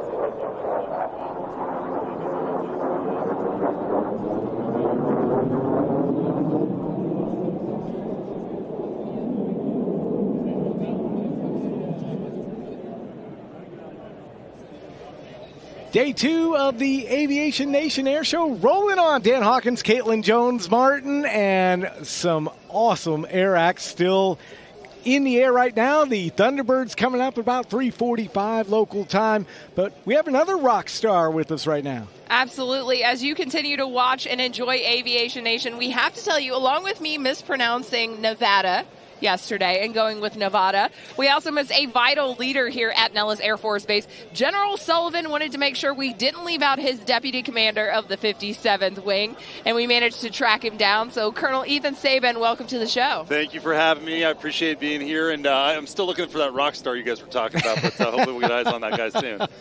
So, yeah. As the deputy of the 57th Wing, can you tell us a little bit about what that means and what you do on a daily basis? Yeah, sure, you bet. So here at the 57th Wing, our mission is high-end training. Like, we set the conditions to train the warfighter so that he or she can go out and first and foremost deter, and if required, go out and fight and win. I mean, that's our job, right? So my job as a deputy is to make sure to turn General Sullivan's vision into action. And right now, we want to remain America's air power proving ground, and so I have to make sure that happens on a day-to-day basis. That's my primary job. Wow, and we know that's a busy job with everything that happens here. We're going to talk about Red Flag. Obviously, you know a lot about that. We're going to talk about the Air Force Weapons School. But first, I just wanted to ask, what inspired you to join the Air Force, and what path did you take? What was your Air Force journey like? Yeah, stand by for cliche. So I actually watched Top Gun and Iron Eagle as a young kid. Kind of got the bug, and then ever since, just been revisiting. Ultimately, what drove me to my first aircraft, so I started off flying the A-10. My brother joined the Army, and so when I got into pilot training, I had the opportunity to make a selection. I wanted to make sure that I was providing close air support to the guy on the ground, since my brother was an Army officer. So that's kind of what drove me. Yeah. I love it when I hear A-10 pilots talk about that close air support, because it's such a vital role of the lethality and readiness of the Department of Defense. Another vital role is the U.S. Air Force Weapons School, which is only right here at Nellis, correct? 100% it is. So the Air Force Weapons School, 2 classes per year. We have an Alpha class and a Bravo class. The Alpha class typically runs January to June, Bravo July to December. They're on the order of about 150 students that participate in each class, and usually we see on the order of 10 to 25% attrition. So it's not an easy course. The students that come here, they're the lead instructors in their squadrons, and then ultimately when we get them here and the weapons school puts them through the curriculum, we make them better. So they do that through a series of phased training, which ultimately culminates in what's called Weapons School Integration, or WISNT, as it's colloquially known. And during WISNT, the instructors and the cadre give the students the most difficult, the most challenging tactical and operational level problems. The students then have to digest that information, integrate a bunch of capabilities, come up with a game plan, brief that game plan, execute the game plan, and then most importantly on the back end, debrief that plan to identify the root causes behind any errors and identify lessons learned for the CAF, or the Combat Air Forces. These folks are truly, when they go out with the patch on their shoulder, they are the instructors of instructors. They're the lead integrators for combatant commands and major commands, and they're truly exceptional. Their motto is humble, credible, and approachable. And believe me, as I engage with these guys on a day-to-day basis, the cadre, the students, and the institution are truly that, and they live up to it each day. It's pretty remarkable what they do. So I see you have the patch, obviously being a graduate. You said your 3rd time now at Nellis. Correct. What year did you go through weapons school, and what was that experience like as a student? Yeah, this thing should have a expiration date on it at this point, so my tactical credibility is out the window. But I went through in 2010, so Class 10 Alpha in the A-10. The experience as a student was no less than the most challenging thing I've done. I hope you guys got that on camera. So typically, any one assignment that you're given in the weapons school, whether it's the research paper that you have to do, the flying itself, the briefing, the academics, any one of those things by themselves is manageable. But when you kludge them all together, and you kludge them all together in about a 6-month time frame, it is extremely challenging. It's a lot of pressure. I mean, it is a pressure cooker, and it weeds out those who don't necessarily want to be there. But it was a fantastic experience. I learned a ton, and I am who I am today from having gone through that school.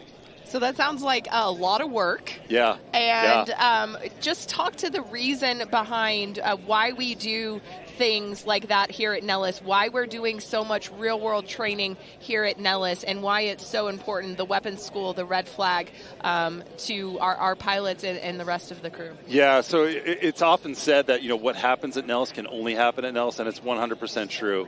A lot of this stuff doesn't happen just with the 57 wing. So we have our mission partners with the NTTR, the Nevada Test and Training Range. So that is truly a national treasure, which allows us to go out there and train to the high-end fight. We also have, the capabilities within the 57 wing, like the aggressor fleet. So our 64th aggressors, our 4th gen F-16 platforms, and the 65th with the F-35 5th gen platform. Again, what happens here can only happen here. There just isn't another kind of location CONUS-wide that has the capabilities that we can bring to bear. So we watched the Sam Ekholm video on YouTube about Red Flag. If you haven't seen it, you should dial it up, Google it up. It's a great watch. Yeah. But my question for you is, as it evolves over time and now 50 years of Red Flag, how and what makes it so unique that it's the premier combat readiness exercise? Well, as you guys probably know, so the hypothesis was when this thing started, right, if a Blue 4 or young wingman could survive his first 10 missions in combat, they're going to survive the entire tour. So that the thought was, well, let's create an exercise that can replicate that. Let's give the young warfighter the most challenging tactical problem they can possibly see, and then that will prepare them for combat. It has since evolved, and we are now a joint coalition, multi-domain, if not all-domain exercise that is pretty much just expanding in scope and scale every time we go out and do it, and it's truly a remarkable exercise. Right now, we have 3 usually iterations of Red Flag that we do at TAC 1, 2, and 3. We've added on the newly coined Bamboo Eagle exercise, so operational, C2 and readiness, to the back end of the TAC 1 and the TAC 3 series of exercises. So we are truly expanding the scope and scale of Red Flag as well as just CAF or Combat Air Force level training. Yeah, it's really become the premier 100% exercise, 100%. No question. Yeah. And the coverage that Sam got was really incredible stuff. It was. To watch. What is it about Nellis now 3 times that really speaks to you personally? I think, one of the kind of unique things is you come through the gate, you see the sign, it says home of the fighter pilot. I mean, it's true. Fighter pilot is a mentality, as General Robin Olds once kind of said, right? It's a get after it mentality. It means regardless of the circumstances or the challenges that you may face on a day-to-day basis, everyone shows up and gives a good faith, honest broker effort to get after it and get the job done. That's what I love about this place, and I'll never forget it. It's nice to be on a winning team. Yeah, it is. For sure. 100%. You mentioned General Olds. Who else kind of comes to mind when you think about who inspires you as a pilot? Heroes in Aviation is the theme of this year's Aviation Nation. Does anybody specific come to your mind? I mean, there's a ton, right? Eddie Rickenbacker, Billy Mitchell. I mean, you could go down the list. Ira Bong, Bud Day from the Vietnam era. There's so many that have come before us that I aspire and look up to. So couldn't name a single one. There's just a lot of them. It's just the collective. It's like you said, the mentality of the fighter pilot, right? You got it. And here at the home of the fighter pilot, Nellis Air Force Base, with the 57th Wing Deputy Commander. Thank you, sir, so much for coming on the show. And thank you so much for having us here with the 2nd Audio Visual Squadron broadcasting live on the Facebook page. Just truly an honor. Now, Caitlin, Dan, my pleasure, and thanks for coming out and supporting the air show this year. Appreciate it. Absolutely. It's Colonel Ethan Sabin, the vice commander, I should say, of the 57th Wing. Can't just randomly promote people on the show. Dan has the power. You can do anything once. The legend over here. As we just watched the T-38 come in from the Heritage flight demonstration that they did here with the F-22, and Vicky Benzing taking to the sky right now in her P-51 Mustang. Plum crazy. It's Dan's favorite aircraft out here, of course. And we just have a couple of more demonstrations until the Thunderbirds will take to the skies here at Aviation Nation 2025. Is that a cyber? I see a cyber truck over there. Oh my gosh. Well, you see everything at the air show. Yeah, you see a little bit of everything. As you look into our broadcast center here, that is us right here, front row seats with the U.S. Air Force Thunderbirds in the background. Home of the fighter pilot, home of the Thunderbirds. And we're going to talk to a few special guests here in just a few moments about what it takes to put on an air show of this magnitude and just how you get This is a logistical feat in and of itself, Dan. Just opening an entire active military installation to the public for an entire weekend is something that is just an incredible feat of logistics. So we'll kick it back out to the Air Boss so you can watch Vicki Benzing for a few minutes. We'll be back right after this and talk all about those logistics. Legend Wayne Handling. She began competing in aerobatic competitions, working her way up the various levels, and began performing at local air shows. Today, she's in high demand around the country as one of the smoothest Warbird flyers in the nation.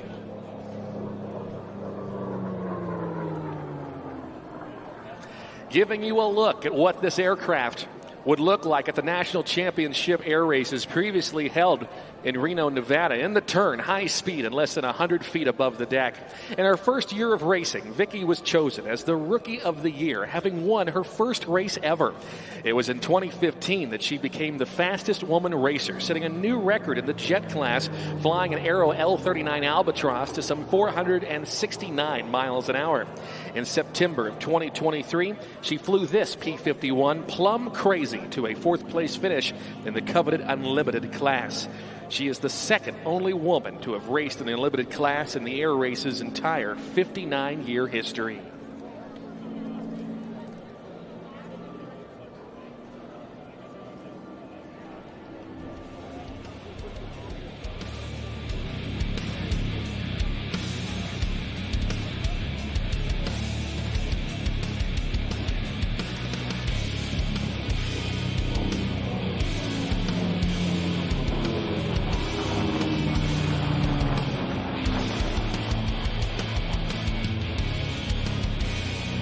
Vicki is very proud to be sponsored by California Aeronautical University, where they are training the next generation of aviators.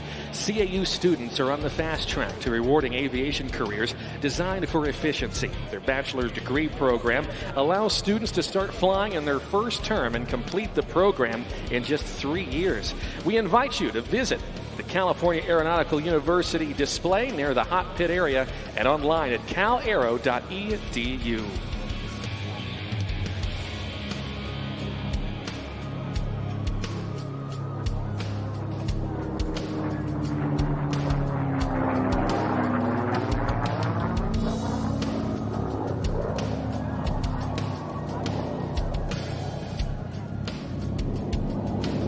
CAU is also excited to serve as a partner university with United Airlines and several regional air carriers, offering CAU students a direct, streamlined route to the airlines. CAU students can also enjoy some of the newest collegiate aviation fleets in the business. We watch again from the left as Vicki Benzing approaches in this, the North American P-51 Mustang Plum Crazy.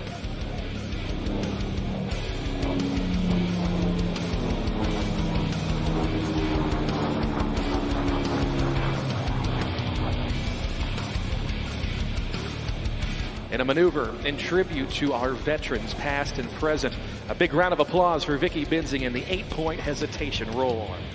This aircraft represents everything that is great about America, the ingenuity, the dedication, the determination to win that America had during the 1940s.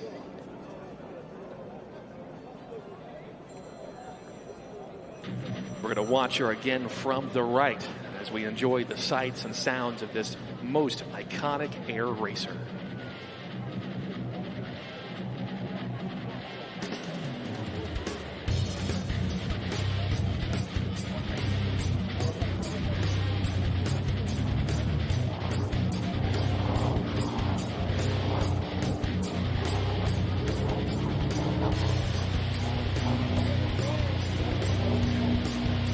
She wants to thank Apex Aerospace Corporation, Concord Batteries, Tempest, Gleim Aviation, Oregon Aero, Lift Aviation, Best Tugs, Method 7 Performance Optics, and California Aeronautical University.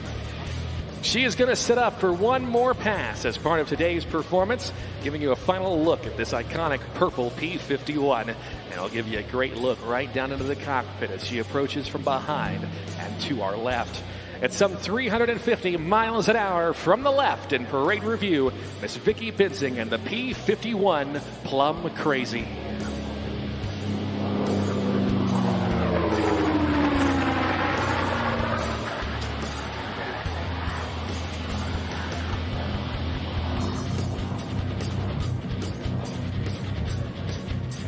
To learn more about Vicki Benzing and her P-51, you can learn more about her online at vickibenzing.com. Ladies and gentlemen, making her recovery now, please join me in one final round of applause for Vicki Benzing and her performance in the air racing P-51 known as Plum Crazy.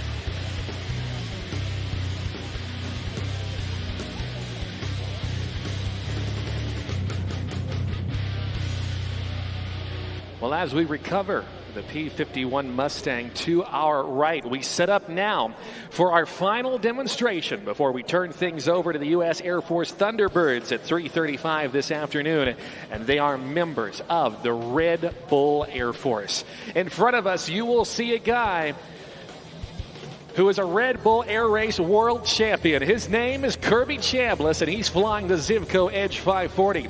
He will be joined by that of Aaron Fitzgerald in the Bocow BO-105 helicopter, and also our jumpers of Mike Brewer, Amy Shimalecki, and Sean McCormick. Watch now as the smoke comes on as he's been cleared for takeoff in a signature maneuver as Kirby Chambliss now reaches about 80 miles an hour. This is the Cobra. Beginning this high-octane aerobatic routine in style, this is going to be a multi-faceted aerobatic performance with so much going on in the next couple of minutes. We're going to watch Kirby Chambliss to our left as he picks up our show line once again as he pulls his aircraft into the vertical to get this incredible performance started. The Red Bull Air Force and the members thereof represent some of the most impressive aviation professionals on the planet, and they have made their way here to Nellis Air Force Base this weekend to be part of this show at Aviation Nation. We're going to watch Kirby Chambliss now into the vertical as he now draws the 90-degree upline. Watch for the snap roll as he continues to work his way up to altitude. Don't mind Aaron Fitzgerald to the left. More on that in just a couple of moments.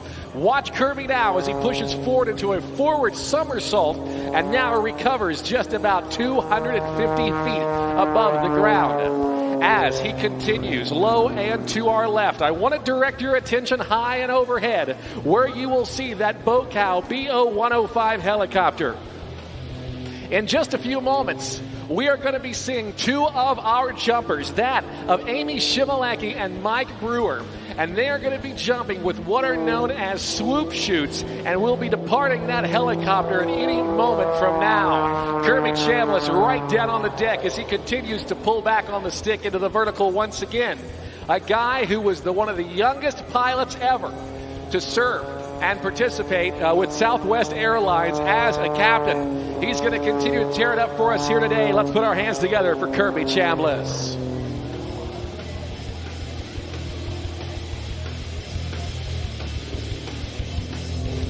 He's clear, and we've got jumpers away, ladies and gentlemen. Take a look. That's Mike Brewer and Amy Shimalecki. And out of that helicopter, quickly accelerating to terminal velocity free fall of about 120 miles an hour. Pull on a small leather ball located by their left hips. They deploy these parachutes known as swoop chutes. They are fast canopies, and their surface area much smaller than that of the PJs that we had the chance to see a little bit earlier. These swoop chutes, remarkably maneuverable, and have a forward speed, depending on how you wind them up, to some 70 miles per hour. They're going to continue to work their way down from altitude. Take a look at the smoke as they work their way into our target area in front of the Thunderbirds. Mike Brewer and Amy Shimalecki, some of the most impressive skydivers with tens of thousands, no kidding, of parachute jumps to their credit. They are low enough where they can hear you. Let's make some noise, Nellis, and get them in right on target.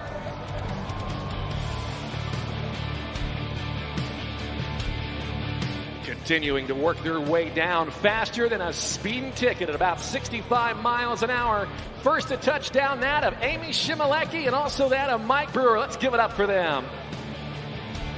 Oh yeah, showcasing to you why Red Bull gives you wings. Now I want you to take a look as we keep the action going high and to the right. You will see a couple of puffs of smoke. We're going to welcome next our next jumper, that of Sean McCormick. He's got over 25,000 parachute jumps, and he is flying a wingsuit. Take a look as he now works his way over to around 120 or so miles an hour as Kirby Chambliss circles with his smoke. There's the deployment of the chute. Flying his body using a series of panels that actually allows him to have flight controls to roll and pitch and do some incredible things. These type of wingsuits can actually garner that of about a 3-to-1 glide ratio. They can actually track for miles and miles. There's a recent video on the internet of the Red Bull Air Force jumping out of a C-17 where they came out the back, deployed the wings, and actually went up. Look that up when you get some time. Sean McCormick continuing to work his way down, and if you look very closely, you will see a couple of flaps dangling in the wind. He unzipped what he did of those panels that we were talking about to give it a little more maneuverability, and he's going to be working his way in from the left into our landing area.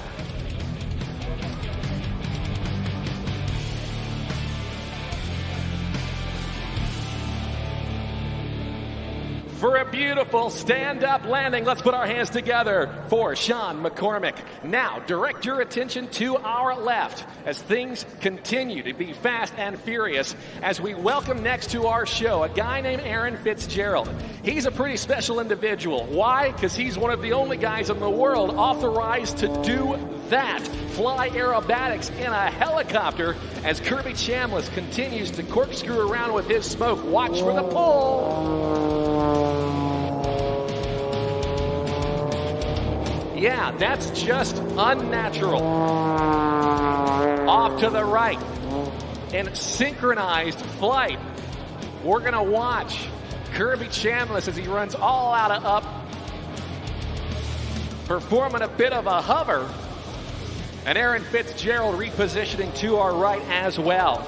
Aaron Fitzgerald joins us from Wenatchee, Washington. He previously served in the U.S. Army as a paratrooper in the 82nd Airborne Division. He's a helicopter pilot, as you know, but one of only around 3 in the world authorized to perform aerobatics legally.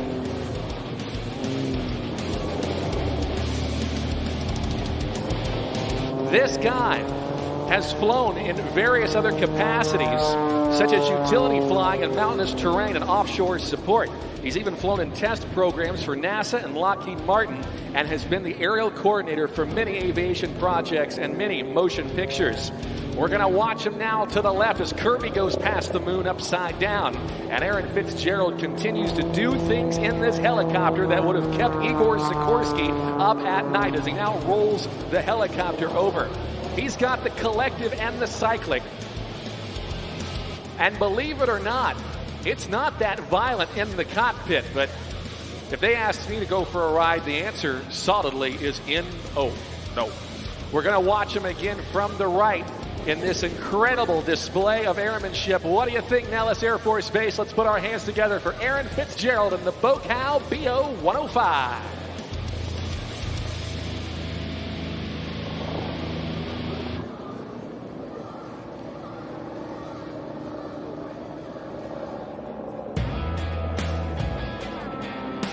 Now in this next sequence of maneuvers, Aaron's going to climb on up.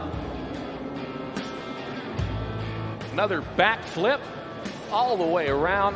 Helicopters are not supposed to do that. Aaron's a great guy and was actually awarded the Medal of Valor for rescuing 2 flight crew members from a burning helicopter. And in addition to his air show and movie work, he flies UH-60 Blackhawks in firefighting contracts with the Forest Service battling forest fires in the western United States. He grew up near an airfield where there would be fire bombers there. He loved going to the airport, watching them take off, and it inspired him to become a pilot.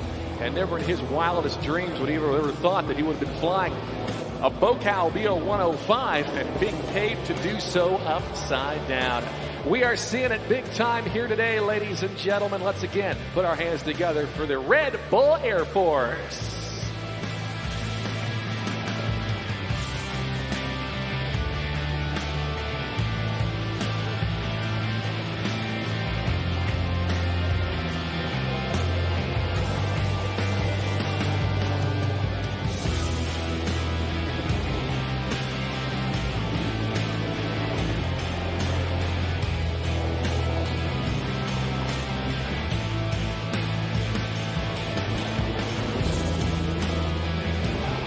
Aaron joined the Red Bull Air Force in 2017.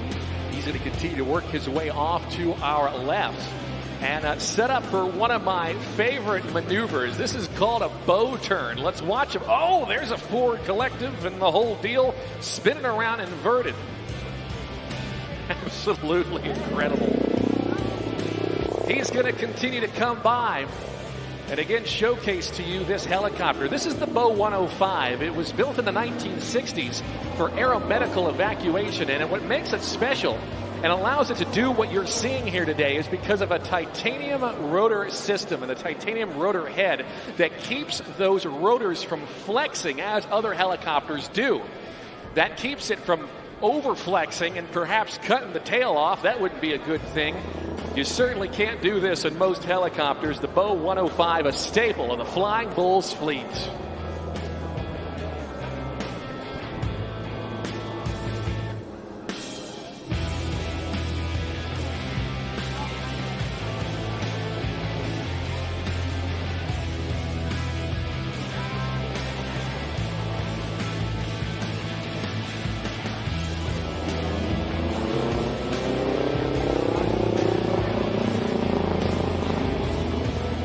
Now Aaron's going to come around to give you another good look at this helicopter, and a bit of a salute to you as well, circling in front of the air traffic control tower. That's a great shot. He's going to set up for a bow. Watch him as he works his way into the hovering mode now. He can see you. How about a big wave, everybody, for Aaron Fitzgerald? Thank you, Aaron, very much indeed. With Aaron now clear, we now direct our attention high and to the right. And welcome back to our aerobatic box, that of Kirby Chambliss and the Red Bull Zivco Edge 540. Let's watch him now as he dives in with speeds in excess of 250 miles an hour. This aircraft, one of several that he owns, and he also has a new helicopter. He's learning to fly helicopters as well, and he flies actually from his home in Arizona. It allows Kirby to wake up, work out, get some Korean barbecue, go flying, and be back for afternoon TV. Kirby Chambliss and his introduction to aerobatic flight began quite by accident. When he was 21 years old, he was flying as a corporate pilot for a major hotel chain. And the chief pilot was a smart guy and said, hey, Kirby, if this jet ever ends up upside down with the CEO on board, we want to make sure you can turn it right side up without hurting everyone. Kirby says, makes sense to me. And from that point on, flying has been more than Kirby has ever imagined. Today, he's logged more than 27,000 hours of flight time and has traveled the world performing aerobatic displays and racing with Red Bull, and is by far one of the most accomplished aerobatic pilots any place.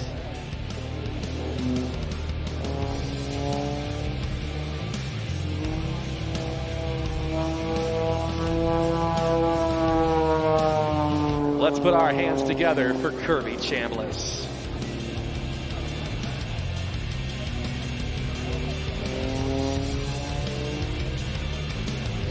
Continuing to tear it up in the Zivco Edge 540, doing maneuvers once thought to be impossible some 30 years ago. These airplanes are no longer structurally limited, but rather only limited by the pilot's stamina and the pilot's capabilities inside. Weighing in at around 1,200 pounds and nearly 375 horsepower, it allows Kirby to perform some incredible maneuvers with a thrust-to-weight ratio of nearly 1-to-1. There's another demonstration of that into a Cobra and the smallest inside loop we've seen all day.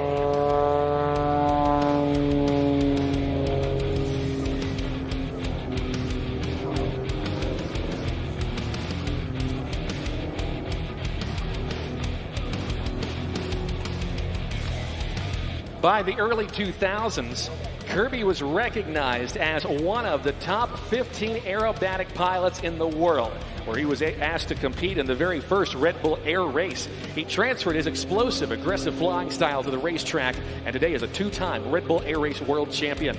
Though the air races discontinued in 2019, Kirby is proud of his experiences traveling the world and representing Red Bull on an international level. He fits right in with his other interests, running, skydiving, and motocross, and he recently picked up helicopters. Why? Just because he can.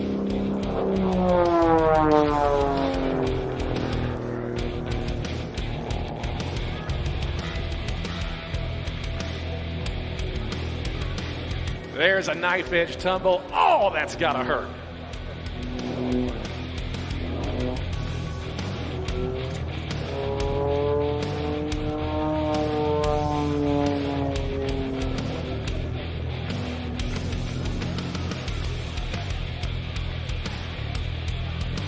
Kirby is now gonna set up and work his way into the freestyle portion of this aerobatic routine, going a bit off script to play with every inch of our aerobatic box. Right down at jackrabbit scaring altitudes at times, Kirby most comfortable down close to the ground as he is upside down. Continuing to tear it up, it's Kirby Chambliss.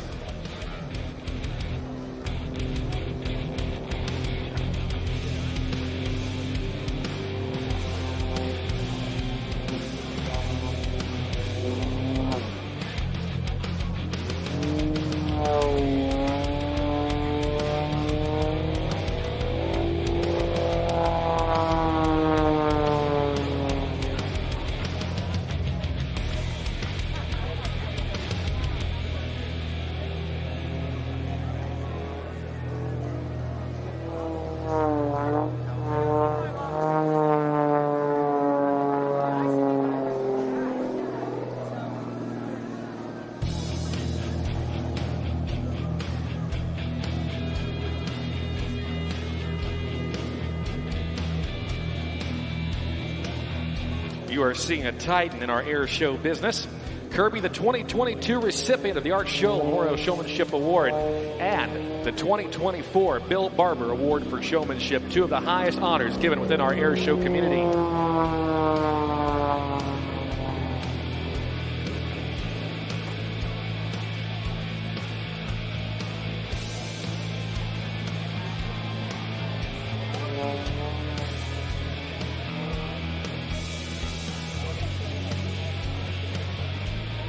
Slowing it down from the right. Cameras at the ready as he sets up for his signature maneuver. Once again, striking out of nowhere, it's the Cobra.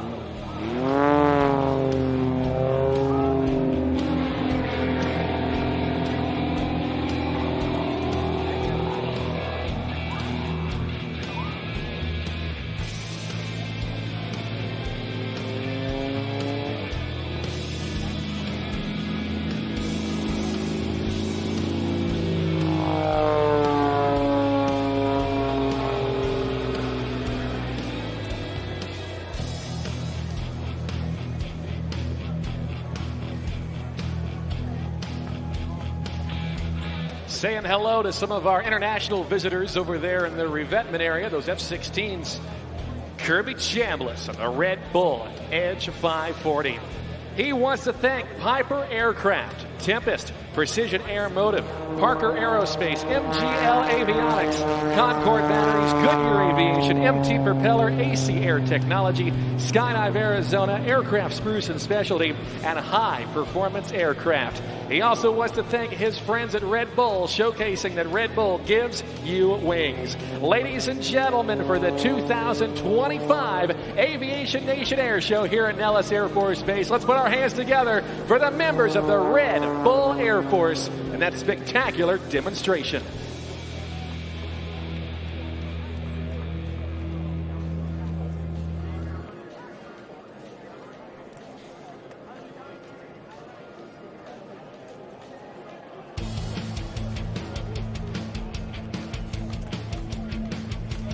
Kirby Chambliss out there playing with the trees like they're Red Bull Air Race pylons. This guy is absolutely incredible. He's going to recover. Well, it is about that time that we turn things over. He's not done. He's just rolling on landing. That's normal. It's Kirby. This airplane's basically a dirt bike with wings. But we're about to turn things over to the United States Air Force Thunderbirds. And as we set up for the team, we do have a couple of housekeeping items we want to share with you before we turn things to them. First and foremost, as we have a couple of minutes to go, now is a great time to take a pit stop if you need to. Maybe grab something to drink, something to eat, perhaps a ice cream for the kids, or even a refreshing soft drink to enjoy during their show. Now is a good time because we've got a couple of minutes before we turn things over to them at 3:35 this afternoon. And of course, there's no question that there are many of you here with us today, and we want you to be mindful and courteous as you make your way out. Nellis Air Force Base, not exactly designed to handle so many of you and the Speedway, so we encourage you to follow the exit instructions from our airmen and be patient with that. That'll make for a much... Red Bull Air Force just landing. What a show, Caitlin. I mean, every time I see them do the tricks in the helicopter, the helicopter's not supposed to do that. No, it's certainly not. And, you know, as we get ready to wind towards the America's Ambassadors in Blue, the Thunderbirds, you talked about it a little bit with Colonel Saban, but we have some people who know a little bit about what it takes to put on an air show. Absolutely. So 2 legends here with us at Aviation Nation 2025. We got Mr. Bob Jones. He is the director of Aviation Nation. And Miss Bobby Oates. She is the Air and Space Forces Association National Director of the West. So basically, we got the 2 busiest people in all of Aviation Nation to come and sit down with us. Thank you guys so much. Thank you for having us. Just real quick, tell us about how your weekend's been. From where you guys are standing up on the Air Boss stage, how's it looking to you? Go ahead, Bobby. Okay, first time I've been up on the Air Boss stage, it was just awesome. I've just been running around, checking on the troops, making sure people get fed and water, and just taking care of people and thanking people, especially thanking our folks that are out here working. And I haven't spent much time up there. Mine's up and down, but...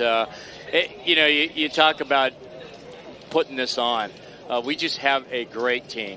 I got 2 great directors, one of ops, one of ground, and they just got an awesome team. So actually, the way I look at it, I have the easiest job. You know, I get to kiss the babies, hand out the coins, the patches. Occasionally, they'll let me work on something, you know, trash can, somebody dropped a cell phone in a porta potty, something like that, you know. I bet those are things that actually happen, Dan. It would not surprise me. Yeah. So you've been involved with this air show for a long time in many different capacities, dating back to a long time ago. Yeah. But what is it about Aviation Nation and Air Power in particular and putting on this event that really speaks to you? Well, it gives us an opportunity to showcase not only what we do here at Nellis, which is very diverse and fast-paced mission, and it's our opportunity too, because all of us that are working at Nellis, we're also, you know, part of the community, and that's the biggest aspect of this. You know, we opened up our doors. We were talking before. Friday, we had the largest crowd that we had, almost 30,000. Yesterday, whisker shy of 23 or 26, and today the crowd is even bigger.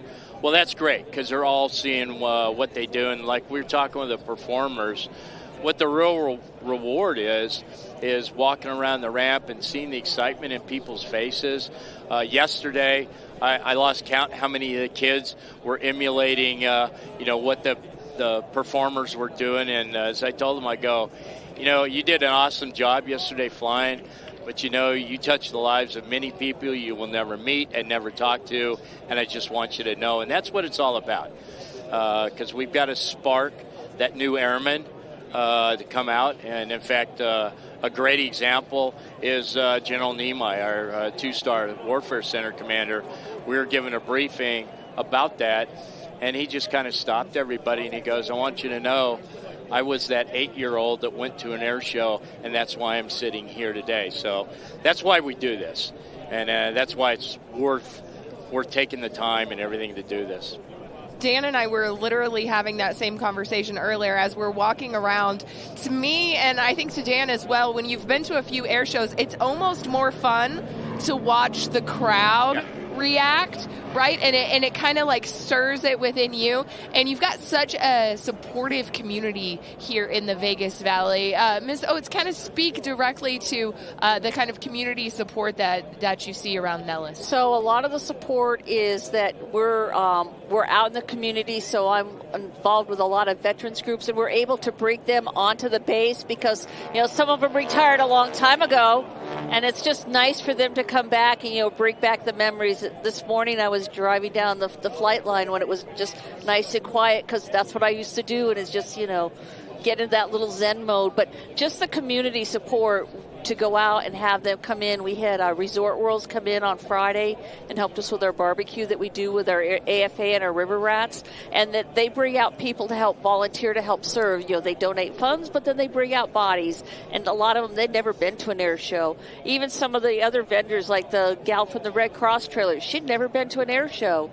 So to bring out some of those people, from the VA hospital comes out, our American Legion, our VFW, our women veterans, all those people are here to support, to interact with the community, just to let them know, hey, we're here to support you.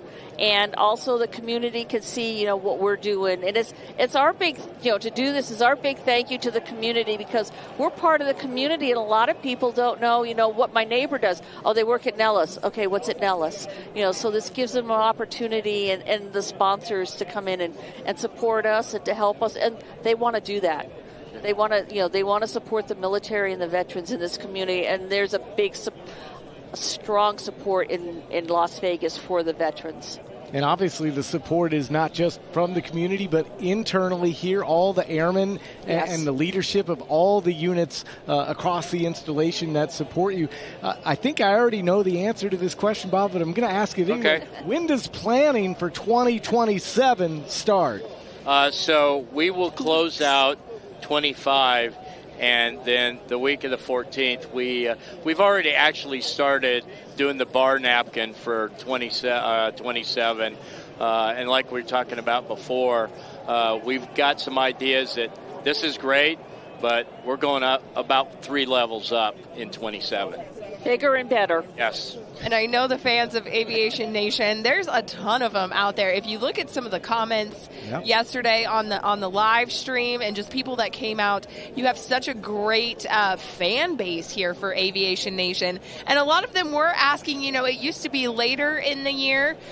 We moved it a little bit earlier. Can you kind of speak to that decision and then also tell us when the next one is going to be? So in a nutshell, we were actually, you're right, our show is normally in November, the first weekend, but because of things that were going on in the world and whatnot, and also we had Formula One, we had NFR, and 2 major conventions going on, so we all in 22 kind of suffered. So leadership made a conscious decision, let's get off that weekend, because we want to support, as Bobby was saying, the community, because Formula One is a big thing.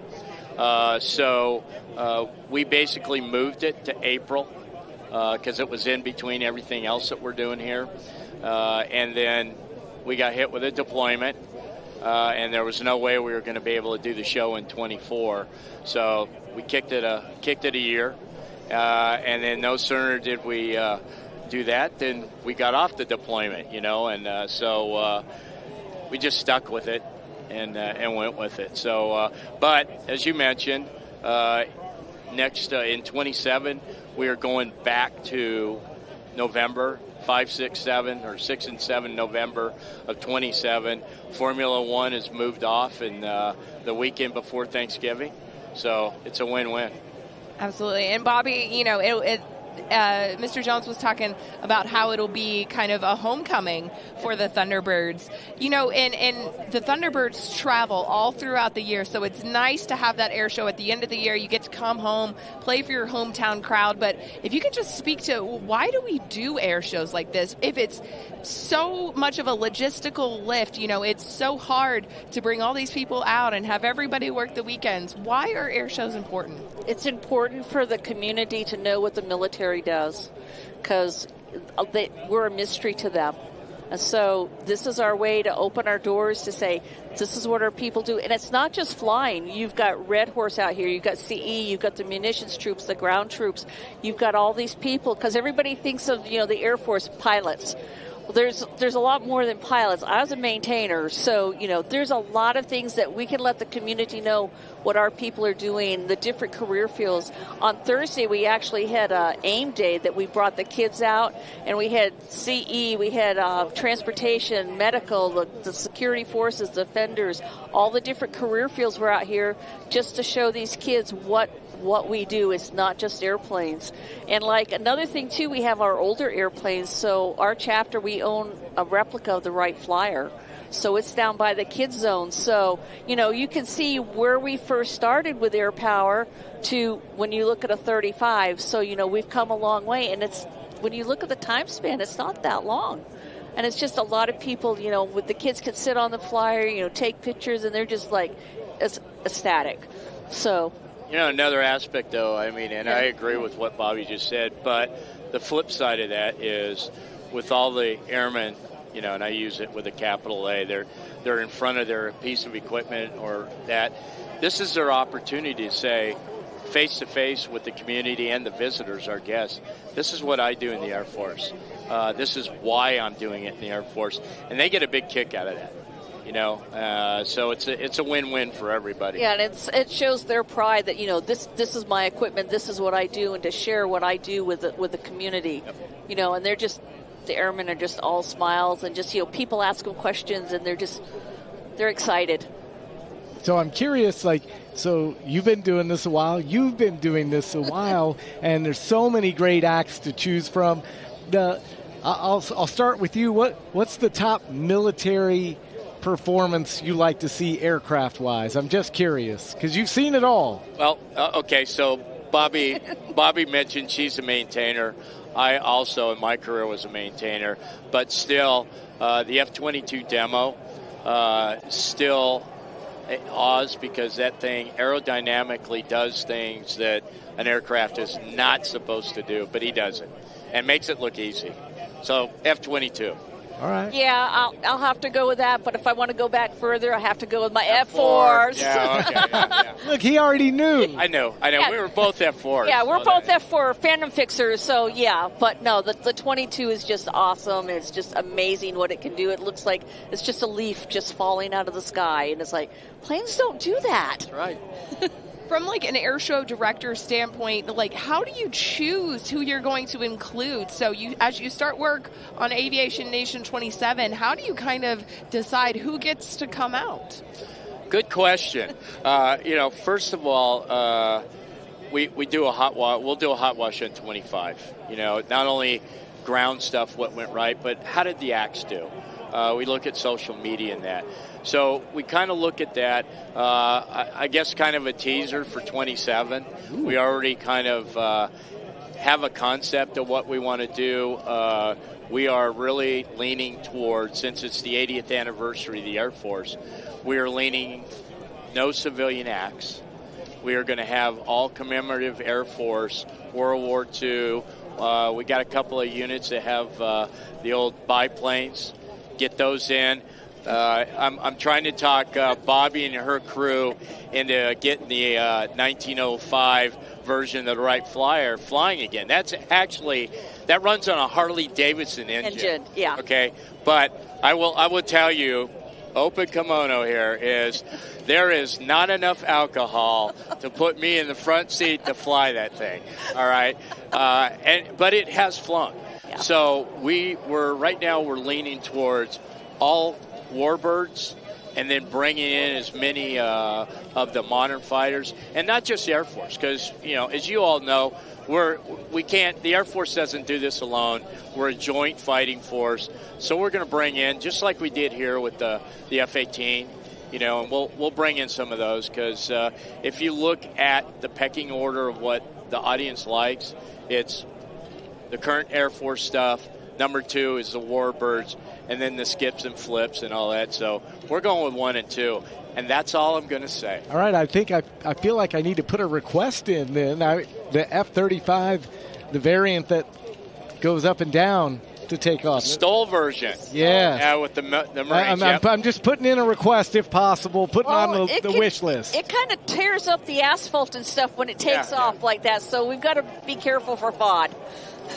All right. No, Dan, this isn't a request show. Wet blanket. We are guests at the home of the fighter pilot. Go ahead and ask. Actually, we laugh about that, but my director of ops, Trey Hamilton, we were trying to go after F-35 because we didn't get the F-35 demo team.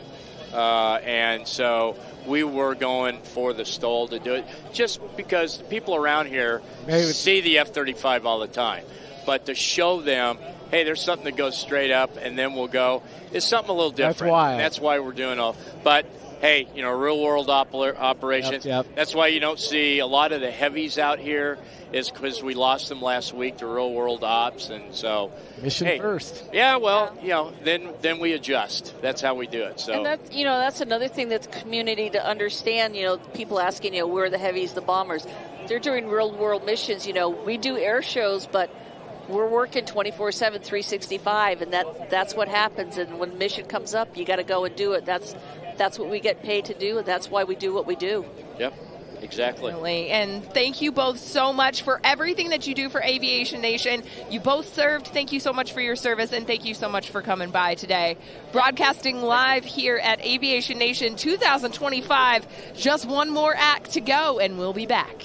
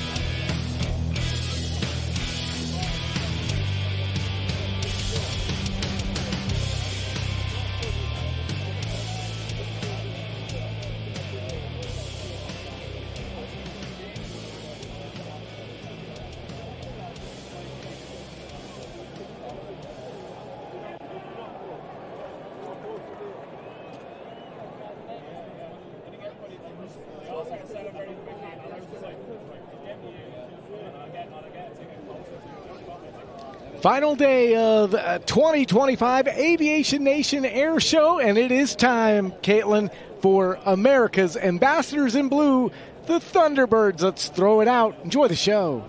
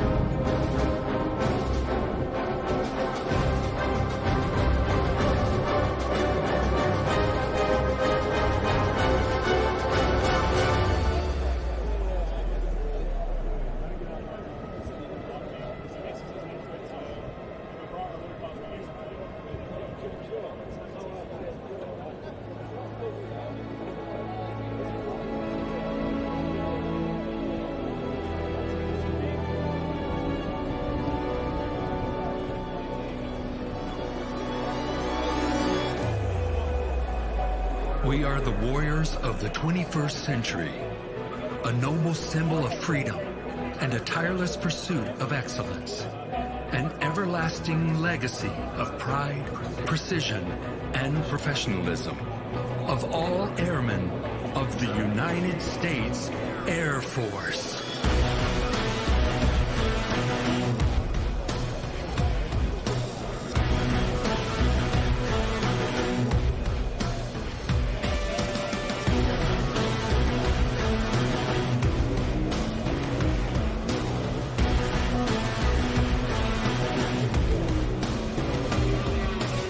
Since 1953, we have demonstrated the most advanced and respected air power in the world, the pinnacle of teamwork and dedication of the world's most elite force in air, space, and cyberspace.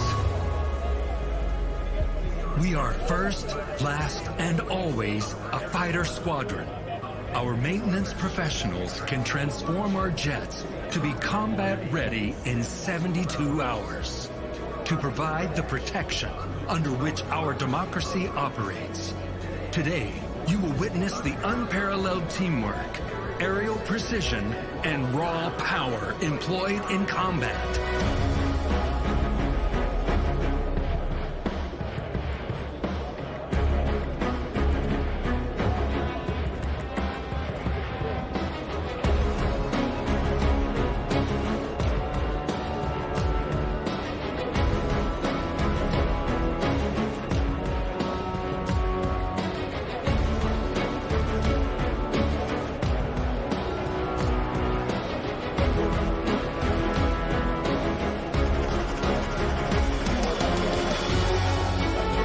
Almost unbelievable attention to detail demands the ultimate commitment from the whole squadron to achieve their best.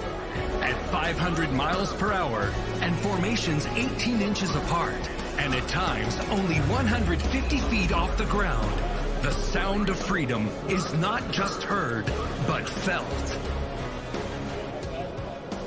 Our lineage of military jets and frontline fighters have always proudly displayed our colors. Red for courage, white for truth, blue for justice. Distinguished names that echo down the halls of aviation history. Thunderjet,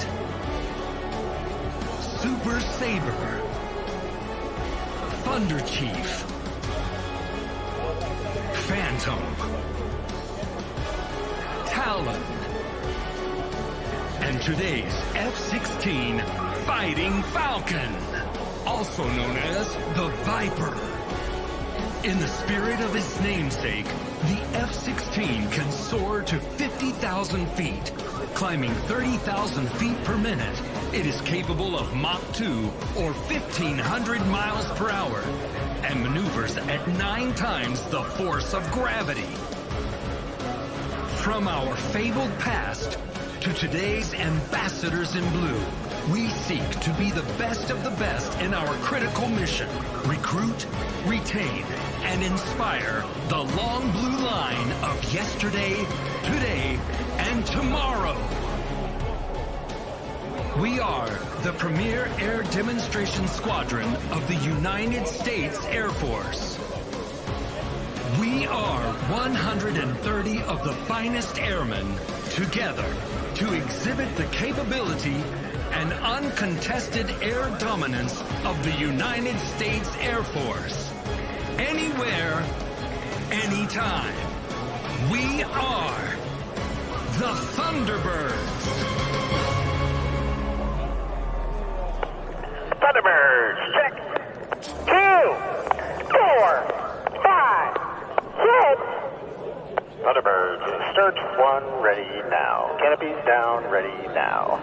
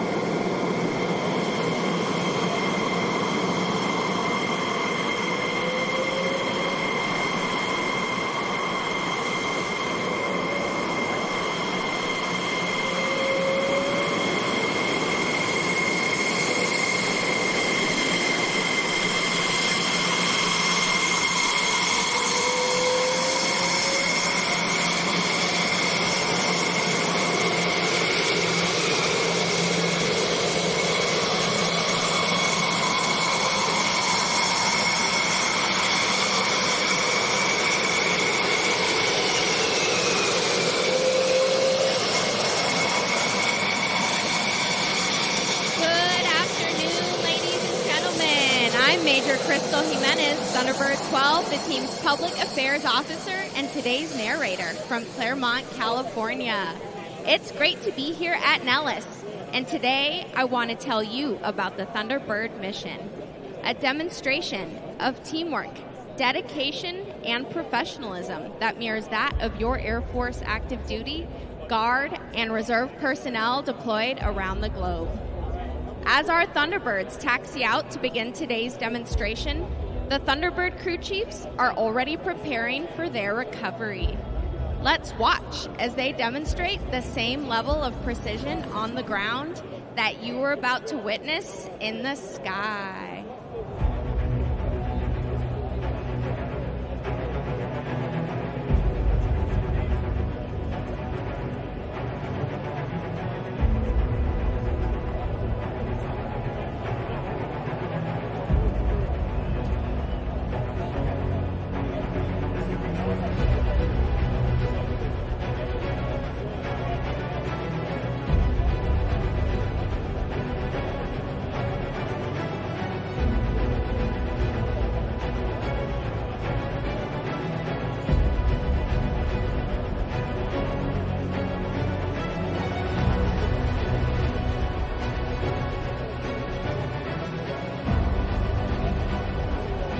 The Thunderbird team is comprised of proud professionals who are motivated by a passion for service and a commitment to excellence. It all started in 1953 with the F-84 Thunderjet. In just 6 days, the first Thunderbird team crafted a demonstration that would shape the future of military jet demonstration teams for years to come. The Thunderbirds became the first supersonic jet demo team in 1956 with the transition to the F-100 Super Sabre. In the early years, flying at supersonic speeds and creating a sonic boom was an accepted way to begin the demonstration. While supersonic flight is now prohibited, the Thunderbird tradition of showcasing America's frontline fighter aircraft and representing the pride, precision, and professionalism of all of our 695,000 airmen continues today with the current team. With 31 different Air Force career fields, this team is a diverse group of exceptional airmen from all across this great nation who have committed to a mission greater than themselves. Each Thunderbird is filled with an intense passion, a sense of pride and purpose that represents the agile combat capability of your United States Air Force.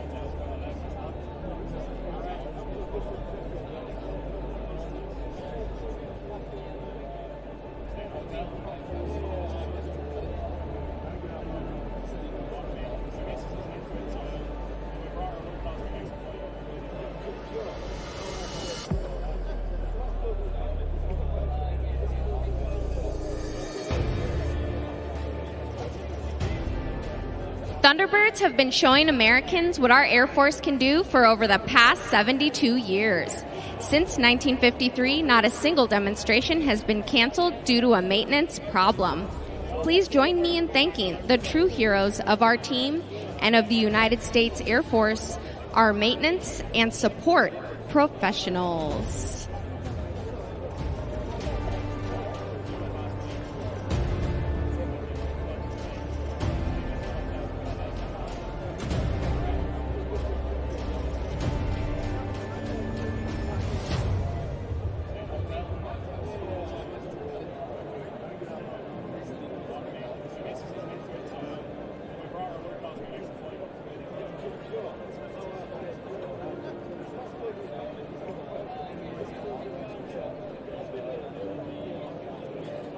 Right now, the pilots are completing some pre-flight checks at the end of the runway, and once they are ready, they'll take to the skies. Soon you will hear Thunderbird 1 command the pilots to run up their engines as they accelerate down the runway from your right to your left. Lieutenant Colonel Malaffa will then demonstrate the superior thrust-to-weight ratio of the F-16 by immediately pulling the noses up into the vertical, performing the diamond loop on takeoff. Following the diamond takeoff, our solo pilots will perform the mayhem takeoff. Thunderbird 6 will take off in maximum afterburner from your right to your left and execute an immediate 360-degree aileron roll at low altitude. Thunderbird 5 will then take off from your left to your right, immediately pull 60 degrees into the vertical and perform a split S, reversing his direction while still over the runway. Hang tight while we get ready to fire on up.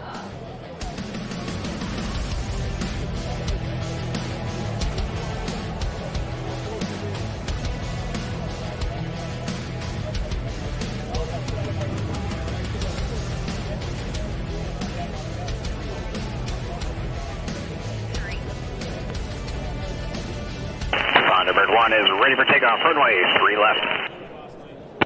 Boss, winds variable at 6 knots. You are cleared for takeoff. Runway 3 left. It's showtime! Thunderbird 1 is clear for takeoff. Runway 3 left. Thunderbirds, let's run them up.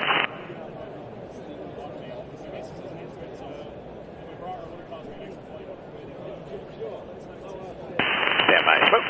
Smoke ready now. Smoke off ready now. Thunderbirds, release brakes ready now. Burners now.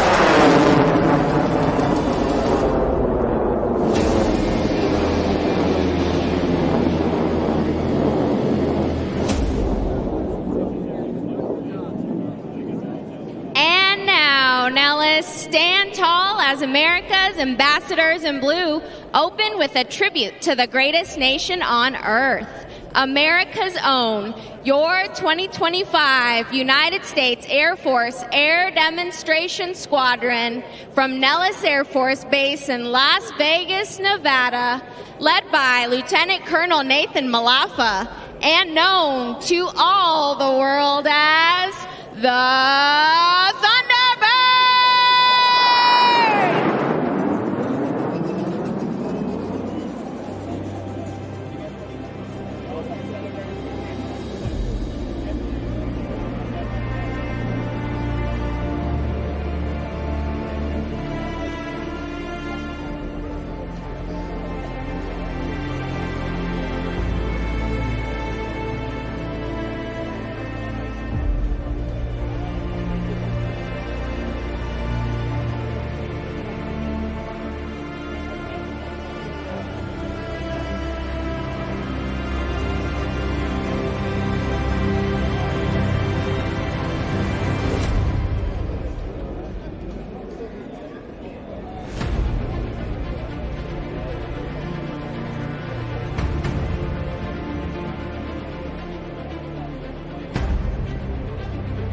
In 1954, the first solo pilot made their debut on the Thunderbirds, and in 1962, the opposing solo was added. Now, check 6 and welcome our current solo pilots, Thunderbird 5 and Thunderbird 6, as they approach from behind and overhead for the ever-inspiring crossover break.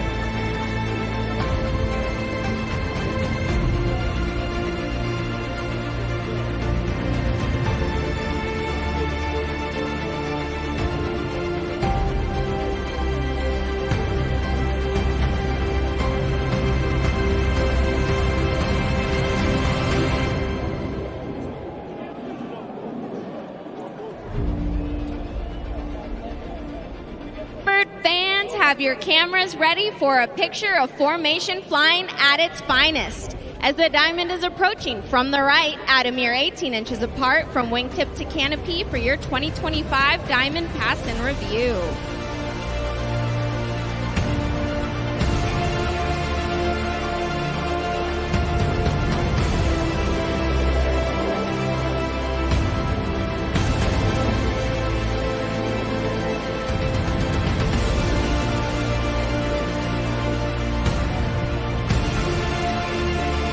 Now watch from your left as Thunderbird 5 displays the historic emblem on the bottom of his aircraft with the knife edge pass.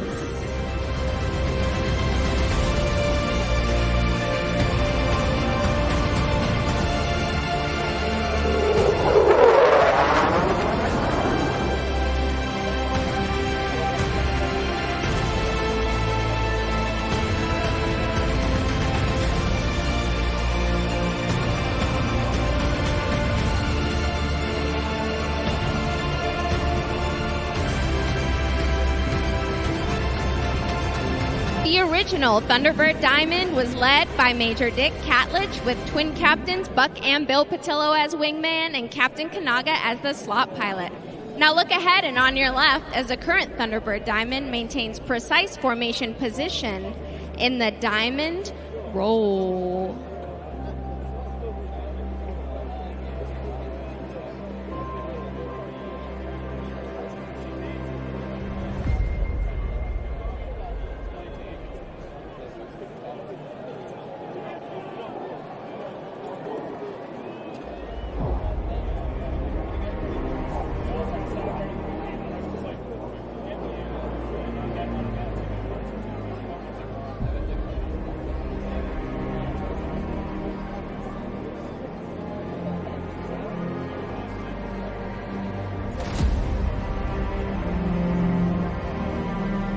As we fly for you today, we are proud to represent America's Air Force.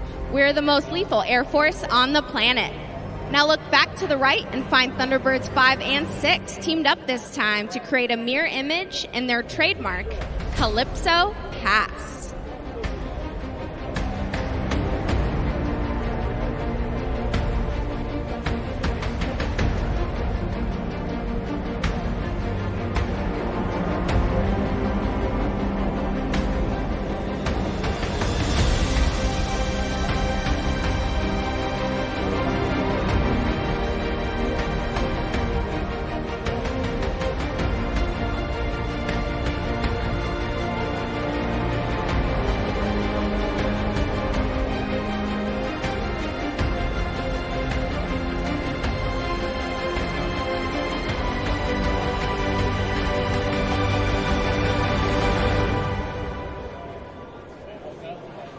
Ladies and gentlemen, the diamond is approaching from over your left shoulder in the tight echelon formation. Watch as 1 becomes 3 with the echelon pass in review.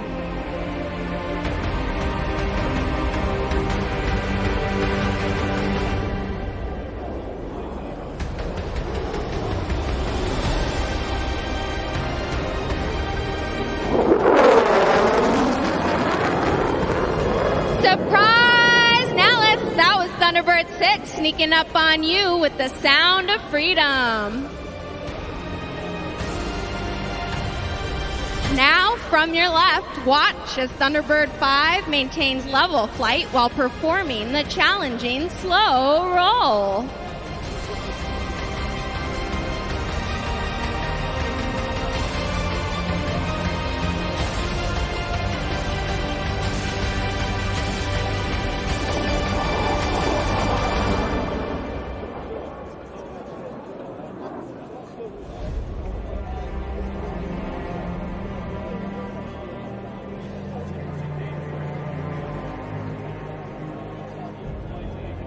Inbound from the right, Major Shoal will demonstrate the extraordinary roll performance of the F-16 with 4 consecutive aileron rolls at low altitude.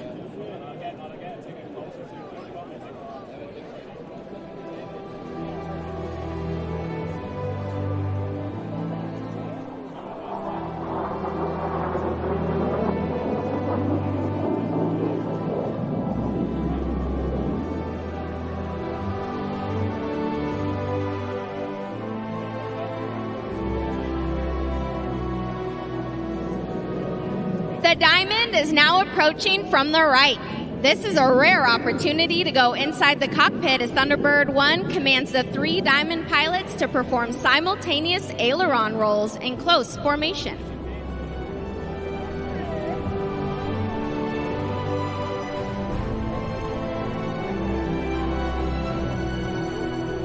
Spoke off, ready, now, and roll.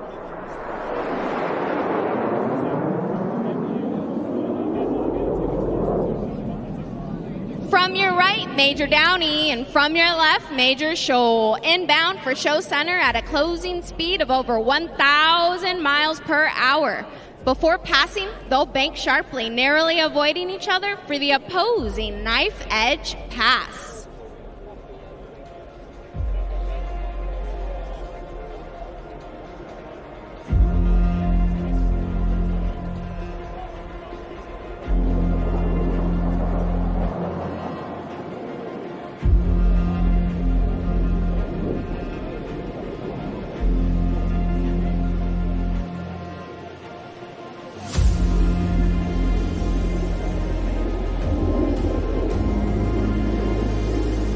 Approaching ahead and on your left, the Thunderbirds are in the challenging trail formation, with each wingman flying just a few feet from the aircraft in front of them. On command, watch as they smoothly transition back to the Thunderbird diamond formation.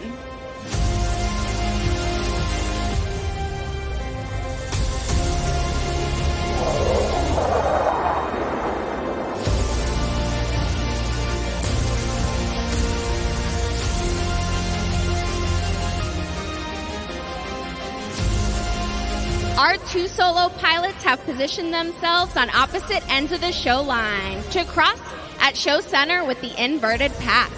A difficult maneuver made even more challenging since Thunderbird 5 is approaching upside down.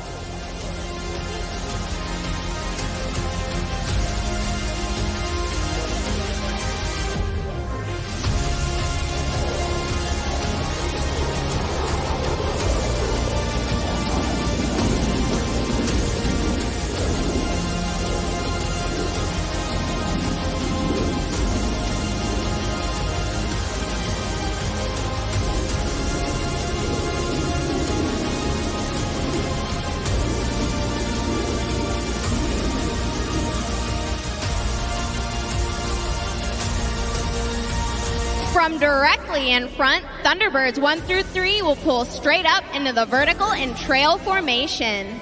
Emerging from the smoke, you will see the Thunderbirds have skillfully transformed back to the Thunderbird Diamond formation.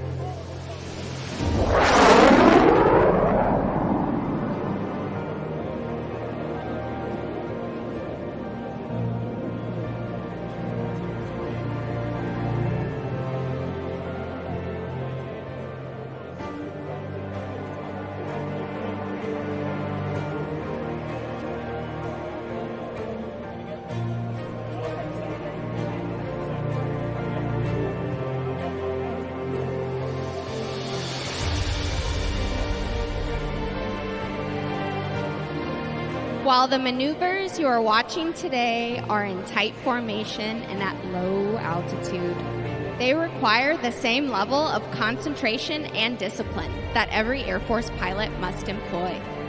Whether flying combat missions over hostile territory or flying in support of humanitarian efforts in adverse conditions. Now, watch as Thunderbird 5 completes his rejoin with the Diamond to perform the low bomb burst.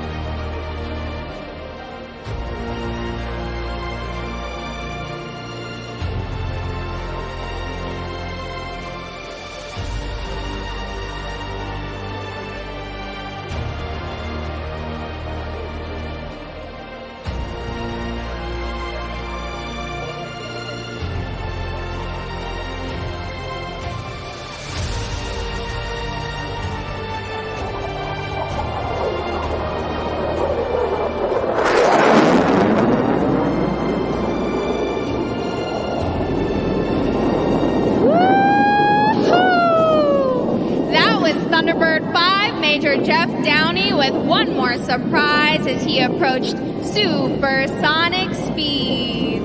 And while supersonic speeds are critical in chasing down the enemy, slow speed handling is just as important in aerial combat. From the right, find Major Shoal, low and slow.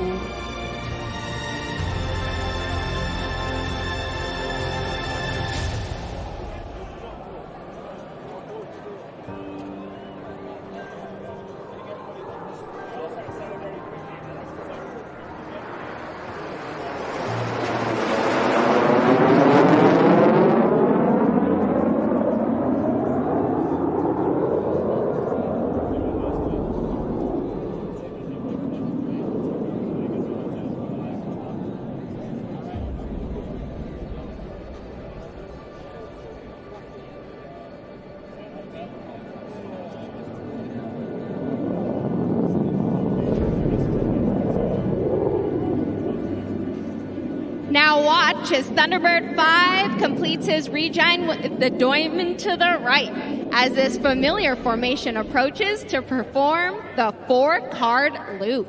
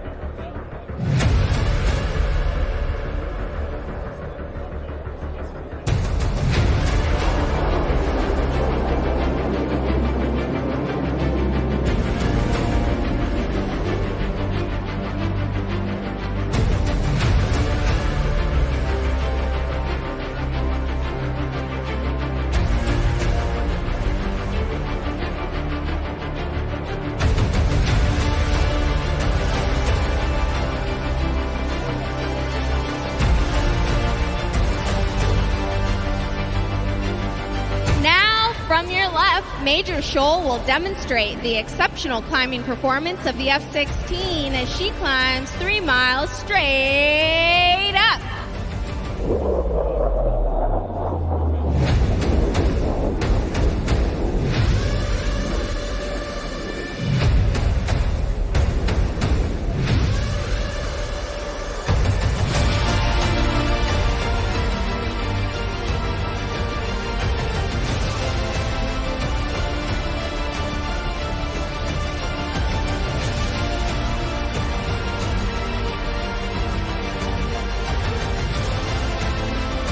Ladies and gentlemen, the Thunderbirds would like to dedicate this next pass to all the families here today whose loved ones are deployed around the globe in the defense of our freedoms.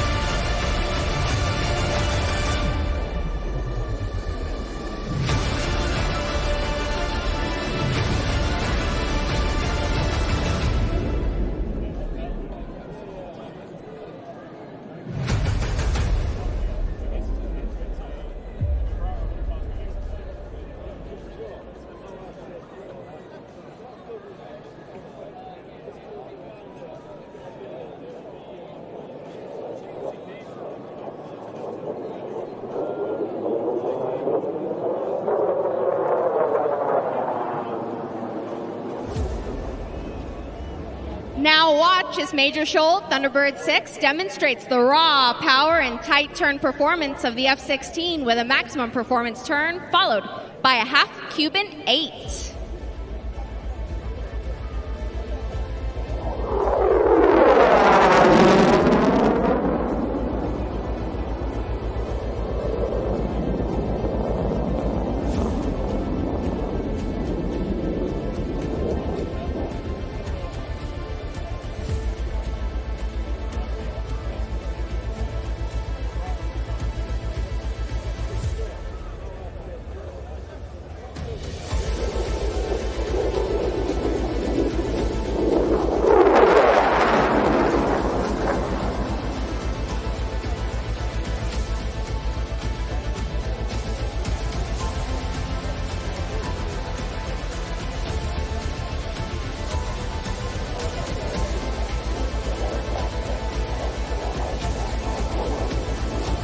Now look over your shoulder to the right for precision flying under G and feel the power of the Diamond Burner 360.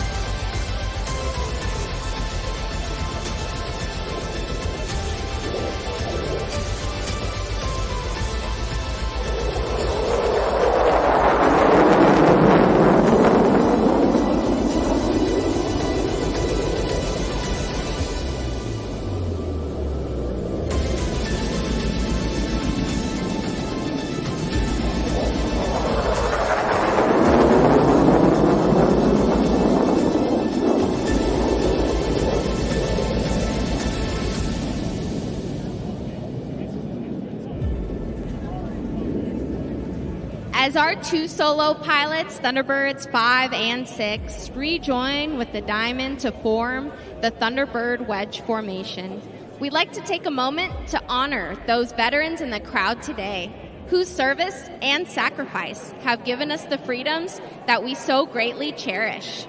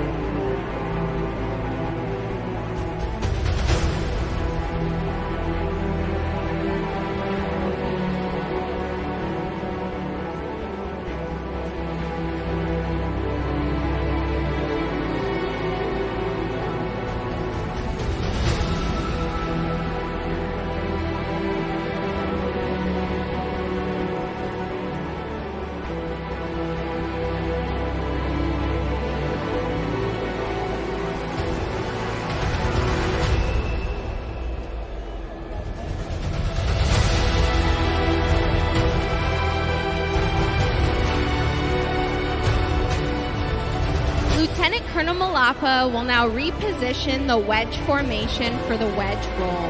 As you take time to watch the precision required to maneuver 5 F-16s as one formation, let that serve as a reminder of not just the teamwork, but also the dedication and commitment that makes our team and the United States Air Force the most capable and credible force on the planet.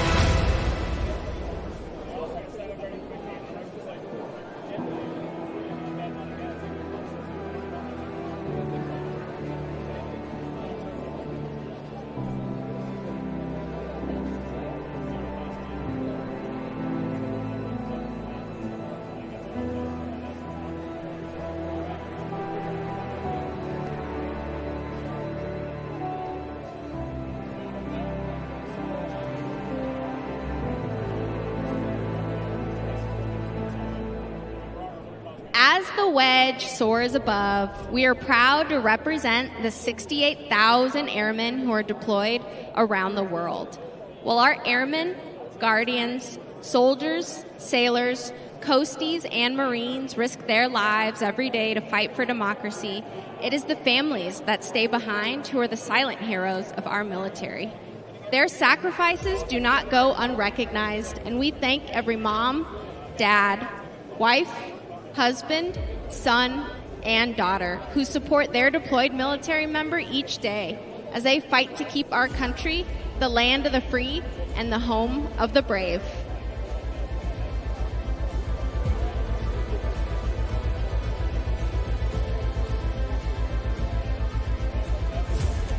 Now, from your right, watch the formation of 5 F-16s precisely maneuver, showcasing teamwork at its finest for the wedge formation loop.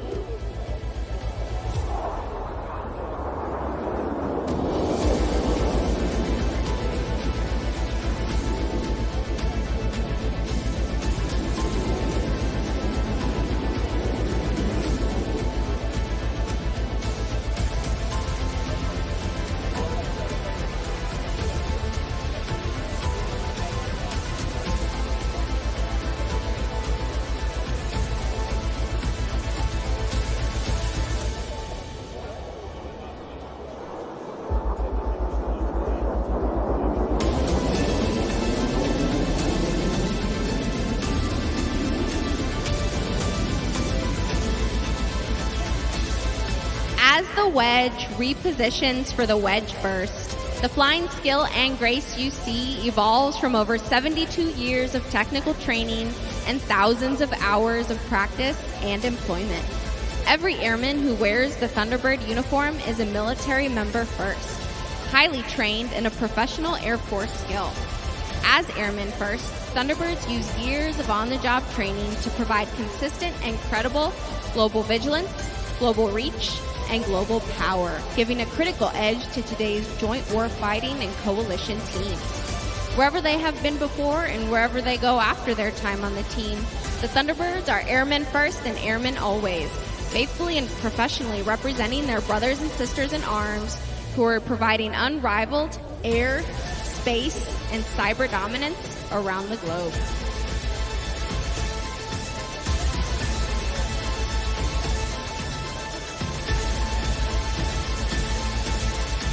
Approaching from directly in front, your 2025 Thunderbirds and the inspirational wedge burst.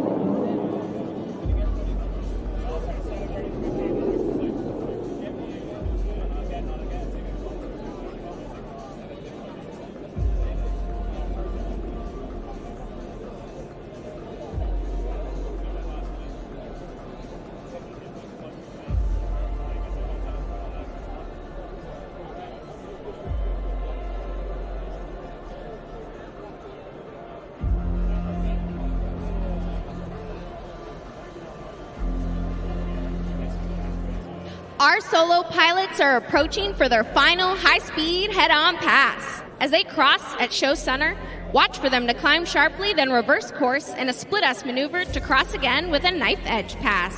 Let's go inside the cockpit and listen as they execute this breathtaking maneuver.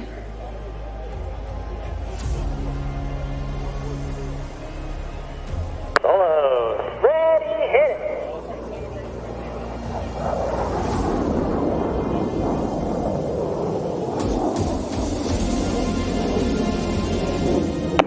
Top 60310. 5 on top 62295 is on the line. Gotcha, 5.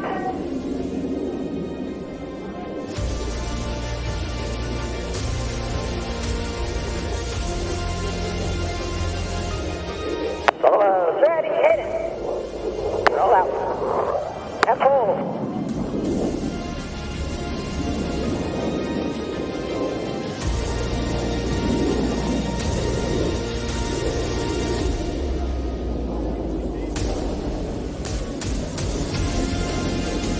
Ladies and gentlemen, no other maneuver is more closely associated with the Thunderbirds than the one you're about to see.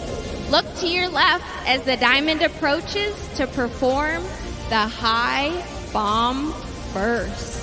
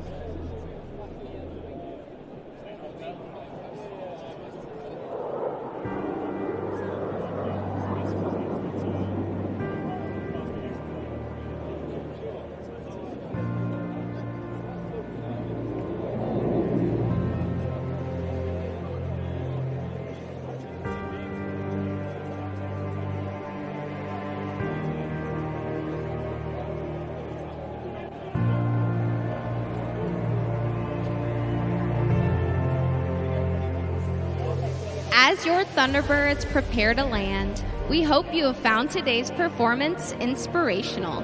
It is the culmination of hundreds of hours of training and preparation, representing the unparalleled devotion to duty of every combat airman in your Air Force.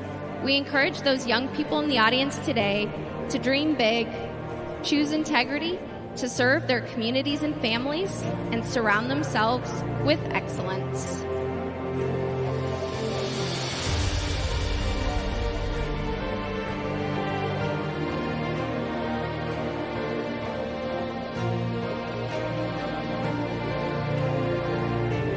As our F-16s come into land, we'd like to thank you for your continued support of the United States military and the Air Force. It has been our great honor to represent America's airmen with our performance today. The Thunderbird officers and enlisted representatives are planning on coming forward to sign some autographs and talk about the great opportunities that exist in today's Air Force. This will take place along the crowd line directly in front of the jets. We hope you'll stick around, give us the opportunity to meet you, sign some autographs, take some selfies, and let us answer any questions you may have about serving this great nation.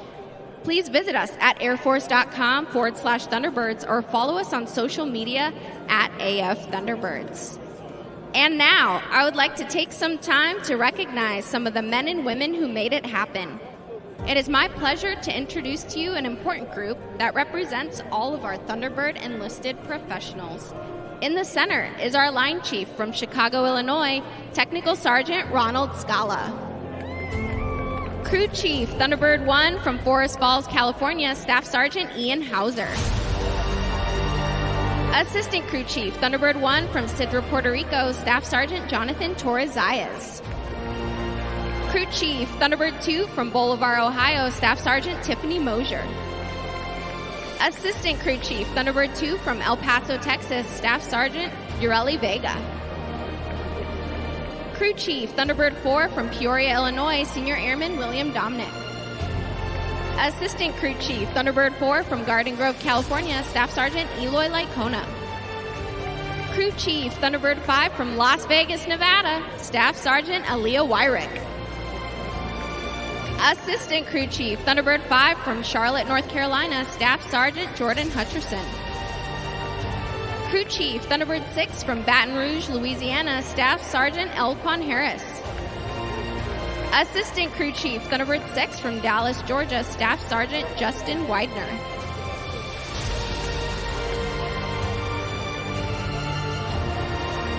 Ladies and gentlemen, it is now my pleasure to introduce to you some of the airmen on the ground that have brought the entire show together by providing impressive filming, music, communications, and logistics. Located at our communications trailer, otherwise known as Judy, please help me recognize our Chief Enlisted Manager from Cleveland, Ohio, Chief Master Sergeant. Amazing. I love it. Thunderbirds, home of the fighter pilot, Nellis Air Force Base, Aviation Nation 2025. Dan, how are you feeling? That was great, as always. I mean, they put on a show, and that's what they do, and they're ready, they're lethal, and that's what we saw this weekend, and it was just a lot of fun. Hopefully that the community, anybody that came out, took that away because it was on full display this weekend. Just the embodiment of the warrior ethos. That is what the Thunderbirds represents. That is what the 57th Wing here at Nellis represents. All of our guests that we had throughout this weekend were absolutely incredible. So gotta thank everybody that stopped by the show, and also everybody that didn't stop by the show that was working Aviation Nation this weekend. I mean, you talk to the former defender in Dan Hawkins. You've got cops out here making sure everybody is safe, medical personnel, just everybody here at Nellis Air Force Base that made this event an absolute success. Well, I couldn't have done it without you, partner, so it was a lot of fun. Absolutely. I love it so much. I will come out anytime, and when we're talking about partners and just stellar performances, we've got to talk about the 2nd Audio-Visual Squadron out of Hill Air Force Base, Utah, giving you all the great pictures. So many crew members, cameramen, comm guys, sound guys, everybody here making this production work. And we went all over the country, which is kind of cool. Kind of cool. And that's going to wrap up our coverage for this 2025 Aviation Nation Air Show from Las Vegas, Nevada.